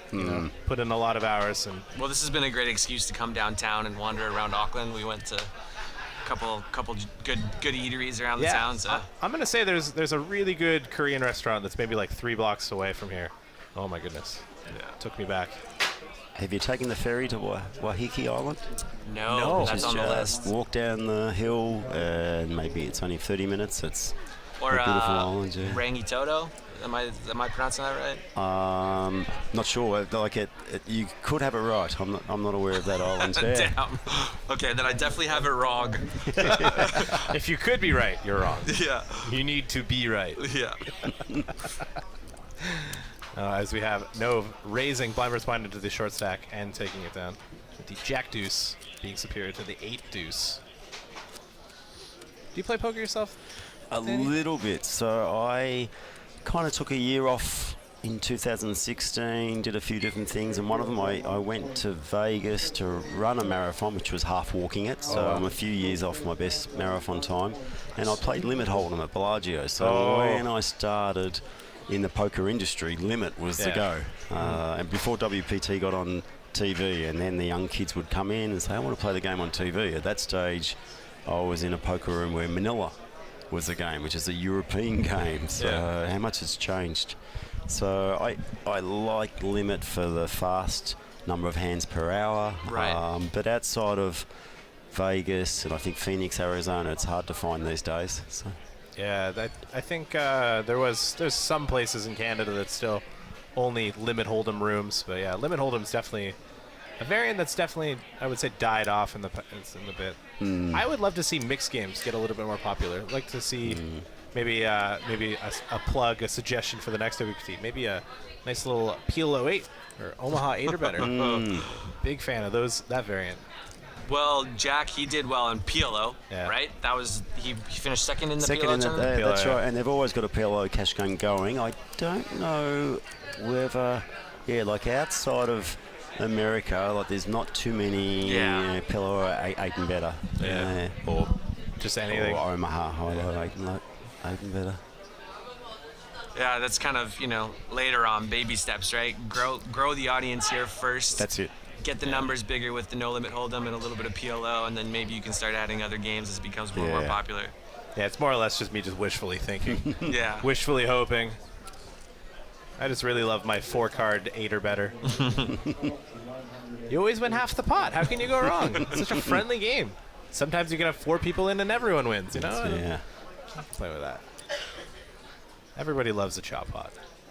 Nove here with the raise here with 10-8 suited. Not the power suit. We found that clubs are the it combo. Okay. Everyone's hitting clubs today. Everyone's had clubs, and clubs have done really well. Diamonds might be taking over though after that ace queen versus ace queen. Queen, yes. That might be there might be some change in the wind here. Yeah, well, chatting about next year, there's probably not going to much different about the main event. So because I think the numbers it just got the potential to rise so much. So it's going to be around the same mark, maybe 2.5 rather than 2.2, but 2's a nice even number, and 720,000. That's a good prize pool. That's a very good prize pool for this country and for the region. Hey? Of course, with intentions of trying to beat this year's records for entries and everything like that. And I think it definitely will. Will we potentially see a guarantee get thrown on next time around? Like even if it's a soft one of $500,000, because a lot of people wouldn't have thought that this would get that type of prize pool here this year. And then for those that have no background knowledge of what was happening this year, $500,000, I'll come along there. Yeah, I definitely, going into it, I wasn't sure what to expect as well. I was hopeful, really pleasantly surprised. It was way above what I was hoping for the first event. We were kind of expecting, even for the 1K, like 120, 150, and it went way beyond that. That's and right, then we kind of went, okay, well then the main event should do really well. Oh, interesting. So we had a raise from Susia on the button here with King 4 offsuit. Jack calling with 8-7 in the small blind, and Nove with the 3-bet with the mystery 7 plus extra card. Ace-7 maybe? Yeah, probably ace-7, but I'm gonna guess probably just pocket 7s. Jack put in a tough spot here where 8-7 just really can't be calling, really can't be going all in. Giving him the look down though. He likes to have a chat. Yeah.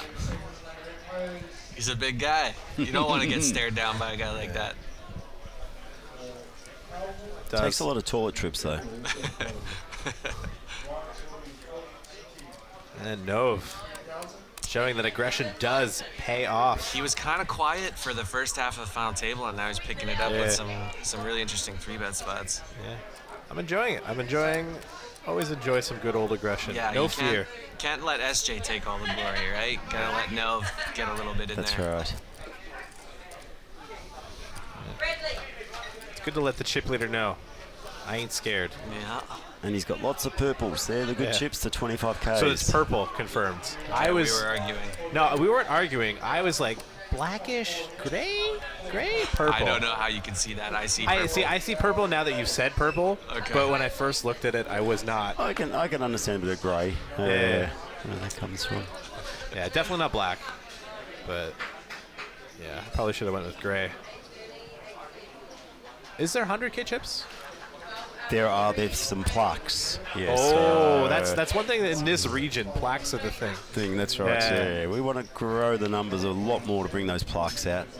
Yeah, North America typically doesn't use plaques. It's more of like a Southern Hemisphere or like Asia. They love plaques. Right. Yeah. I can imagine we'll probably see some of those get pulled out once we get maybe heads up if it gets to that point. 1 million, possibly. As we have here. Susia opening up an early position. Jack calling on the, she opened on the cutoff. Jack calling with an ace on the button. It's Check, check, flop. Interesting that she decides to go for the check. She's been very c-bet heavy.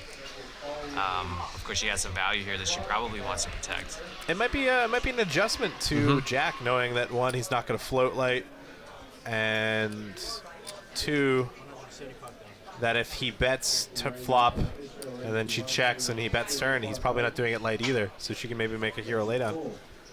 Now, I'm going to guess just based off of his call after checking the flop, he's probably got something like ace-10. Yeah, ace-10 probably. Could have ace-jack. Very green sign on the river. There it is. Unfortunately, we do. I think we have to assume he does have the check mark without knowing his second hand. Obviously, because king 6 cannot be an ace. So see, makes the check. He's thinking. It's definitely going to be ace. He's definitely got to have ace-10 if he's going to shove here. Oh, he just bets. 500,000. I think SJ can fairly reasonably find a fold here. I don't know how many bluffs Jack has on the river. Yeah. Of course, SJ doesn't block clubs, so that's something to bear in mind. She doesn't block, but she doesn't block like queen jack or ace. I mean, that's true. She does block like the best 2-pair combo, ace king. But he would have shoved that pre probably. I think it depends if she thinks that he's going to float with ace-queen or ace-jack and not shove pre-flop. Right. I think that hinges on that as well.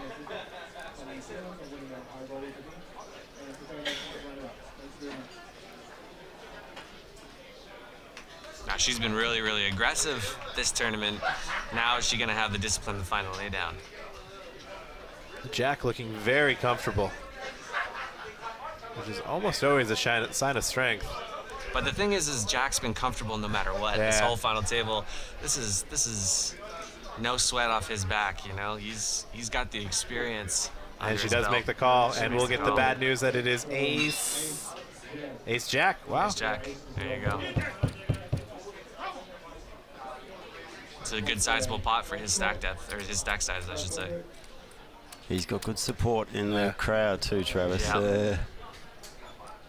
Yeah, the buddy that was yelling, "Giddy up!" That was that's Dennis Huntley. So quite a character. Yeah, I had him on my table in 1K. He was entertaining. Yeah, we had to play off his screams there. Oh, it's the high roller.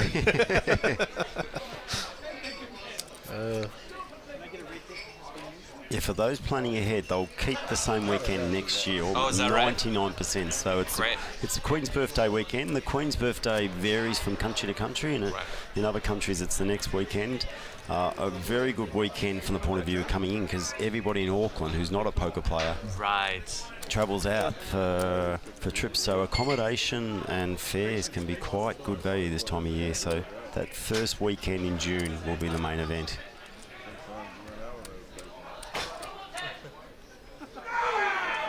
And is there any intention of adding events? Are you going to keep the same events? There'll be a lot that won't change, because the side events went They've so worked out really well. Yeah. So the opening weekend there might be something added, because it was basically just focused on the 1K. Right. At the same time, I like events where you've got 5 or 6 days, so people could come in for the bounty, 6 max, main, if they've got a good size bankroll, they've got the high roll option, or all the mega stack and the 120. So it won't be too much change. Maybe a couple more events. Yeah. I like the fact that you guys went with the shot clock tournament as well. I actually showed up for that and got to play that, and I mean that's definitely. Oh, as we see, not to interrupt my own self there, but Kelvin going all in here with the ace-8, shoving for 20 bigs.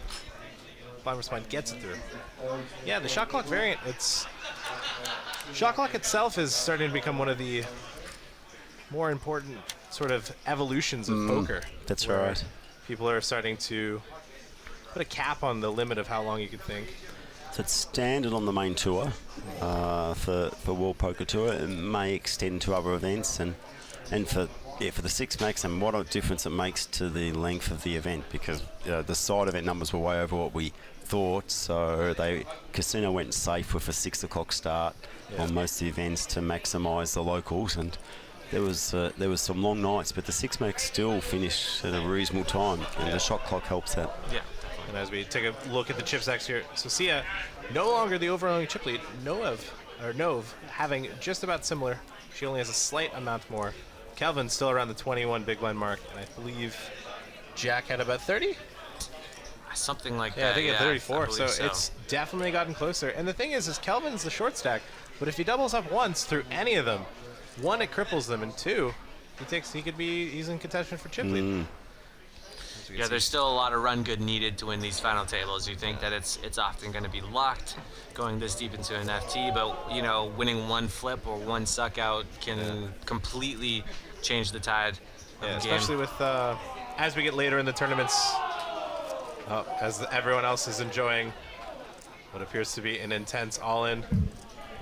Godfather approving with his giggle. With the blinds going up, they're going to be increasing even more so. I think the next blind level is probably 80,000 and then 100,000. It's going to be, it's going to get a lot more active, a lot more. That's right, yeah, I can see it's 30-60 now. Yeah, 40-80, 50-100. Nove with the ace-jack offsuit. Have you guys thought about for the next time doing a big blind or a button ante? It's it's definitely coming in, and it seems to be accepted within a lot of events. I'm doing it in a couple of other WPT events in the region this year, so it seems to be accepted. It does make it quicker. I've even heard like on the dealer body, it's not having to gather those antes. And it depends on the country. Some countries' players can be so slow, other countries ante up quick. So it's a good time saver. Know that it can be country dependent. I for one have played with the button or the button ante, and it just makes a world of difference in terms of efficiency. Just efficiency and how quick it is, and the dealer has less to do.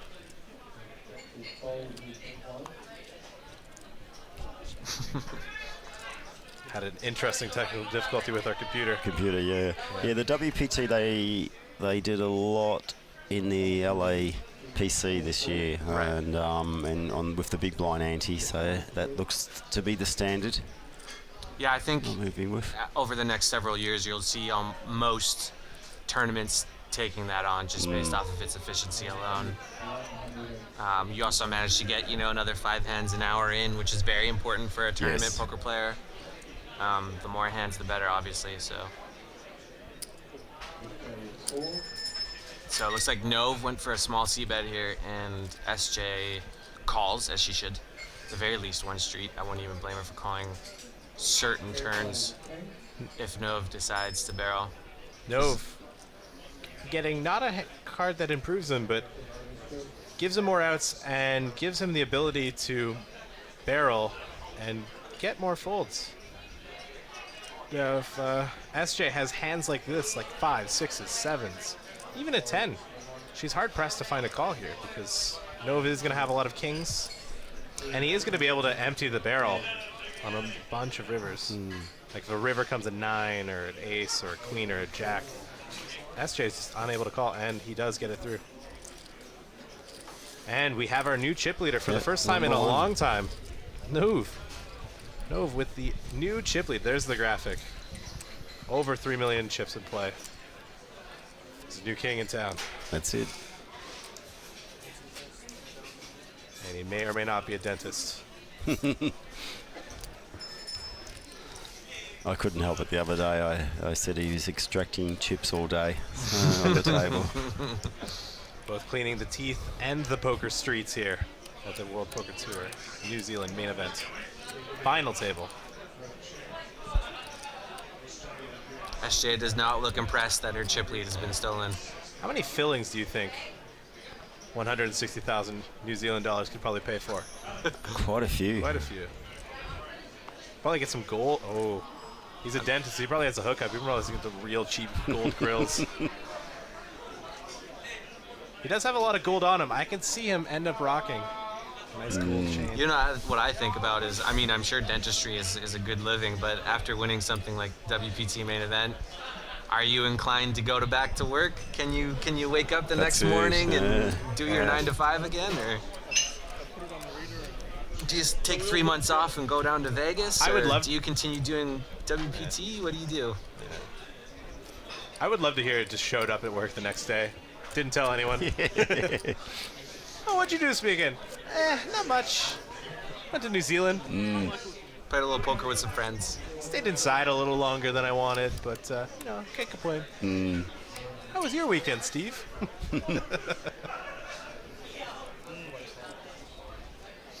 Living the incognito life. Action now on Associa. The Queen and the 8. I'm expecting a lot more visitors from Asia next year, just going on the tourism that's coming into the country too. I thought there's... Well, the thing is New Zealand already in itself is such a big touristy country, right? So WPT being able to take advantage of that and have a lot of those tourists who are poker enthusiasts come in is really, really smart. I'm gonna be here next year more than likely, so I'll definitely be coming back, that's for sure. I would say if I am still in the country by this time next year, I'm going to be trying to defend myself for my money bubble bust, or near money bubble bust. Gotta defend my honor, get that min cash. Maybe I should have tried 3 bullets instead of 2. That was my mistake. Well, Jack was on his 4th to Is that get right? here. Yeah. Wow. Yeah. It sounds, if you can afford it, it definitely comes to your advantage to try and fire as many as you can, right? Because then this happens, you end up at a final table. I caught him early on day 2 with 60,000 chips, so he's really come through. Sounds like we're going to be last hand here before we take another break. Godfather. Content with finding the fold here. You got 4 bullets and 60K on day 2 to making a final table. You can't be too upset no matter what place you finish at that point. Especially now, he's guaranteed, $39,000. It's a good return on your investment. That's right. Play of the series, lock that up. That's another 5K package for next year. Exactly. And the prestige. It's all about the glory of winning that. It's not no so one much can take it away surprise. from you that the first World Poker Tour in New Zealand, you were the best. You were able to. That's a great accolade to a list of. I'm sure he's got many more accolades on top. Pretty nice cherry on top for sure. All right, we have Nove with the strong open here with the 5 deuce, flopping trips here versus SJ's King 7. This could get saucy, depending how this runs out. I mean, I feel like he's gonna bet reasonably sized. If this turn is like a deuce or a 3 or 4, SJ might lose a good amount of chips here. Especially if she elects to go for the check raising option, which is definitely a reasonable option to make, protecting your 7 from overcards, flush draws. But this sizing would probably push her towards just calling, seeing what he does on the turn, letting him keep more of his bluffs in. Oh, and she does check go. raise. She does it. I mean, she has backdoor spades as well, so she's not drawing super thin. Or she's not drawing dead, but this is... Oh my goodness. Oh, and he shoves. Oh no. Can she get away from this? Wow. Chip lead to her tournament life. This is a very, very tough decision. Wow. Compared to her, he does not have a lot of 5s. He has some for sure. Is he capable of snap jamming spade draws? And nice. she does lay it down. Good lay down. Good lay down. And he shows a deuce. I'm not sure if she actually saw it, so she was looking down. No, she saw it. Oh, she can now. She probably saw it and then looked down at the table in frustration. Wow. You have to think, if he would have called there, he's got all the chips. Potentially, but wow. Instead, SJ with a little bit more fortunate than she realizes, still in the tournament. Yep. As we go into break here of the World Poker Tour main event, 15-minute break. When we come back, we will continue our coverage of the World Poker Tour main event final table. We have Nove here with the chip lead, 51 big blinds going to the 40,000, 80,000 big blind level. Jack with 27 big blinds. The Godfather, 2.1 million. SJ dropped down, but still fighting with 21 big blinds, 1.66 million. And Kelvin in the danger zone, 14 big blinds, 1.1 million. Still plenty of poker to be played here. Thanks, gentlemen, too. And for the viewers, please come and join us next year for a fantastic country and for a fantastic event and casino, the way they look after the players. So they should probably check out Sky City and WPT for any other info about playing poker at Sky City, or you know, keep in touch with WPT for playing next year, correct? Definitely, Travis. Yeah. Okay. All right, guys. All right, thank you. We will be back in 15. I am standing on Federal Street, which runs right through the middle of Sky City, Auckland. This property is absolutely stunning. The gaming floor is amazing, the hotels are amazing, and the hospitality is just world class. And the Sky City Auckland team have spoiled me and my WPT family to a tour of all the restaurants here. First stop was the Federal Delicatessen, or the Fed, an authentically old-school New York City Jewish deli with all your typical NYC delicatessen treats lathered in garlic, salt and spices. Then we headed next door to the Depot, the perfect spot to drop in and refuel. It's Chef Al Brown's place and reflects perfectly his attitude towards food, in season, beautifully cooked and to be enjoyed with friends. Across the way was Gusto at the Grand, a rustic Italian restaurant showcasing simple food, classic flavors, and fresh seasonal ingredients, with a menu designed by renowned chef Sean Connolly.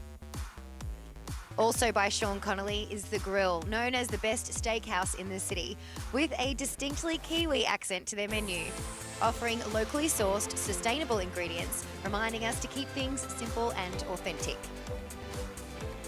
For a little taste of Spain through food, wine and music, we hit up Bayota by Peter Gordon, the most authentic tapas experience you'll find in Auckland. The Global Food Tour took us to Japan next with Masu by Nick Watt, a contemporary twist to the traditional Rabata style of cooking over an open charcoal grill with fresh local ingredients and some pretty special cocktails to go with your feast. To discover a taste of China, Huami is the spot, showcasing dishes from regional provinces across China, including Canton, Sichuan, and Beijing. Last stop, ideally at sunset for the most magnificent view of Auckland, from the 53rd level of the Sky Tower, is the Sugar Club, the perfect way to end the evening with a cocktail in the lounge or a bite to eat from Peter Gordon's fusion cuisine. Against Eden Squeeze, and I don't think it would have been all that bad with Ace King off. Pretty close for sure. No, definitely. I think if I was in Jack's spot, I would have. Oh, any tables, Ace King face up. And as you can see, they're all standing there. They're getting a pay jump, hopefully. The Godfather, realizing he faded death there. He's loving himself for that. He's excited about his fold. I would be too. Pumping up the tires. Loving it, loving it. Fortunately, Socia at the unfortunate end of a cooler here. Jacks versus aces. Did anybody fold a jack? I can't remember. I don't think I saw a jack get folded. Oh my goodness, Jack in the window. No emotion from Socia as well, 0. Watch the queen come on the turn. Shaking his head. Don't you put a queen down? It could always just come running 8-9 too. I wouldn't lose faith. That'd be fun. Socia way out in front now. We actually know there's only one out in the deck now with him folding Ace King. That makes the Ace King fold face up even worse. To the turn. 8. Oh, running 8-9. Uh-oh. He's got chop outs. I would be cheering for a 9 if I was Eden right now. I wouldn't go greedy for the 1 out. I'd ask for the 2. Socia correctly asking for a deuce. 1 card to come. And it's a 6. Very nice. Socia at the tail end of the cooler there, but able to stave off elimination there with a 2-outer. And as they count the chips, they're going to see that she had, slightly more than Eden. We might have our first elimination of the final table. That's a brutal way to bust. Yeah. GG, Eden. Drink the rest of that beer.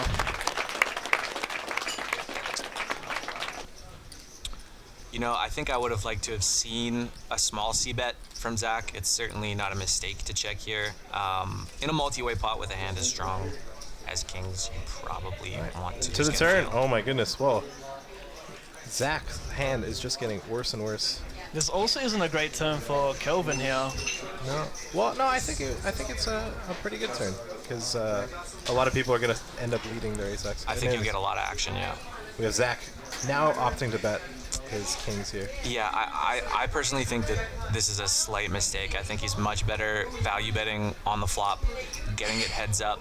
I hate to say seeing where you're at because I'm not a big fan of that term, but you do get to kind of whittle down your opponent's ranges and have a little bit more of a fine-tuned decision on further streets. So I think this is a bit of a mistake personally.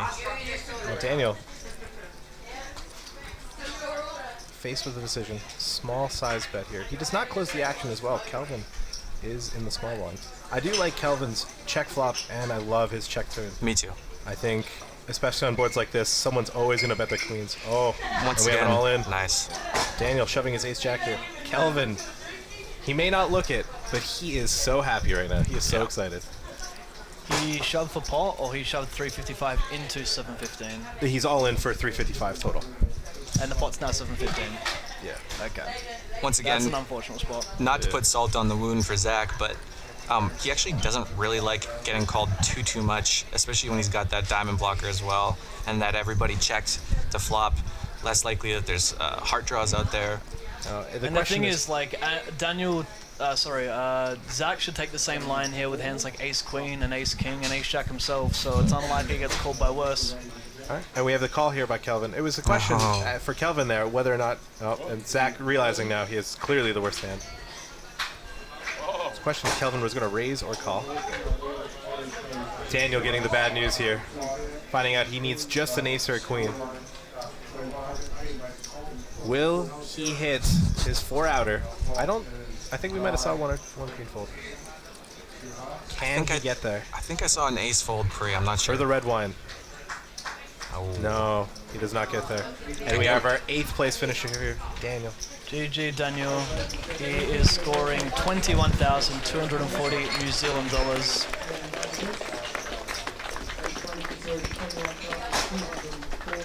I don't think we're going to get tells off him that easy. He's having fun. Show some respect. Nick here, the short stack, all in with the pocket queens. Shoving on the button. Ace queen here for Nove. Re-shoving. Kelvin with the quick fold, and we're off. Queens versus ace queen here. Nick ahead.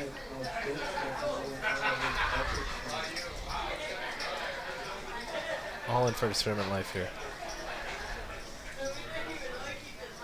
The player's standing up.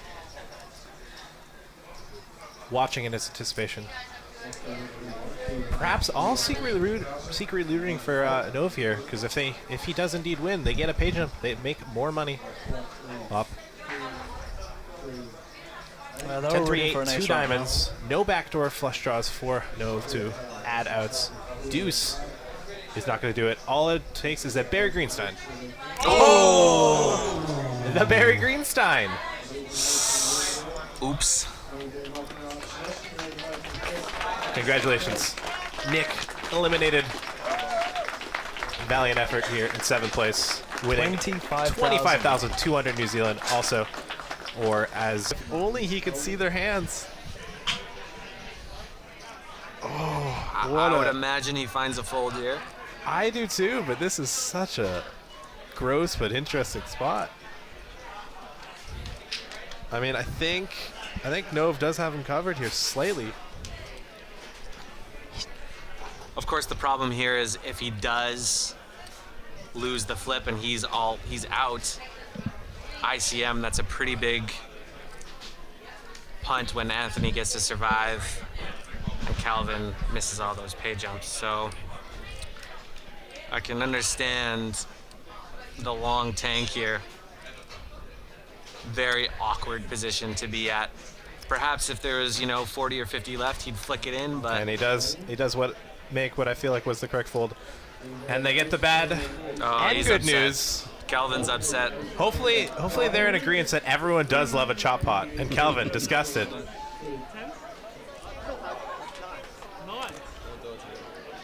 Don't do it to me, Anthony's he's saying, saying. don't do it to me. No one, you know what's worse than going out aces versus jacks? Going out ace queen versus ace queen. Oh no. Oh no. Uh-oh. I think he should not have said don't do it to me. I think that just puts it at He the, jinxed oh it. no. I don't think we saw too many diamonds get folded either. I think Anthony's expecting the worst here. He can feel it. Oh no. Brutal. Anthony, the subject of a very unfortunate free roll gone wrong. Eliminated in 5th place, winning 39,600 New Zealand dollars. What a painful way to go out. The meaningless Barry Greenstein. That's the 3rd knockout cooler of the final table. Yeah. It's been a crazy, There's crazy final table. There you see on screen, 27,600. Well, players have bagged their chips for day 1B here at this record-breaking WPT New Zealand main event. And we're going to celebrate now with a player party. Everyone can let their hair down, whether they've made it to day 2 or not. And by the looks of it, we're in for a bit of a cultural treat.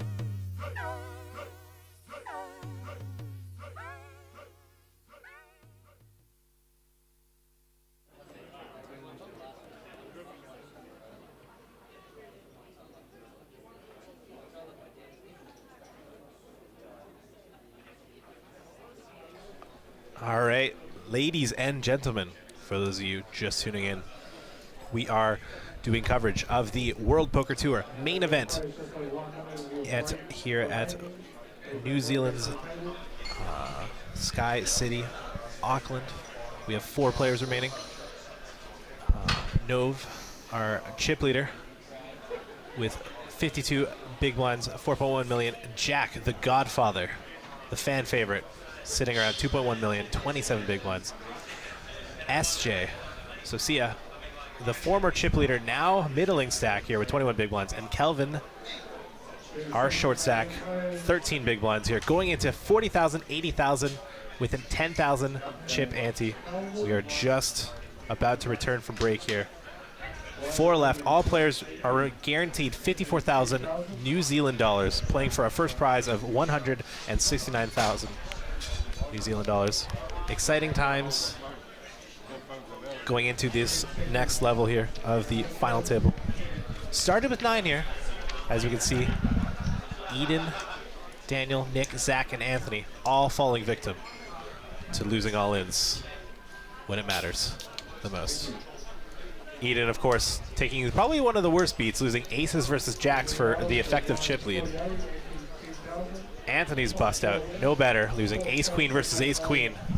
Been some unfortunate ways to bust. Interesting poker to be played here. Left to be played.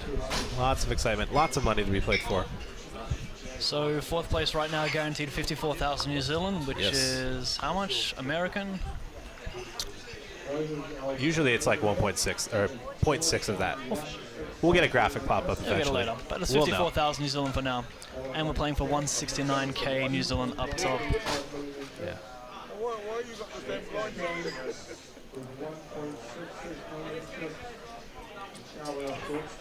Got some good banter here at the table. Don't want to interrupt that. The reformed chip leader, now middling stack, SJ. Socia. in the YouTube live chat, there's a Mr. saying he lives in New Zealand and he missed out. So this is the main event, the last event, the WPT Auckland at Sky City. But from what it sounds like, because the event went so well this year, they're going to be doing it again next year on the Queen's birthday weekend. So if you missed out this year, make sure you mark your calendar. They'll be doing roughly the same events, roughly the same buy-ins for up to 2 weeks in 2019. Rumple on YouTube says, Pav, make sure they are aware they can make a deal. Nope, I want blood. Not happening. No, nobody's getting told anything. No deals will be made. I want them to battle. And I actually don't think that the World Poker Tour facilitates deals. I have no idea. I've never heard of that. I think historically, from what I've heard, there is no deals that are facilitated for World Poker Tour tournaments. So I mean, if they do, they still have to play for X amount, don't they? It looks like Calvin will most likely. What's the stack depth at? So I was gonna say, if you can shove. What? Nine's all in here for 1 million. Around 12 big blinds.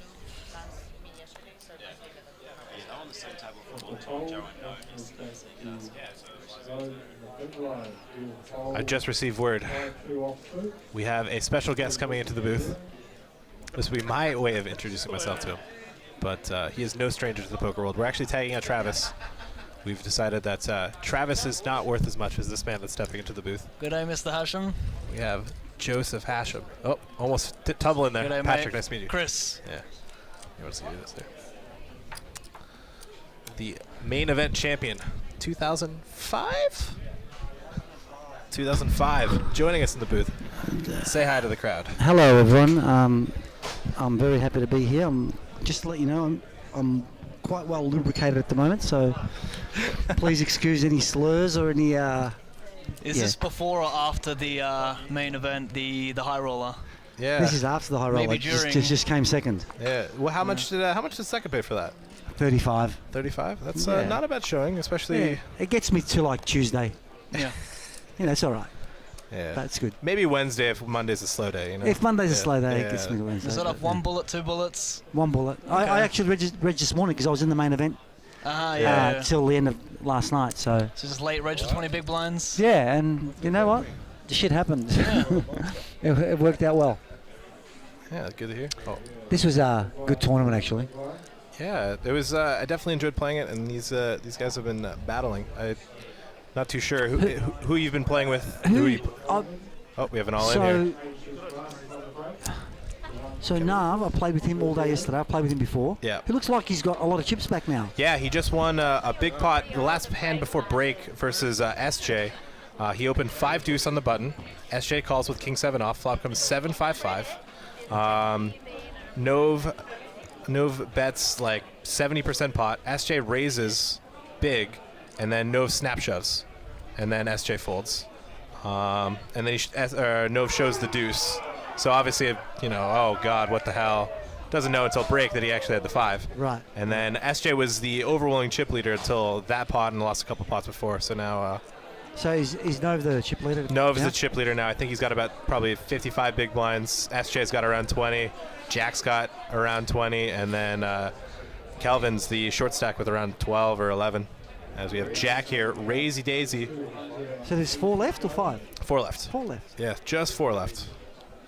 What did you end up finishing in this? 24th. 24th. Quite the Nov run. played really well yesterday. I think his game is on point. I'm going to say his game is really on point. Yeah, one thing I like about him is he's aggressive, and a lot of people tend to be a little too passive, a little too timid, and he's not afraid to just fire. And I think that's such an important trait when you play poker. He took advantage of it yesterday a lot. He had a big stack, and I was really impressed. He called in position in a lot of spots that other people may have 3-bet.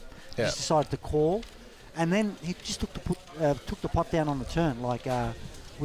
He won most of his chips without showdown, which is He's switching gears nicely. Yeah. As we have Jack here raising the 8s to 280, so about 3.5 big blinds. Nov with the flat call here with the A7 on the button. interesting that you mentioned that. This is what ends up happening. Yeah. We're going to play some post-flop poker here. Jack with the best of it for now. And definitely the best of it on the flop here with flopping top set. Nov isn't dead, though. He does have a 6 as an out for the straight. But as of right now, Jack has a stranglehold on this hand. How's Jack been playing? Tight, but reasonable. I mean, he's just... it's kind of one of those things where, you know, he gets a hand, he shoves, gets it through. He hasn't made any big mistakes with raising too wide or... He got out of line once with the 10 deuce. Oh, early yeah. on. He did I raise... saw that, and Nov flopped the straight. Right? Yeah. And he still managed to lose the minimum. But he insta-folded, right, on the flop? Yeah, because he led into him when he just blocked. Yeah, Nov ended up betting flop. And Jack does bet the flop, and I think he bet like 500,000 there. I think he bet really big, and Nov elects to give up his gut shot ace-7 there. Yeah. So the Chinese guy, what's his name? Jack? Kelvin. So Jack, the Godfather. that's Jack, sorry. Yeah. Kelvin, funny story about Kelvin. On day one of the main event, or before the main event, him and his mate came up to me like two little kids, right? Like, it was hilarious. Oh, we're your biggest fans. And now he's on the final table of the main event. It's hilarious. Yeah. I'm so happy for him. Actually, did you know my friend here, Pavlovic, is also Australian? I did not know that. Yeah, you guys are both. Adelaide, yeah? That's almost Australian, yeah. I don't get the banter, but I trust that it's good. There's in Australia, once you pass Melbourne, everything becomes almost British. When you're going west. No comment. If you go to Perth, you can't even hear an Australian accent. Okay. Yeah. Yeah, I would say you have a much more Australian accent than he does. So. Yeah, people say I don't really have one at all. No, you have one. It's but very vague compared to others. The Adelaide and Perth have a much higher quantity of British people, so it kind of rubs off. Ah. The truth comes out, Pav. The truth I've comes out. been exposed. As we have SJ, Socia, opening with the A7 here. I think she's raising blind versus blind into Jack's big one, taking it down.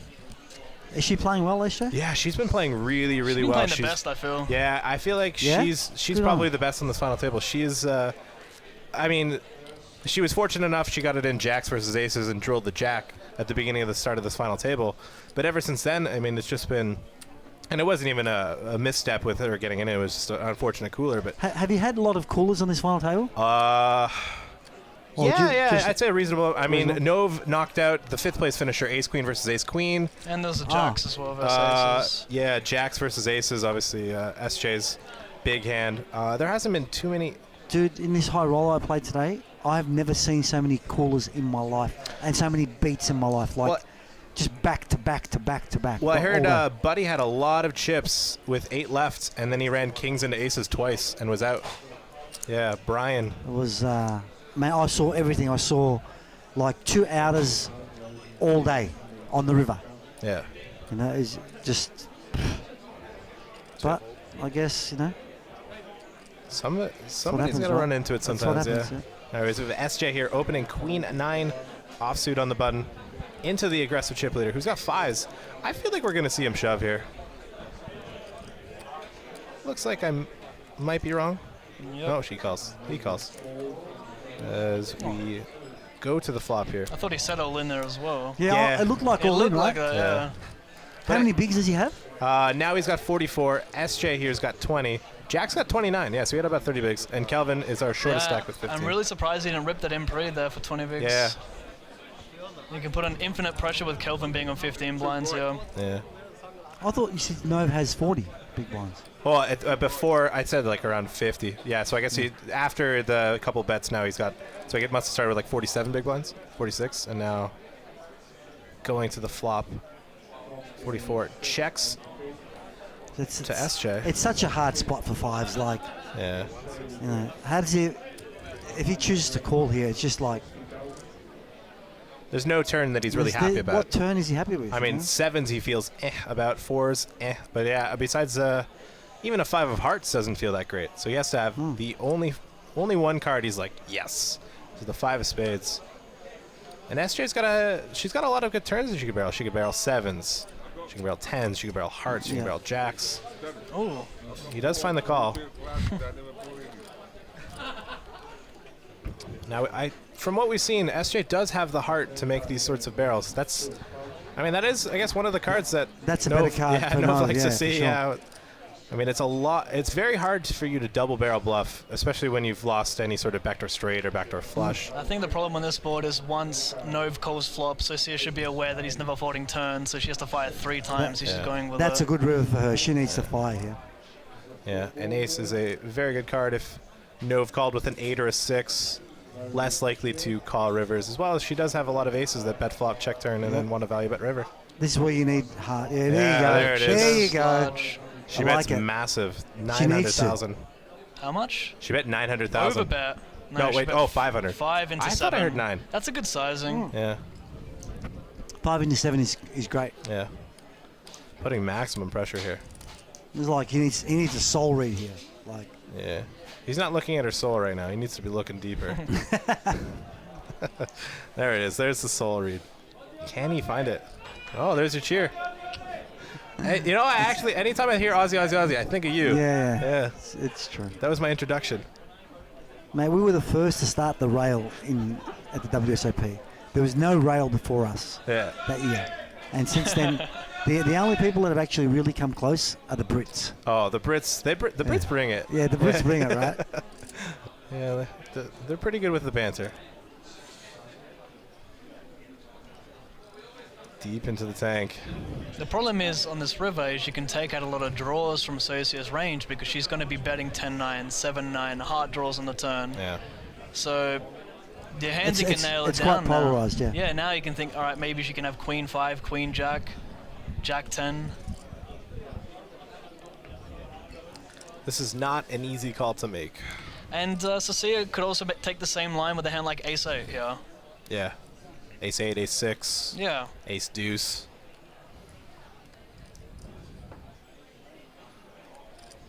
I feel like he's going to call. He When really. he thinks this long, he looks very stubborn with it, doesn't he? It looks like he just wants to call. Oh. Come on, dude. You got plenty behind. He's given a count. I think he's looking to see how much 500 means to a stack.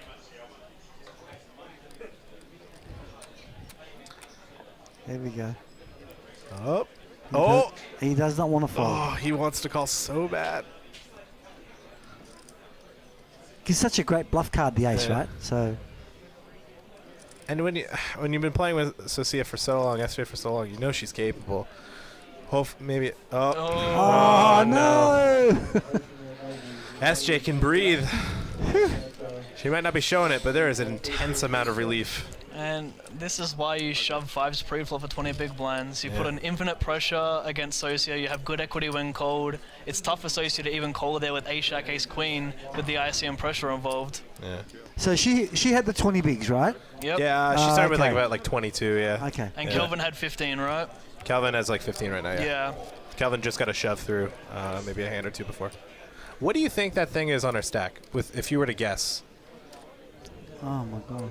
What kind of animal would you guess? I had my guess, and I've been corrected, so I'm curious what you think. Looks like a cocktail. I can't. My eyes aren't that good. It could be the lube talking right now. Yeah, 100%. I have no idea. Well, do you want us to give you the answer? Yeah. All right, I guessed that it was a sheep. It's actually a cat. It's a Is cat it? bobblehead, yeah. Oh, let me have another look when it comes up. Yeah. Because now that you said it, I'll probably be able to work it out. Yeah. As we have the Godfather, Jack. Did you get to play with the Godfather? I didn't play with him at all. Yeah. But I've met Jack before several times. He's in every city in the world. Like, there's always someone who is the Godfather. Yeah. That everyone goes back to. We have Nove shoving All in. Blubber Spine, getting it through. Kelvin finding the fold. Oh, okay. I played with the Godfather for about an hour and a half on day 2. 3-bet him in one pot. He gave me a very intense stare and then folded. Yeah. He's given some intense stares, I will say that, yeah. But he's also like a pretty lovable character. He's always having a laugh at the table as well. Did you guys see the opening ceremony, like at the party? That was a stare, dude. When that guy was dancing at him. They showed the video of you Yeah, we picked something seen up and you lifted it up. Dude, they took me backstage and they said, we're going to do this dance. and then he's going to put the leaf in front of you, and when you go down to pick it up, make sure that you keep eye contact the whole time as a matter of respect. I didn't realise he's going to go on for 5 minutes stabbing at me with a wooden spear. I literally take my jacket off at the end of it. Like, it was so intense, but it was amazing. Yeah. The best experience I've ever had in one of those things. I will very ashamed admit that we didn't end up making it. We bagged day 1A, and then we just completely forgot about it until like 9:30, 10. We saw tweets about it. We're like, oh God, no, what have we done? Well, as we have a raise here with the pocket deuces, the Ducks raising to 180,000. So see it with King 4 offsuit in the big blind. I feel like we're going to see a defend from her here. She's definitely been very active in her big blind defense. To the flop. And we did see Kelvin fold a deuce, so we reducing the amount of... Oh, geez. Oh, there you go. Sometimes it doesn't matter. You'll just still flop the deuce. It does not matter. Yeah, I think with how Nova's been betting in the past, I think he's going to go big. He's probably going to bet like a 300, Yeah, 340. this is generally a board that he can normally guide he the way would. on It's as really well. over, to be honest. Like, Yeah, but like normally that's what he's been taking a lot larger sizings. And this is so tough to Yeah. lay down King 4. It's such a standard call hand here. King higher, backdoor straight draw. Yeah. I can see Soso calling at least once here. But it's going to be tough because you just know Nove's going to bomb this turn as well if he's going for larger sizings in general as well. She calls. She needs a 5 or an 5 ace or 6 to even give her hope. 5 would obviously be the gin card, but and she's drawing dead here. And Nove Nova loves the this check mark. card. Nove's just hoping she has an 8. Even a 3 or pocket 4s that want to get how do you stubborn. like a check back here? Yeah, I don't mind it. Yeah. I don't mind checking my strongest hands here and betting the rest. Mhm.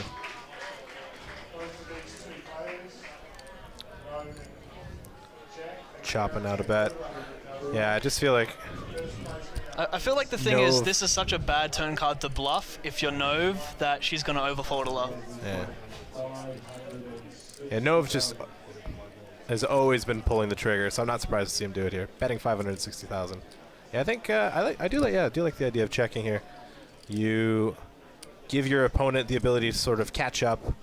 Or to bluff at you at the, Yeah, on the river, or right? bluff. I mean, Yeah, I mean, that range hits her more than you. yeah. No, I think SJ is gonna definitely have to think. I think she's thinking dirty thoughts here, to be honest. Yeah, just not much playability here with this this King 4. The turn brings in no flush draws as well, no Yeah. backdoor flush draws, so, you know, it's really polarized in this spot for Nove, so it's a tough spot. Boys, on that note, it's been a pleasure. Tagging out. Thanks for having me. I'm going to dinner and continue my lubrication. Yeah. Because it's working out really well for me at the moment. So, good luck, It's you been guys. an honor. Cheers, Joe. Thank you. Take care. Cheers, buddy.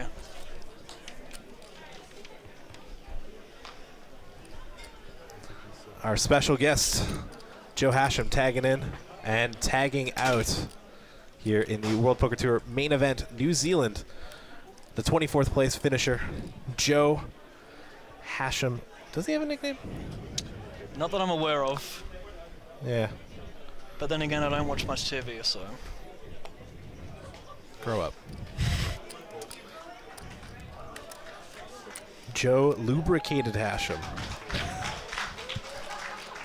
No, you didn't think that was funny? It was funny, I just was, at the phone there. But Travis returning to the booth here. I think we need a roof on this booth. Yeah, we definitely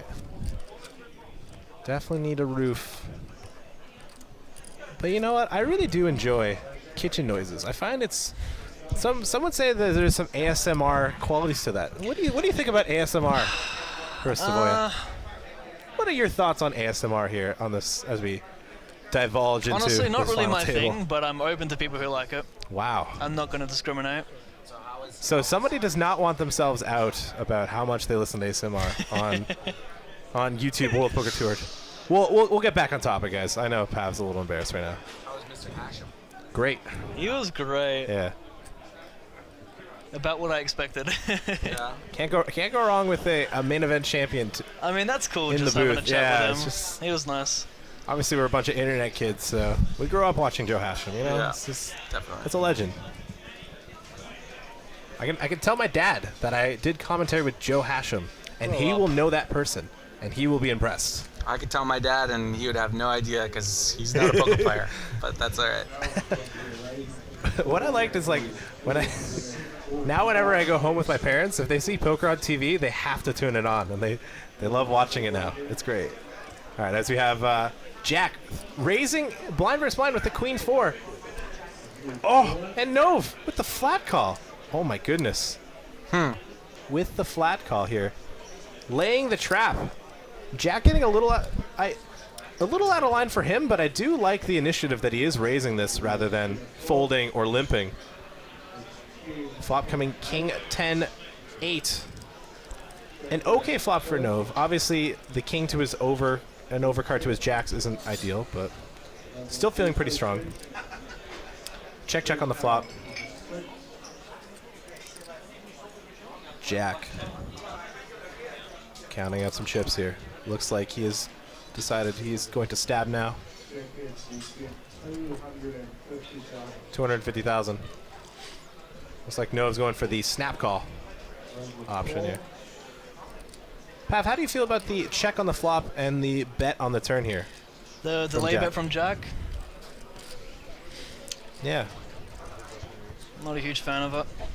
Yeah, I think typically I'd go for a flop bet. Now this is an interesting turn here because typically if Jack's gonna check flop and bet turn, he's usually gonna have a lot of 10x. So this is actually a really good card and not the best card for Nove. That's a good point. Pretty sick spot here if you have a 6 or an 8 and you're Nove. Then he goes check. I think when you check the flop here, you want to just check it down. Unless you barrel the flop, then it's fine to go for 2 streets. Yeah, so it looks like Jack has opted to give up. And Nove, counting out chips. Going for value. Sensing weakness. Going for a big So bet here, it's too bad he's not going to get a call here. He's going for like 700K, looks It's like. reasonable. I mean, It's very hard for Queen High to find a call here. but like I think we're gonna 400K see maybe. we're gonna see 400K, Jack not on some 700K. 8x here a lot of the time. Yeah, I mean, Ace 8, 8, 9.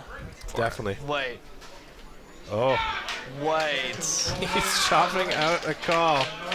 He's not. This gonna has to be check, posturing. He's not gonna check raise here. This has to be posturing. What on earth do you rep when you do this? Pocket 6s? He's not gonna do this. You don't become the Godfather by not destroying souls. He's got a call in his hand. Okay, no, he's posturing. Says missed your flush. Yeah, this is just posturing. I was actually thinking he was thinking about jamming.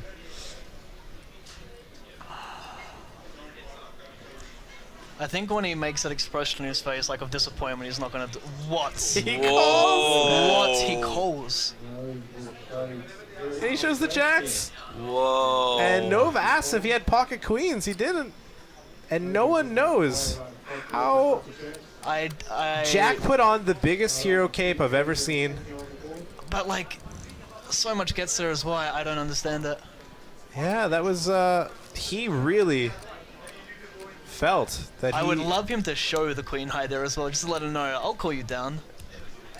That was wild.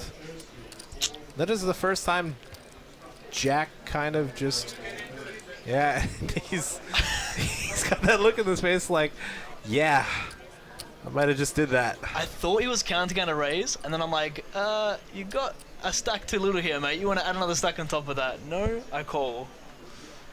Wow. I didn't see that coming. Not at a Jack. Kelvin looked like the type of person that might hero with Queen High. Maybe Nove. Honestly, I didn't think Jack was going to be the one that would make the biggest hero call. That is a man of my own heart. I love that. And he didn't even tank too long either. I know. Like, it was in his gut that he that. I there's something appreciate fishy going on. Jack's willingness to not fold. That is a man of my own taste, and I do appreciate that he had the heart to do it. He's not willing to get pushed around. As he raises Nove, next hand, with pocket sixes, Kelvin with ace-9 here, you have to think, versus a 3x raise, this might be it. You're going to have to just rip it in and unfortunately get called.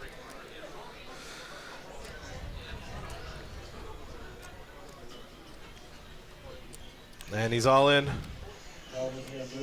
No, getting a count, but you have to think the count's not going to change it.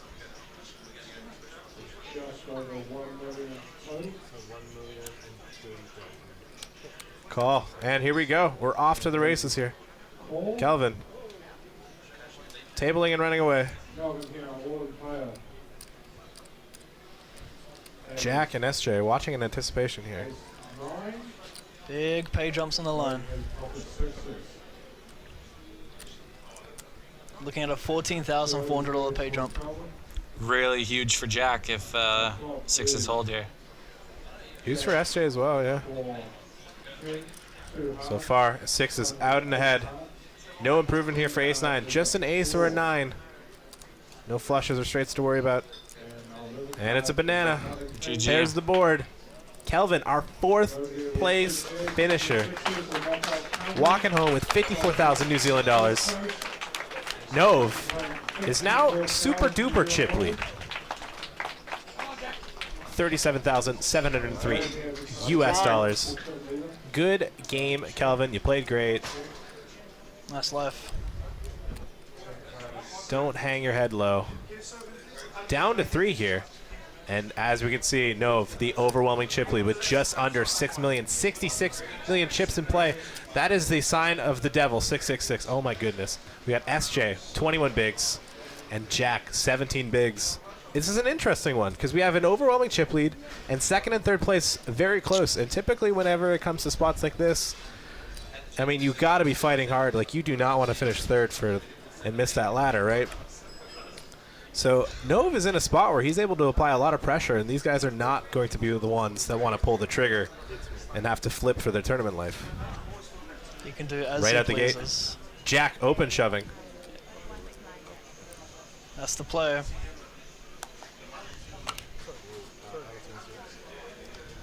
It's really tough to do much more than that. Oh, Jack thought he was big blind.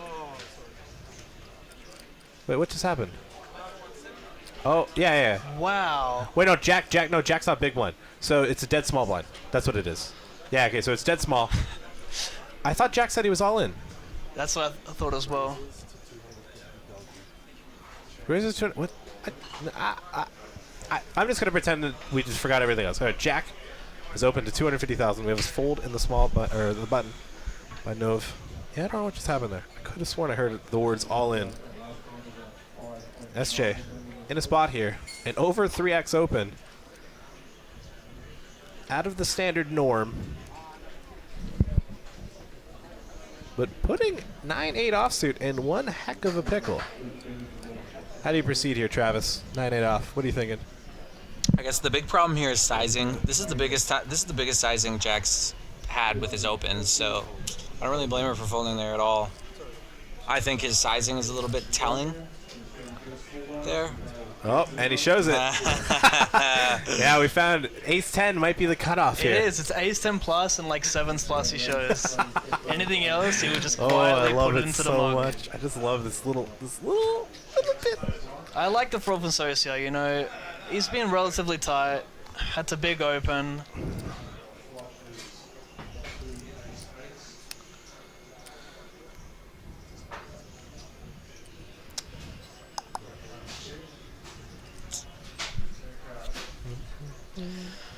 Would imagine Nove opens close to any two on the button here. Yeah. And you would assume wrong. Yeah. 5 deuce suited was an open 30 minutes ago, but not this time, as we have it associated with ace-5 shoving blind versus blind. And Jack with 7-5 suited. Okay, this might get through. That's why 4 to 5 deuce ahead of his outs.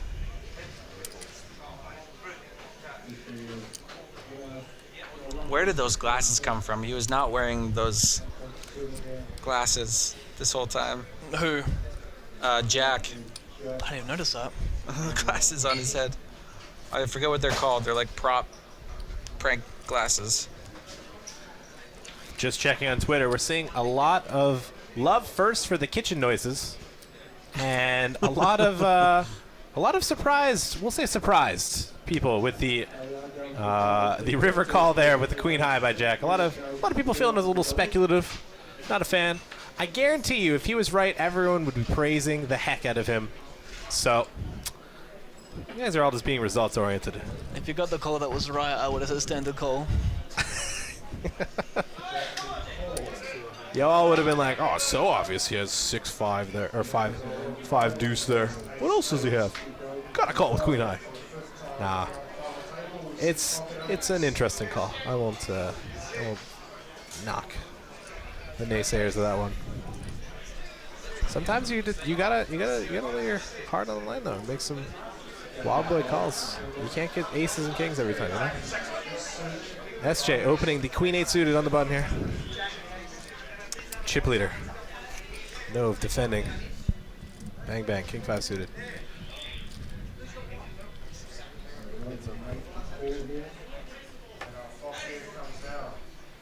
As we go to the flop here, 7-7-6 rainbow.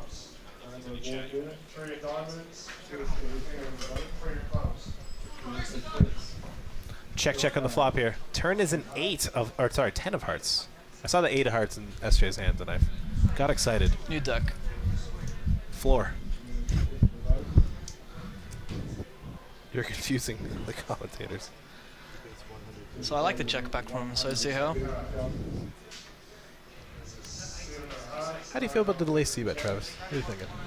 Yeah, I think it's good. I mean, obviously c-betting the flop would have been fine, given that she's got so many good turn cards she can continue barreling on. But going for a delayed c-bet on this turn, I think is good. The sizing is probably good too, actually. Yeah, it got through. Yeah, I think what I like about delay c-betting there, instead of just c-betting flop, is you kind of pot control. Yeah. There's a lot of turns that you're able to call on. A lot of hearts, queens, 8s, 9s, all the straight combos, stuff like that. A lot of things that you're able to control. Whereas if you bet flop, you kind of put in tougher spots in the turn and river if because you can really.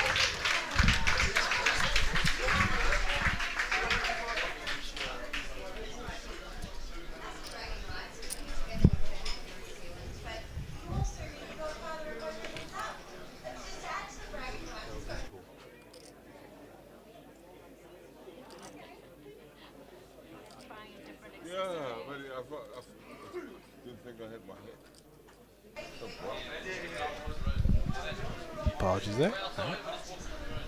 Jack. Jacket on Jack. Full in the 9-7. I don't think you're allowed to wear that hat, mister. Take that off. This is the World Poker Tour. SJ getting the walk there with the pocket threes. Easy skins.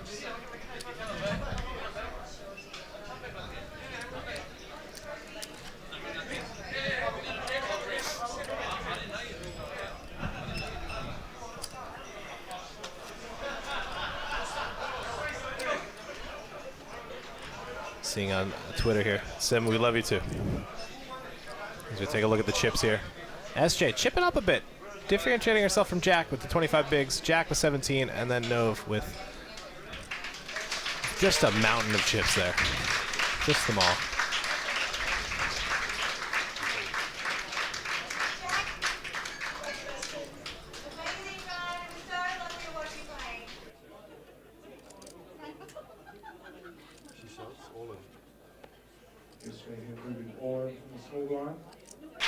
All right, we have SJ here shoving in the small blind. Jack threw it off.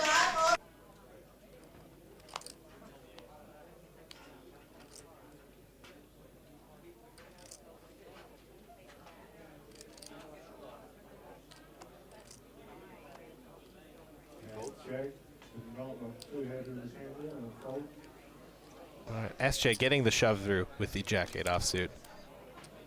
No. That was right. Sorry. You're small.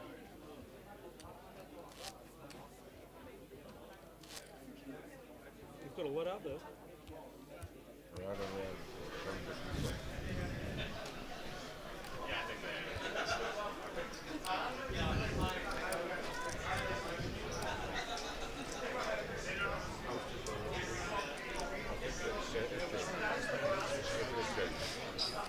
Oh, we had some mystery chips that we weren't sure who got them, and Jack, no surprise, an honorable man, calling out that it was indeed her chips.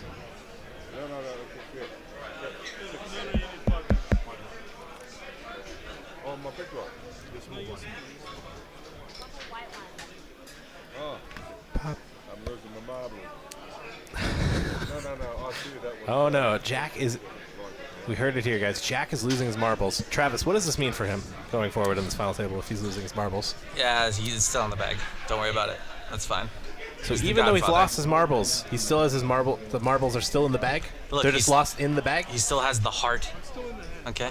That's all that matters. Well, we've got some I'm still in the hand confusion.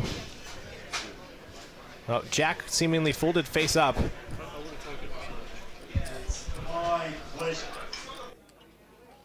Yeah, I mean, we all want to play like legit.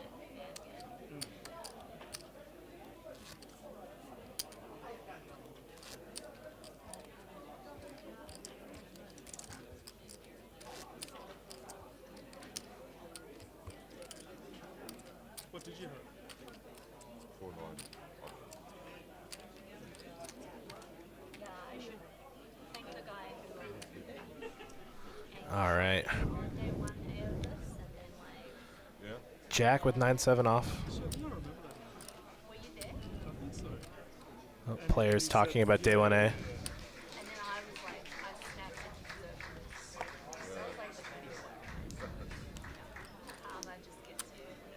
No, actually I wasn't there. I was in another hand just like that. The guy, Oh, really? the guy pretended he raised out turn and didn't mean to. And he No, actually this guy like pretended he Folds in the small blind, or folds from the button. Oh, and we have a smooth call from Nove here with the king deuce off. SJ looking at 10-6 off. Probably gonna go check. The players have definitely, I mean, it's definitely been a very quiet, very low amount of table talk, but now that it's three-handed, seems like they're getting a little bit more comfortable, getting a little bit more open. Well, they got a good chunk of change in their pocket now. Everyone's made at least $68,000 New Zealand. They can ease up. I think I'd be pretty happy if I was up 68,000. I'd be very happy. I can do the 68K. Sizable funds.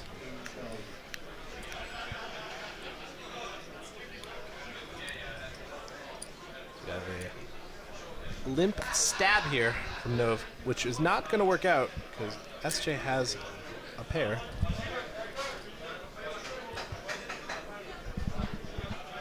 Just kidding. Pink. No, drilling the king ball. You can't help but feel for SJ here. And he checks. He improves, but not really. 3-pair does not play in the No Limit Texas Hold'em variant. Only 5 cards are playable. So he plays kings and 5s with the 6 kicker.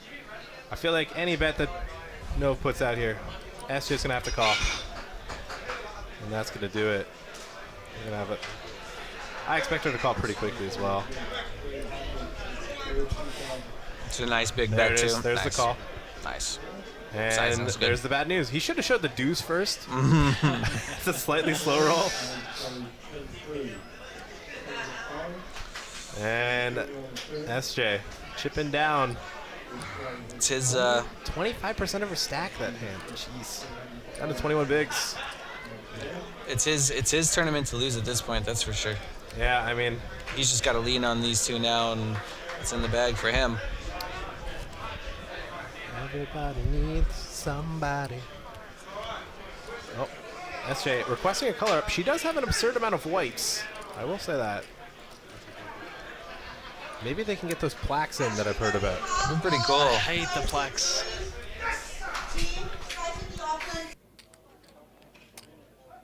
Actions here, 80K.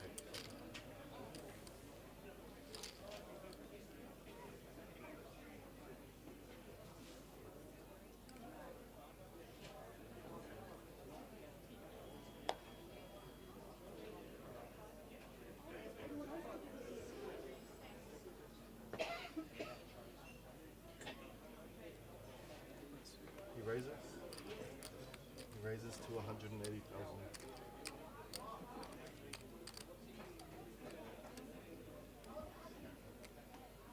All right, a raise here from the chip leader, King 7.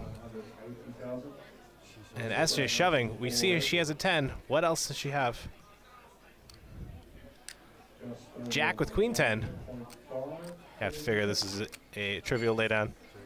And Nove gonna look and fold.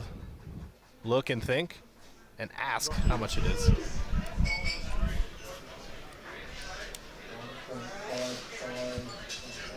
And now he folds.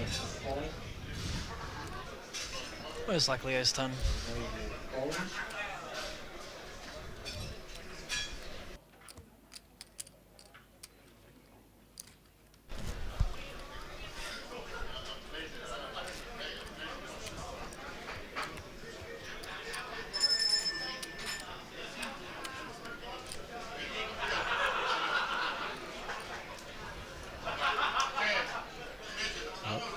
There's our lovely rail. Coming out in full force for SJ, Nove, and the Godfather, Jack, who, as Danny was saying, is the player of the series. Locked it up by getting... Oh, there's some Aussie Aussie. Nove being our resident Aussie on this final table. Jack being the Godfather, locked up player of the year with a second place in the opener, second place in the PLO tournament, and now a top 3 finish here. Total control of this series.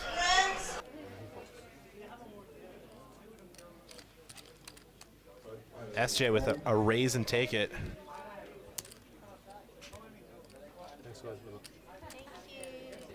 Thank you. New dealer change. Perhaps we'll bring in a new dealer luck for some of these players. Give me some cash for 5 seconds. As we are live here from the Sky City Casino here in Auckland, New Zealand for the World Poker Tour opening event of season 17 in New Zealand. $2,000 and $2,200 entry fee to get into this. 360 runners. It's over 700,000 for first. Prize Quite the pool, showing. 169 for first. Oh, sorry, over. I was wishful thinking. 700,000 prize pool, and we've got these are the stacks. Jack getting pretty short with 13 bigs. SJ with 26, and our resident chip leader, Nove, just heaps over 70. All players are guaranteed $68,000. The next pay jump for $108,000.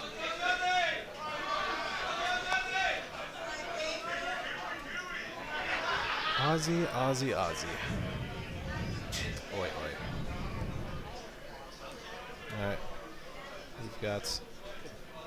Oh, he's going for the trap. The limps. Oh, jeez. This might be the spot. Wow. This might be the spot. Oh my I would not goodness. blame her for jamming here. She's got to send it. Yep. Oh. Yeah, And there she sends goes. it. Yep. The snap call. The bad, the okayish news. I feel like you're not hating yourself when you see Ace King, but you're like, well, crap. And we're off to the races. SJ, all in for tournament life here. This is a dream spot for Jack. Oh my Yeah, goodness, yeah, I great know. spot. Another huge Total pay jump. cooler. Woo, 9-3-3. That's a good start. She's I played so well this final table. It's, you know, now tournament life is on the line for with a coin flip. Rooting for a turn 4. A 10. That's up there with the potential. Don't do it, Barry. Just a berry or a king. She's a nice lady. Don't do it to I have her. a bad feeling a berry's gonna come. I don't want to put it out there for SJ, but like, it's always a berry. It's always a berry. Oh. Oh.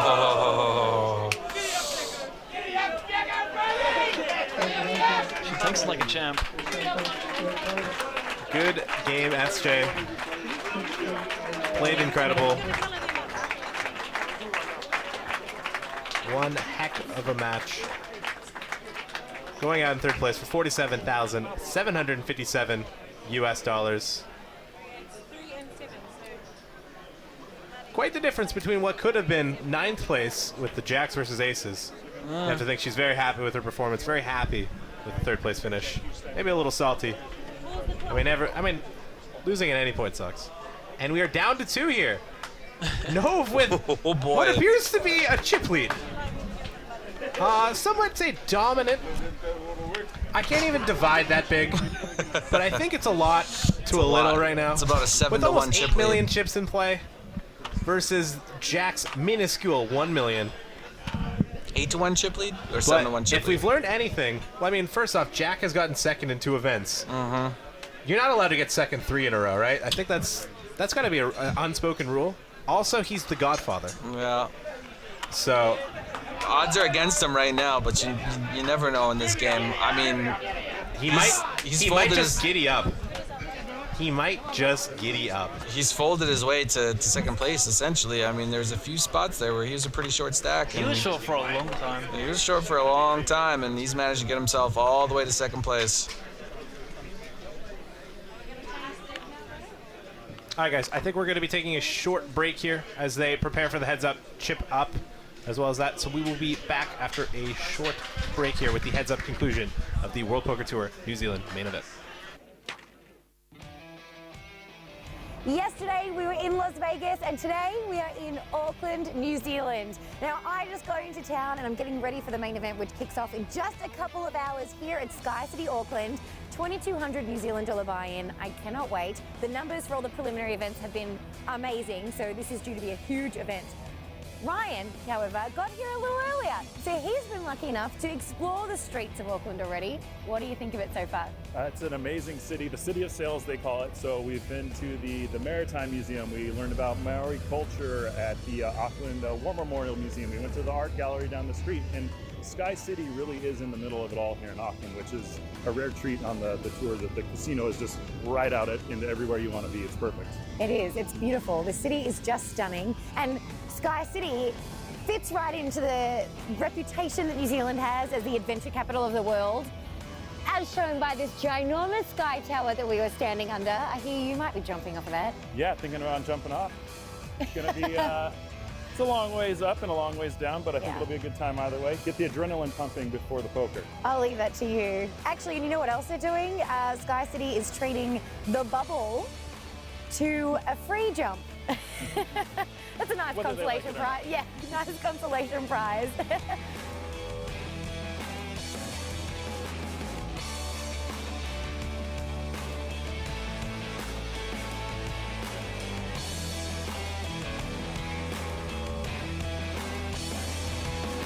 We have a fun week ahead. I cannot wait to see more of Auckland.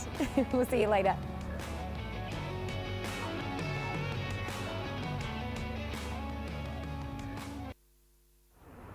Hi guys, Ryan Lucchese here. I'm one of the reporters for WPT New Zealand, and towering above me here is the Sky Tower at Sky City Casino, where the WPT New Zealand poker tournament is going to be taking place. And this is the tallest freestanding structure in the Southern Hemisphere, and I'm about to head up there and jump off the top of it.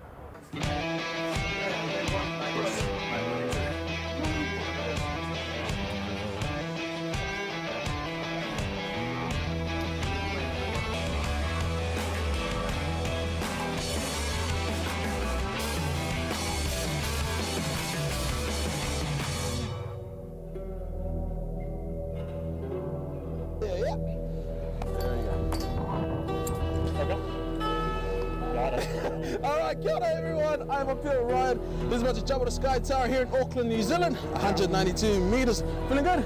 Feeling good. Yeah. I'm all in to kick WPT New Zealand off with Woo!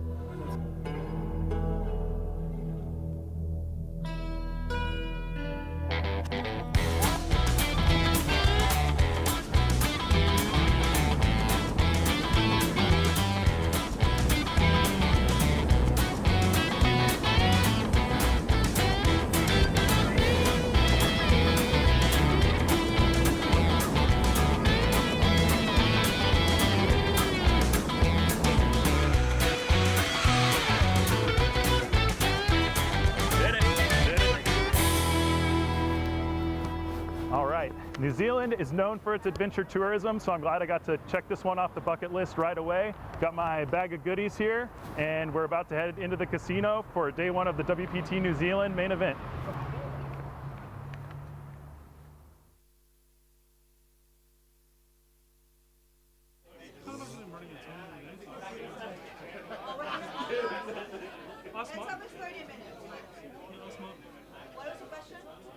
Zealand to the antes. Just ask Mark. What about John? I've just not played heads up with antes. We're not playing Mark, Danny. Fair question. All right, guys. You can see it there. The trophy is on the table. We're down to 2 here. Jack, the Godfather, with 13 bigs. Nove with 99. Bit of a chip lead, Pav. Bit of a chip lead, Travis. I guess he can maybe slightly loosen up. Both players are guaranteed 6 figures, 108,000 NZ. And they're playing without Annies for this heads-up match. I appreciate that. I always feel like Annies are a little useless heads-up. It's a little redundant, especially if you're not playing online, because then you got to throw it out. It's just a waste of time. A little unnecessary. Never really thought about it. If anything, it just encourages them to play more hands, but... I think it doesn't change enough heads up for a lot of people. A lot of people don't think twice about it. Yeah, So I think it's just nice just to get rid of it. Both gentlemen played their hearts out here. This is the final table. Final 2 players left of the World Poker Tour main event. Final table. Gareth on YouTube says that trophy would look great at the Snake Pit. I don't get it. I think the Snake Pit is just like a gambling pit, if I'm not mistaken. I think that's the poker club that he belongs to, isn't it? Ah. Okay, well There's that our makes Kiwi sense. doing our Kiwi things. All right. I thought the pit was a reference to just Yeah. gambling. Yeah, I don't know. As we wrap things up here, the World Poker Tour opening event of season 17 here. This could be all over first hands. 360 runners, down to 2. Nove has recently just taken a huge upswing, huge tear. Can Jack put a stop to this terror? As we have King 9 offsuit to start this hand. Nova's got to be feeling pretty damn comfortable right now. He's got to be at a very even keel. It's basically his tournament to win at this point. Yeah. As long as he continues to run even semi-pure, this game should be over pretty quickly. Oh, and he shoves. And he shows it. He's not gonna let Pav. You guys can't see it. Hristovoy's face is stunned. For those of you that don't know, this is Patrick Tardif, Irish Egyptian on Twitch. We've got Hristovoy Pavlovic, also known as All-In Pav, and as well as Travis, Derek, Dramatic Degen, all 3 of us Twitch poker streamers. Coming to you live on the World Poker Tour Facebook stream as well as on YouTube. A little bit interesting. No, didn't go for the open jam. There were 13 big blinds. I thought he was limp trapping at one point, but Yeah. he was just limp folding. 10 high like a boss.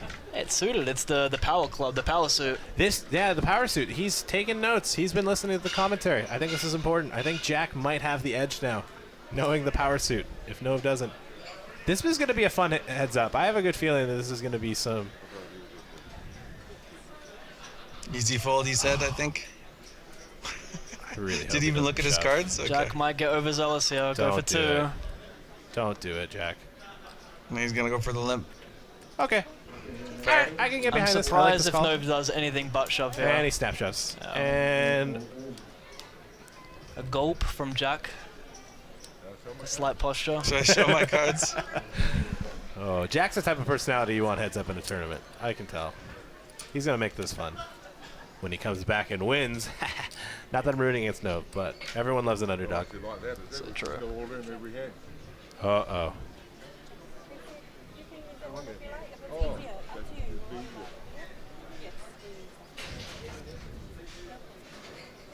Says everybody in the YouTube chat is saying the Snake Pit is where he plays poker.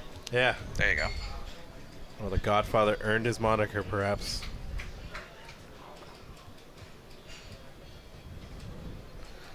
The Snake Pit.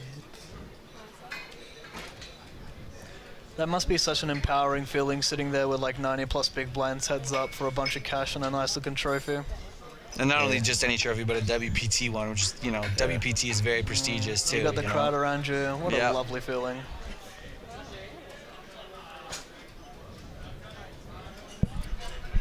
To win one in your home country, too. And a fold. Jack is 2-1 here. What's up, man? And I like that he's showing every hand, too. He's keeping it interesting for the viewers in the crowd, as well as those watching on Facebook and YouTube. There's our crowd. Ecstatic to get shows here.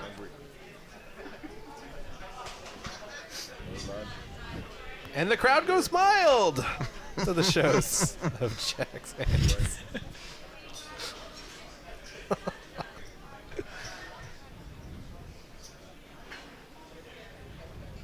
Jack with the old 6-4 deuce, or 6-4 deuce. Gooder to speak is limping in here with 6-4 suited. Nove with the 8-5. Check, check. We're going to see. Is this our first flop? I think so. Yeah, Heads this is up, our first yeah. flop. How about the old 6-6-4? All right, well. I wonder if it's going to go check, bet, fold. Nope, check, check. Turn is a 7. No one improves. No one has anything. And Nove with his gut shot straight elects to lead. Jack doesn't show the crowd, and that's it for this hand. And for the first time, he eclipses over the 100 big blind mark on this final table. Good time to do it when you get heads up. When there's only 112 big blinds in play, I think it's a good strategy to get over 100 bigs. How do you think, Travis? How would you approach this? I don't know. You'll have to give me a few minutes to think about this. It's very, very tough strat talk going on right now. This might be too in-depth to go over as a commentary. Yeah, it's over my head. I wouldn't even know. I never get this deep.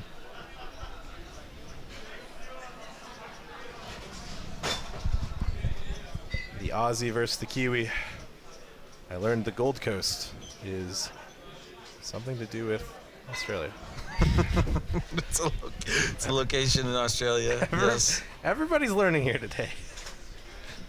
I think you're just learning here today. No one here is learning anything new. We all know where the Gold Coast is. You may or may not be able to. Oh, we have a shove here. And he folds. Shoving the Queen 10. Gets it through. Jack. Back on top here. You may or may not be able to tell which one is the Canadian in the booth. And which one's the Aussie and Kiwi.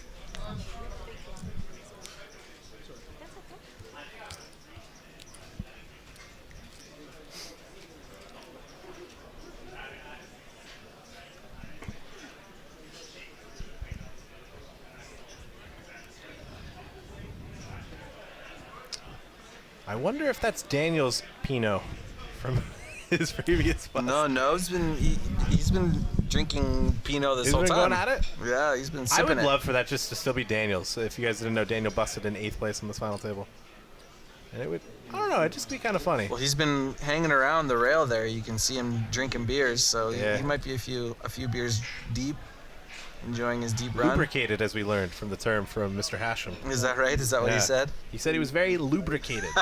Yeah, that's what he used. Hey, We he have got a- second place in the high roller. Yeah, I would get lubricated after a second place. I'd probably get lubricated after a 4th. Yep. Yeah, I'd do that.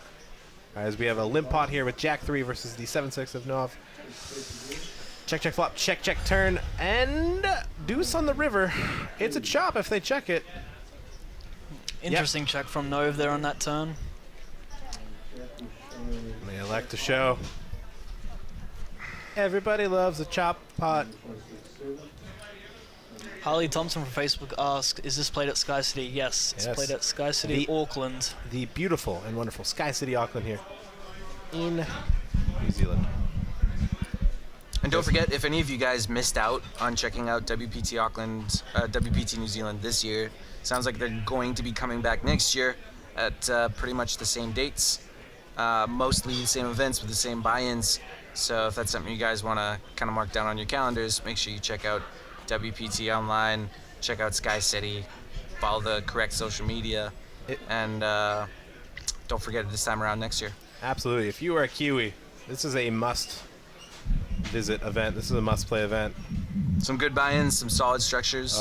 This might be the setup for Jack to double. We have an all-in. You have to think this is a pretty easy call here with the ace-8 of diamonds. Not the power suit. The second power suit. There we go. All in. Can Jack fade a third straight second? Come on, Jack. It's illegal to get second. You'll actually get kicked out of the casino for 3 seconds. Nove looking pretty comfortable. 64% away from a World Poker Tour champion. Jack with the bants. It's not her call. Go easy on her, Jack. Jack, told we need to to build wait. suspense, all right? Understand with us. To the flop. All right, well, he does have backdoor diamonds, but there's no backdoor straights. Not the best start. Deuce diamonds He for a does have a sweat. backdoor straight. Oh, he does. Wow, the wheel straight.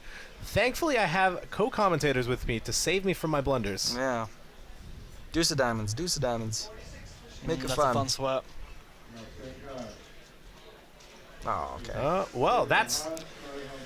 It's an Somebody ace now. needed to tell the dealer that we needed to make this sweaty. Just the... We've seen a lot of Barry Greensteins in the past. I think if anyone's due for a Barry Greenstein, it's probably the Godfather, Jack. Godfather, gonna pick the Barry Greenstein. To the river. Is a 3 of clubs. And we have a World Poker Tour champion, Nove. Came in with a relatively bigger stack and took off with 4 players remaining. Congrats. Jack will get second place, no stranger to it, for $108,000. The champion of the very first World Poker Tour here in New Zealand. Massive bragging rights. It's the biggest event that we've ever had here in New Zealand, but you also beat the Godfather of Poker heads up. It's just to add to the bragging rights. What's going through your head right now? Well, obviously I ran very well at the final table, so pretty happy with the way it turned out. But yeah, you just got to take the luck when it comes. Absolutely. I mean, it's looked like a pretty good day for you, though. You came in as a chip leader. It was a little bit of a roller coaster. You had a lot of chips coming in here. You went into heads up with a lot of chips. You made it look pretty easy, but we know that it's not. Tell us about your day. Yeah, look, I got lucky in a lot of ways. I mean, when I was bluffing, I wasn't called, and when I had it, they happened to call. So you can't really change the way the cards go, and yeah, worked out well. It sure did. Well, you got a lot of money in your pocket. You've got the trophy. How are you going to celebrate? Well, I've got my wife and kids upstairs. My wife can't be here because she has to look after the kids. So, yeah, go and celebrate. Thanks, Daniel. Yeah. So I think she's been following the live stream, so it'll be good to have a few drinks with her and celebrate. Yeah. Awesome. What better way than to have your family with you? Congratulations. Amazing effort. Amazing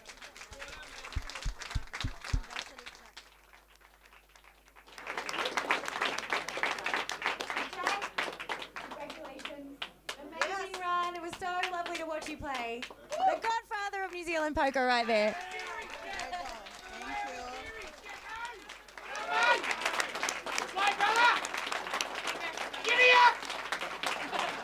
By the way, Jack also won the Player of the Series for WPT New Zealand. So yes, a round of applause for him.